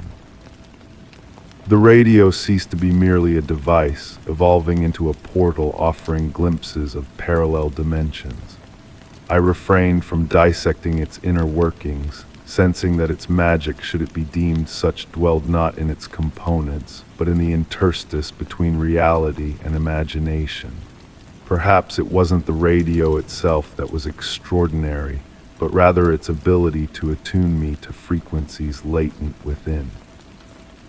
As I pen this chronicle, the radio persists in its nightly serenades. Its enigmas remain unsolved, yet I've come to realize that certain questions hold more worth than their answers. In the gentle interludes of static, in the murmured phrases that might be messages or memories, I've unearthed a distinct truth, one that speaks not to the intellect, but to the heart that recalls what it has never encountered. The amber radiance of the vacuum tubes now serves as my nocturnal beacon, while the soft crackle of the speaker lulls me into slumber, setting the stage for my dreams. In those fleeting moments before sleep claims me, I muse on the possibility that somewhere another soul is attuned to their own mysterious radio, wherein the echoes of my existence intertwine with theirs, united by invisible strands of sound and memory, waltzing ceaselessly through the night. Story 33. On a chilly, misty night, I sought refuge at an abandoned bus stop hidden on a quiet street. Beneath the faint glow of a solitary street lamp, a soft, rhythmic hum started to rise from the shadows around me. The mingled scents of rain-kissed pavement and damp foliage gave the sound a haunting closeness, whispering of a hidden sorrow in the night. The gentle patter of rain on the metal roof created a soothing symphony to accompany my solitude.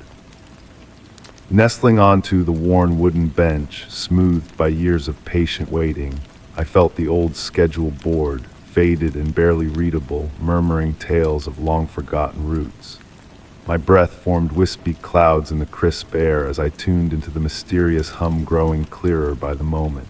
Initially, I mistook it for the wind playing through the rusted shelter frame or the distant traffic's hum. Yet there was a deliberate cadence to its rhythm, like a conversation just beyond grasp. The sound carried fragments of words, incomplete phrases dancing at the edges of comprehension.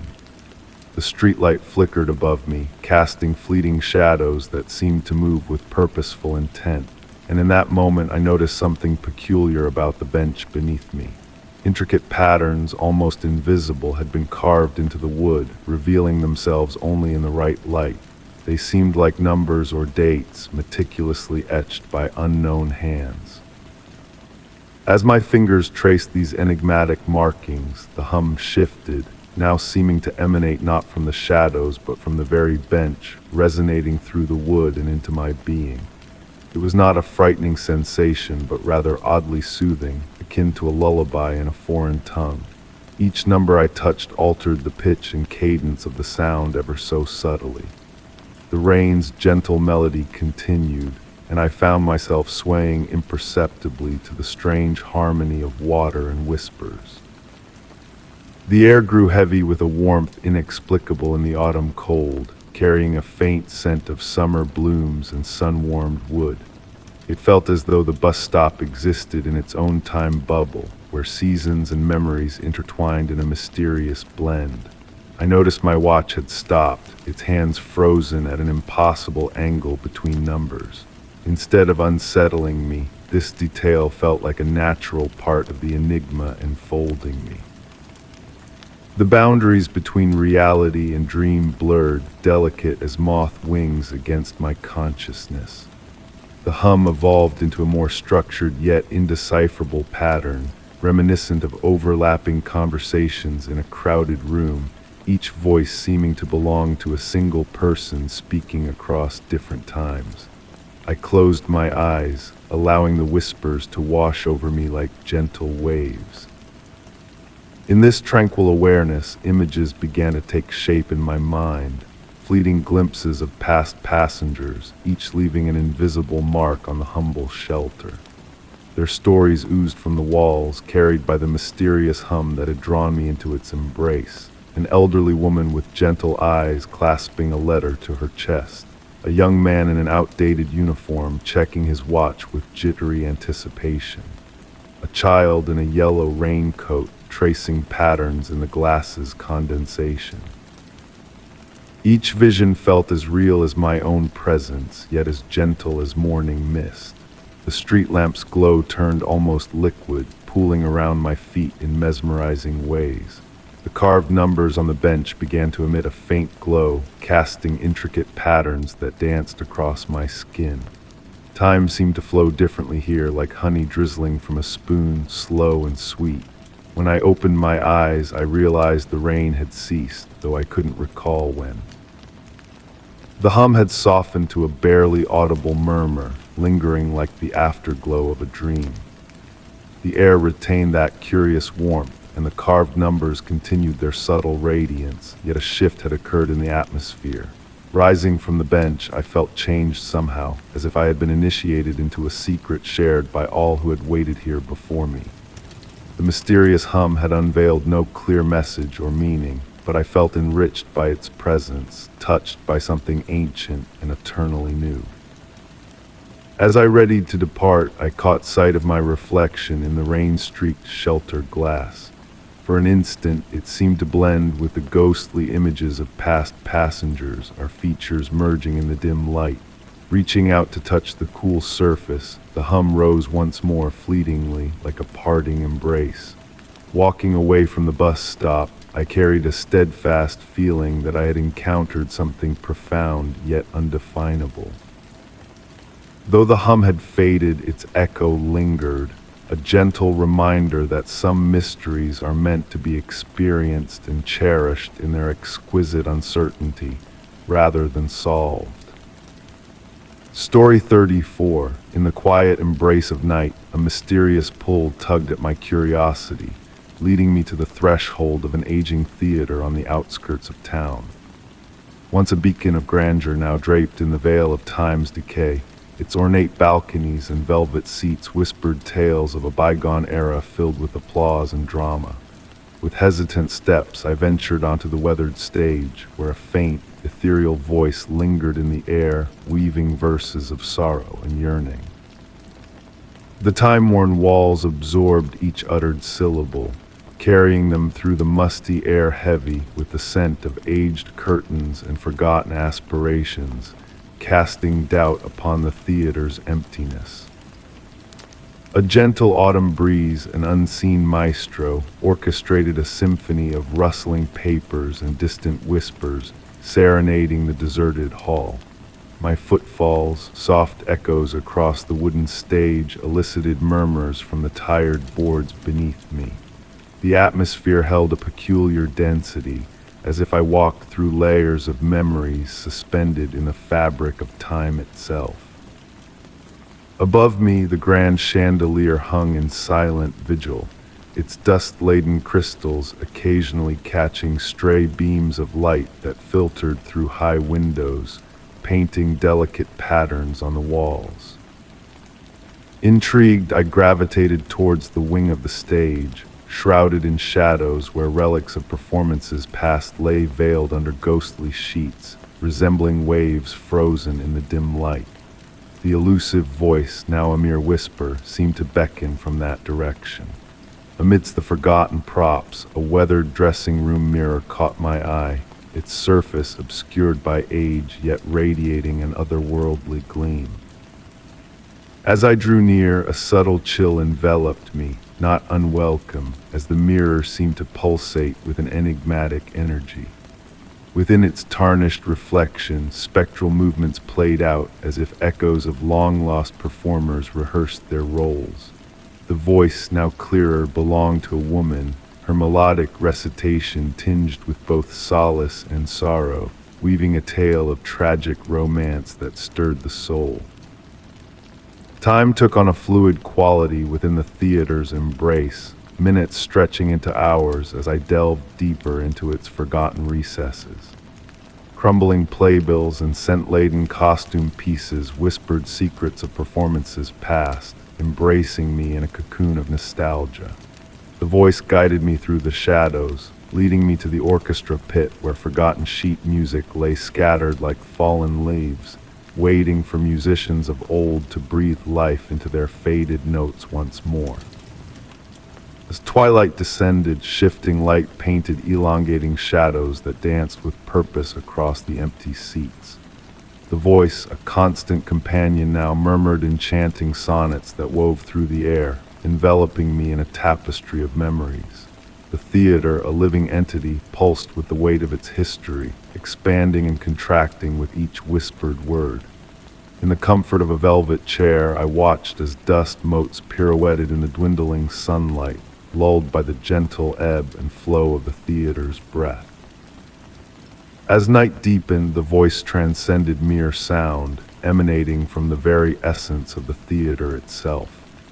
It resonated within me, vibrating the air with a warmth that defied explanation, its meaning just beyond reach, like a fading dream. Moonlight caught in the chandelier's crystals, casting ethereal rainbows that painted the ceiling in celestial hues.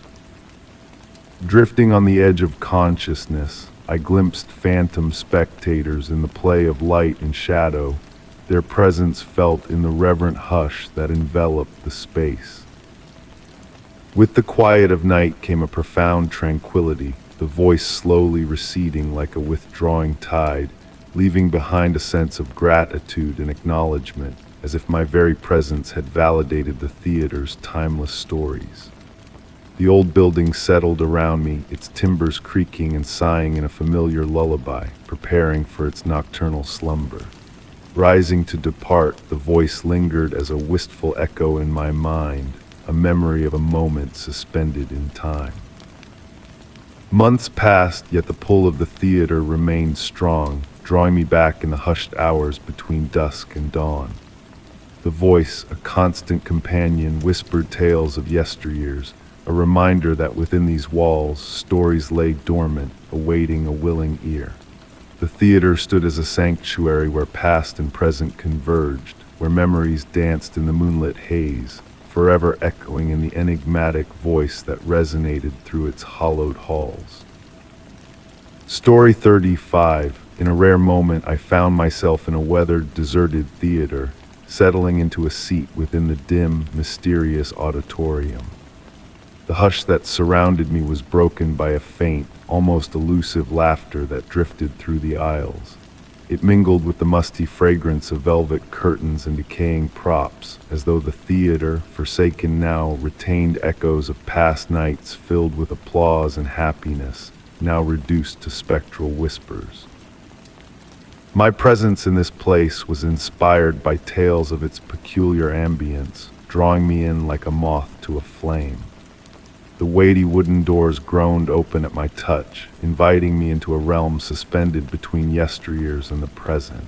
Dust particles danced in wispy rays of light filtering through lofty windows, forming ethereal patterns that swirled and swayed akin to ghostly dancers on an unseen stage. The crimson velvet seats, though faded, exuded a lingering grace. Tracing my fingers along their worn upholstery, I sensed the accumulation of narratives woven into their fabric, countless evenings of amusement, romance, and enchantment. A subtle sweetness wafted beneath the mustiness of the air, evoking memories of aged perfume and cosmetic powders, akin to the enduring essence of long-vanished performers. As my eyes accustomed to the dimness, I discerned faint movements on the periphery of my vision. The ponderous stage curtains occasionally stirred, devoid of any breeze. The gentle rustle of fabric was accompanied by soft footfalls that seemed to traverse the stage, their rhythm mirroring the steps of a forgotten dance. Within the quietude, more sounds emerged, the soft creaking of floorboards, as if invisible actors were taking their places, and the whisper-soft rustle of pages turning, like an unseen prompter rehearsing their lines. These sounds were not unsettling, but rather soothing, akin to being enfolded in a quilt of memories. Time seemed to flow uniquely within these walls. Moments stretched into hours as I sat still, absorbing the tranquil symphony of the theater. The afternoon light gradually shifted, casting elongated shadows over the vacant seats. These shadows seemed to take on shapes, the outlines of an attentive audience, their forms hinting at elegant evening attire and meticulously styled hair. The laughter I had previously heard returned, now accompanied by what resembled muted applause. It felt distant yet intimate, like a playback at the lowest possible volume. I closed my eyes, allowing the sound to wash over me. Upon reopening them, I could have sworn I glimpsed the flutter of a gown vanishing behind a pillar, the fabric catching the light fleetingly before disappearing. As dusk approached, the theater seemed to awaken. The temperature fluctuated unexpectedly, pockets of warmth followed by cool drafts, as though unseen figures passed by. The stage lights, dormant for decades, seemed to emit a faint, phosphorescent gleam, scarcely discernible yet undeniably present. I felt drawn to the stage. The wooden steps groaned beneath my weight as I ascended, each creak reverberating through the vacant expanse. Standing at its center, facing rows of empty seats that paradoxically felt occupied, I sensed an air of anticipation, akin to an audience holding its breath before a performance's debut. From this vantage point, I spied details previously overlooked. Scattered items in the wings, a tarnished hand mirror, a lone glove, an aged script with yellowed, curling pages, arranged as if their owners had momentarily stepped away.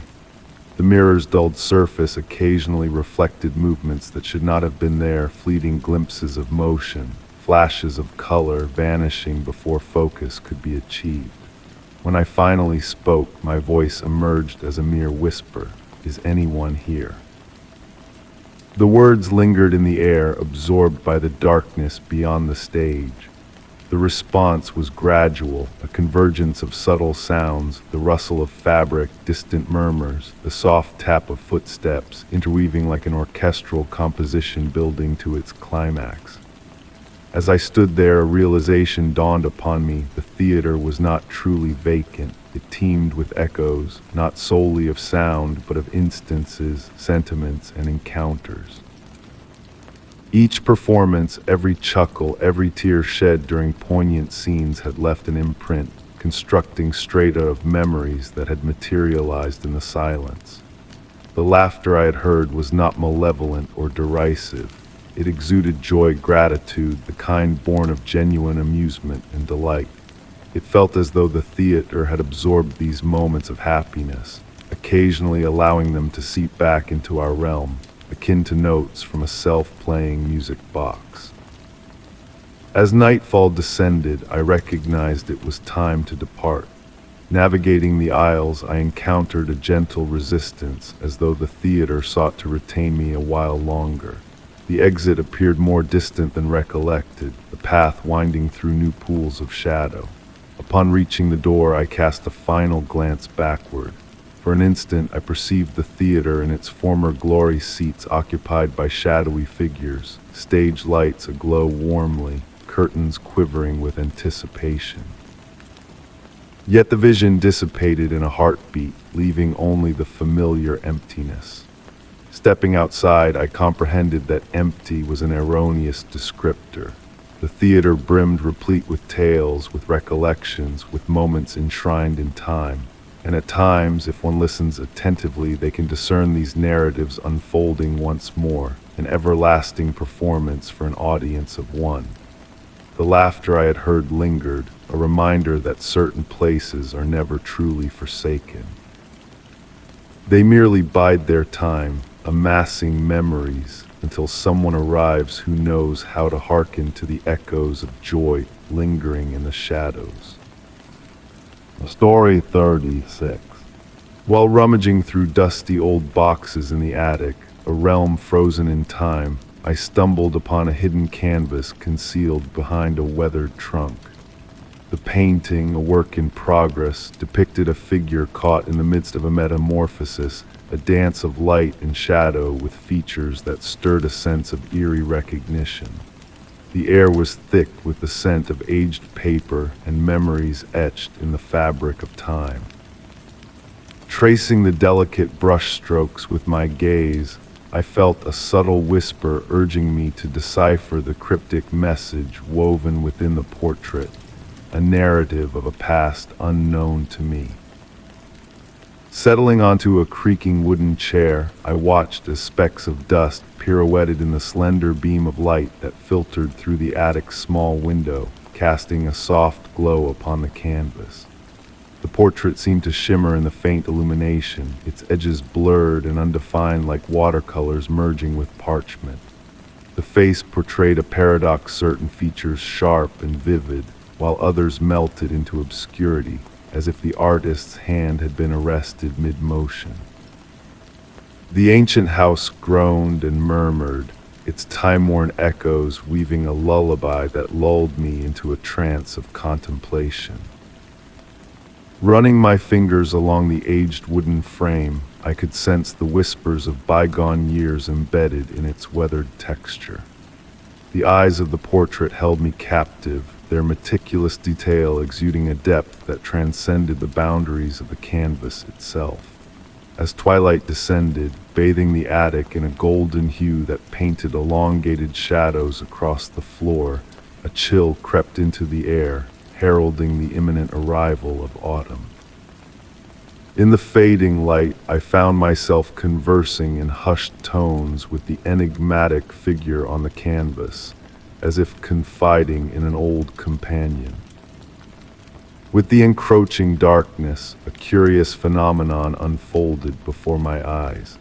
Certain brushstrokes morphed in response to my shifting perspective, creating an illusion of fluidity in the dimming twilight. The incomplete sections of the painting hinted at myriad interpretations, a fleeting smile one moment, a whisper of melancholy the next.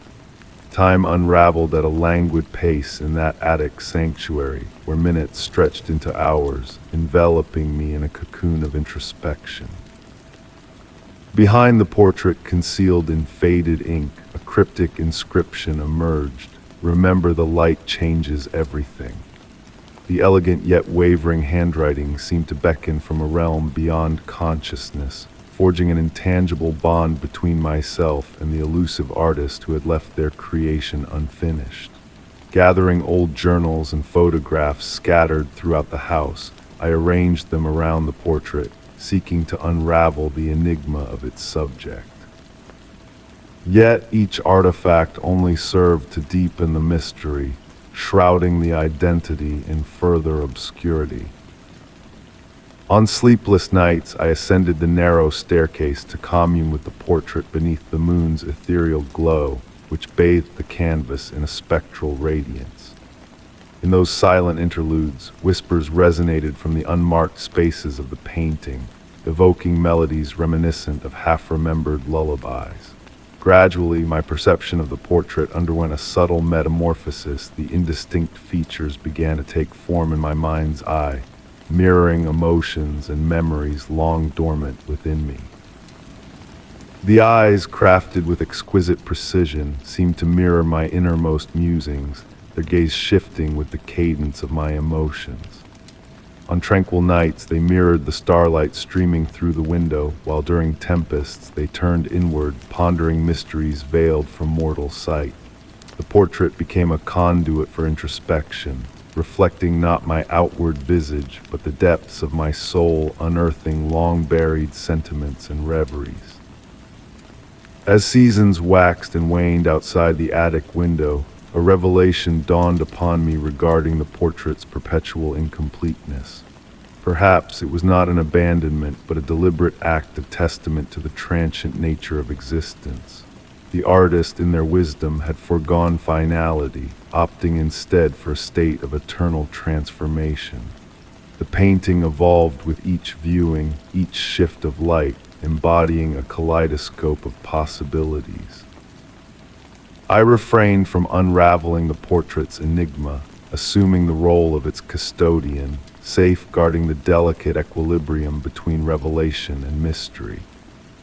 The attic metamorphosed into a sanctuary where time meandered leisurely, blurring the boundaries between observer and observed, akin to the nebulous edges of the painting. Even now, years adrift, I ascend the creaking stairs to commune with the portrait, documenting the nuances of its ever-shifting form in a weathered notebook. Yet my solace lies not in deciphering the enigma, but in embracing its perpetual unfolding. The portrait in its unfinished state embodies a profound completeness, a ceaseless journey of self-revelation. Each quiet moment spent in the attic's gentle embrace unveils new facets, not only of the portrait itself, but of those who gaze upon it. The mystery beckons not for resolution, but for immersion, a gradual unveiling in the tranquil haze of the dust-laden light that permeates the attic's timeless expanse. Story 37. In the heart of a mansion forsaken by time, I encountered a silence so profound it seemed to possess a life of its own.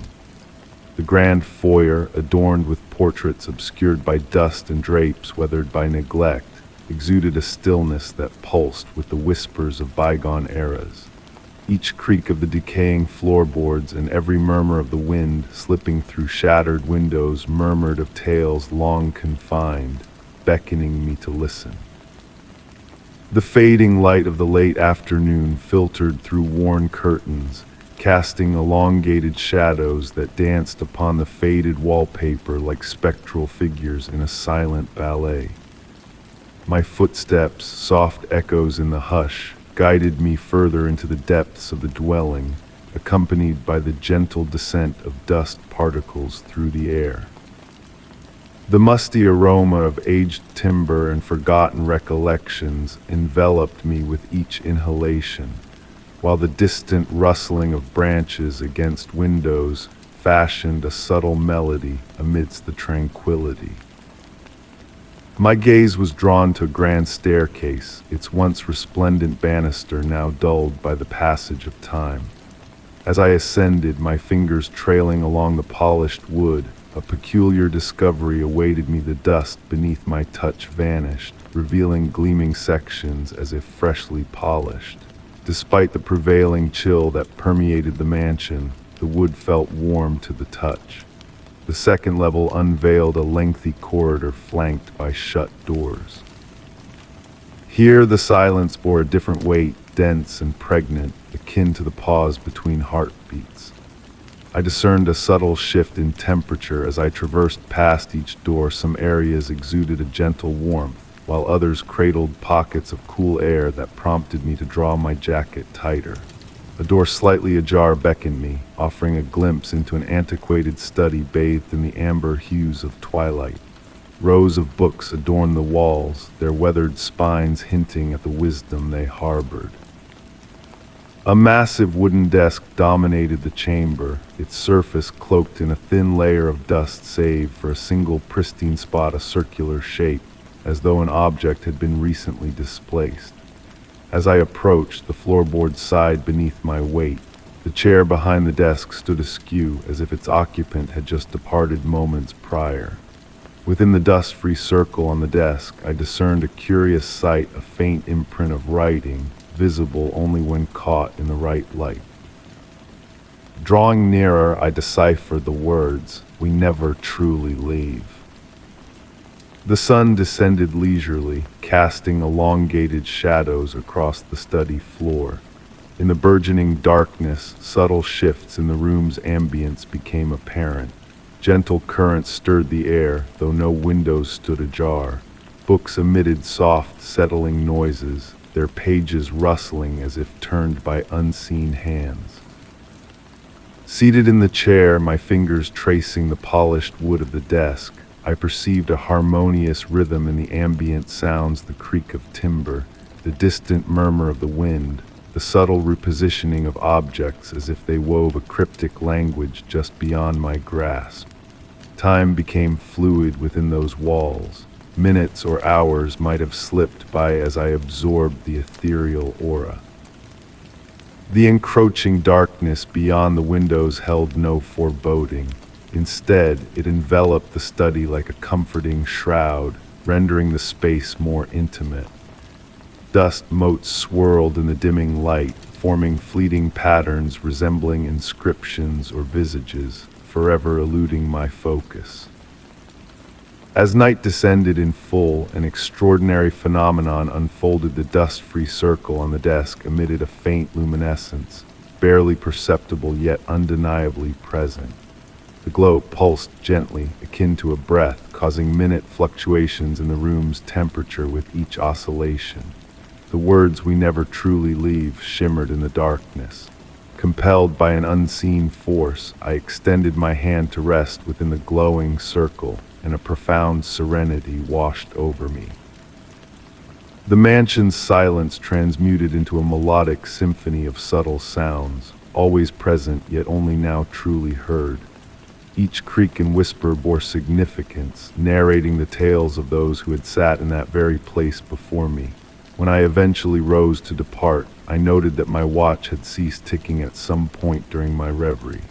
The darkness of the house now felt distinct, akin to a sentient presence rather than a mere absence of light. Retracing my steps through the hallway and down the staircase, I comprehended that the mansion's silence had never been void. It had been brimming with untold narratives, patiently awaiting a listener attuned enough to heed their call. Often I ponder the notion of revisiting that mansion, to recline once more within that study as dusk descends. In the quietude of my own abode's stillest moments, I catch faint echoes of that harmonious silence, a reminder that spaces cradle more than mere memories. They house fragments of all the souls who have traversed them, lingering in the dust and shadows, anticipating the notice of an observant soul. Story 38. In the midst of sorting through forgotten treasures tucked away in a secluded corner of my home, I stumbled upon a mysterious locked drawer nestled within an antique desk. With a touch of determination, I managed to coax the drawer open, revealing a carefully folded note resting inside. The paper, weathered and tinged with age, bore the elegant script of a bygone era, hinting at a concealed truth shrouded in the house's history. A delicate scent of cedar and faded ink wafted from the note, beckoning me to uncover its enigmatic tale. As I gingerly unfurled the fragile paper, a hushed whisper of time echoed through the tranquil room. Soft tendrils of evening light filtered through lace curtains, casting ethereal shadows that danced upon the desk's time-worn surface. The atmosphere brimmed with a palpable anticipation, yet a soothing calmness lingered, akin to the tranquil lull before a gentle rain. The note commenced with a date from a distant past, penned in sweeping strokes that evoked a sense of antiquity. "My dearest friend," the words began, drawing me deeper into the narrative that unfolded before me. The author's words wove a tale of peculiar occurrences that had once transpired within the very walls of the house, whispers of phantom footsteps echoing through empty corridors, subtle movements of objects in unoccupied rooms, and the mysterious appearance of fresh blooms in a designated vase beneath the full moon's watchful gaze. Enthralled, I sank into my chair, captivated by the unfolding mystery etched upon the delicate parchment. The writer divulged the existence of a hidden chamber concealed within the house, veiled behind walls steeped in untold secrets. According to the note, this clandestine space safeguarded not riches of gold or jewels, but a treasure far more profound, a repository of memories frozen in time. The rhythmic ticking of my grandfather clock provided a steady cadence as I delved deeper into the writer's revelations, the pendulum's sway casting a hypnotic spell. Accounts of a long-forgotten journal unearthed from within the walls unfurled a tapestry of narratives chronicling the lives of the house's original inhabitants, tales of shared dreams spanning generations, of whispered dialogues that transcended the confines of time. As twilight enveloped the world beyond my windows, I kindled an antique brass lamp, bathing the aged pages in a warm, golden hue. Mentions in the note of cryptic symbols etched discreetly into door frames throughout the house piqued my curiosity, hinting at a hidden path awaiting discovery. Tracing the edge of the parchment, I absorbed the writer's quest to decipher these enigmatic symbols, each mark revealing a fragment of a larger design. The note alluded to the symbols shifting in prominence with the waxing and waning of the moon, their intricate dance mirroring celestial rhythms. The gentle susurrus of wind rustling through the trees outside provided a serene backdrop to my contemplation, casting ephemeral patterns of shadow upon the room's walls. The writer's musings painted a portrait of the house as a living repository of memories, a guardian of tales whispered through the ages. As I approached the note's conclusion, a revelation of extraordinary dreams that mirrored memories unfurled vivid recollections of bygone eras inhabited by a spectral woman clad in a blue gown, her silent countenance brimming with unspoken wisdom. A cryptic directive penned in the final passage beckoned with a mysterious allure. When the midnight bells toll 13 times and moonlight cascades upon the 7th step, the path shall manifest for those who listen with their hearts, not their ears.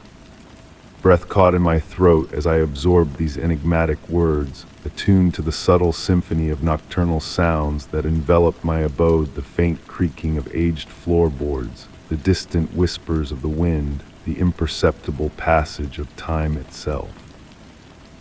The note concluded abruptly, leaving me adrift in a sea of unanswered questions. As I carefully folded the paper, a faint glimmer caught my eye, a subtle sketch adorning the final page, a geometric pattern that tugged at the fringes of familiarity. Glancing up from the desk, I noted the encroaching darkness, save for the soft glow of the lamp casting its warm embrace upon the room. A shift had taken hold within the house, a shift not of foreboding, but of a tender acknowledgement of the myriad narratives woven into its very fabric. Every shadow, every creak, every whisper of the breeze carried a newfound significance. Returning the note to its resting place within the drawer, I left it unlocked, sensing that this discovery heralded but the commencement of a grander enigma, one destined to unfurl gradually like the burgeoning light of dawn. Enveloped by the deepening dusk, I pondered the possibility of encountering the mysterious woman in the blue gown within my dreams, her spectral presence promising untold revelations in the tranquil realm of night. The grandfather clock's gentle cadence persisted, a soothing backdrop to the tolling of a distant church bell. Absently I counted the chimes, my thoughts ensnared by the mystique of the note's secrets. As the final echo of the bell faded into silence, a whisper of fabric stirred the stillness, akin to the rustle of a blue gown trailing through an empty expanse. And in that moment, the house seemed to exhale a sigh of secrets, inviting me to delve deeper into the tapestry of memories that lay veiled within its ancient walls.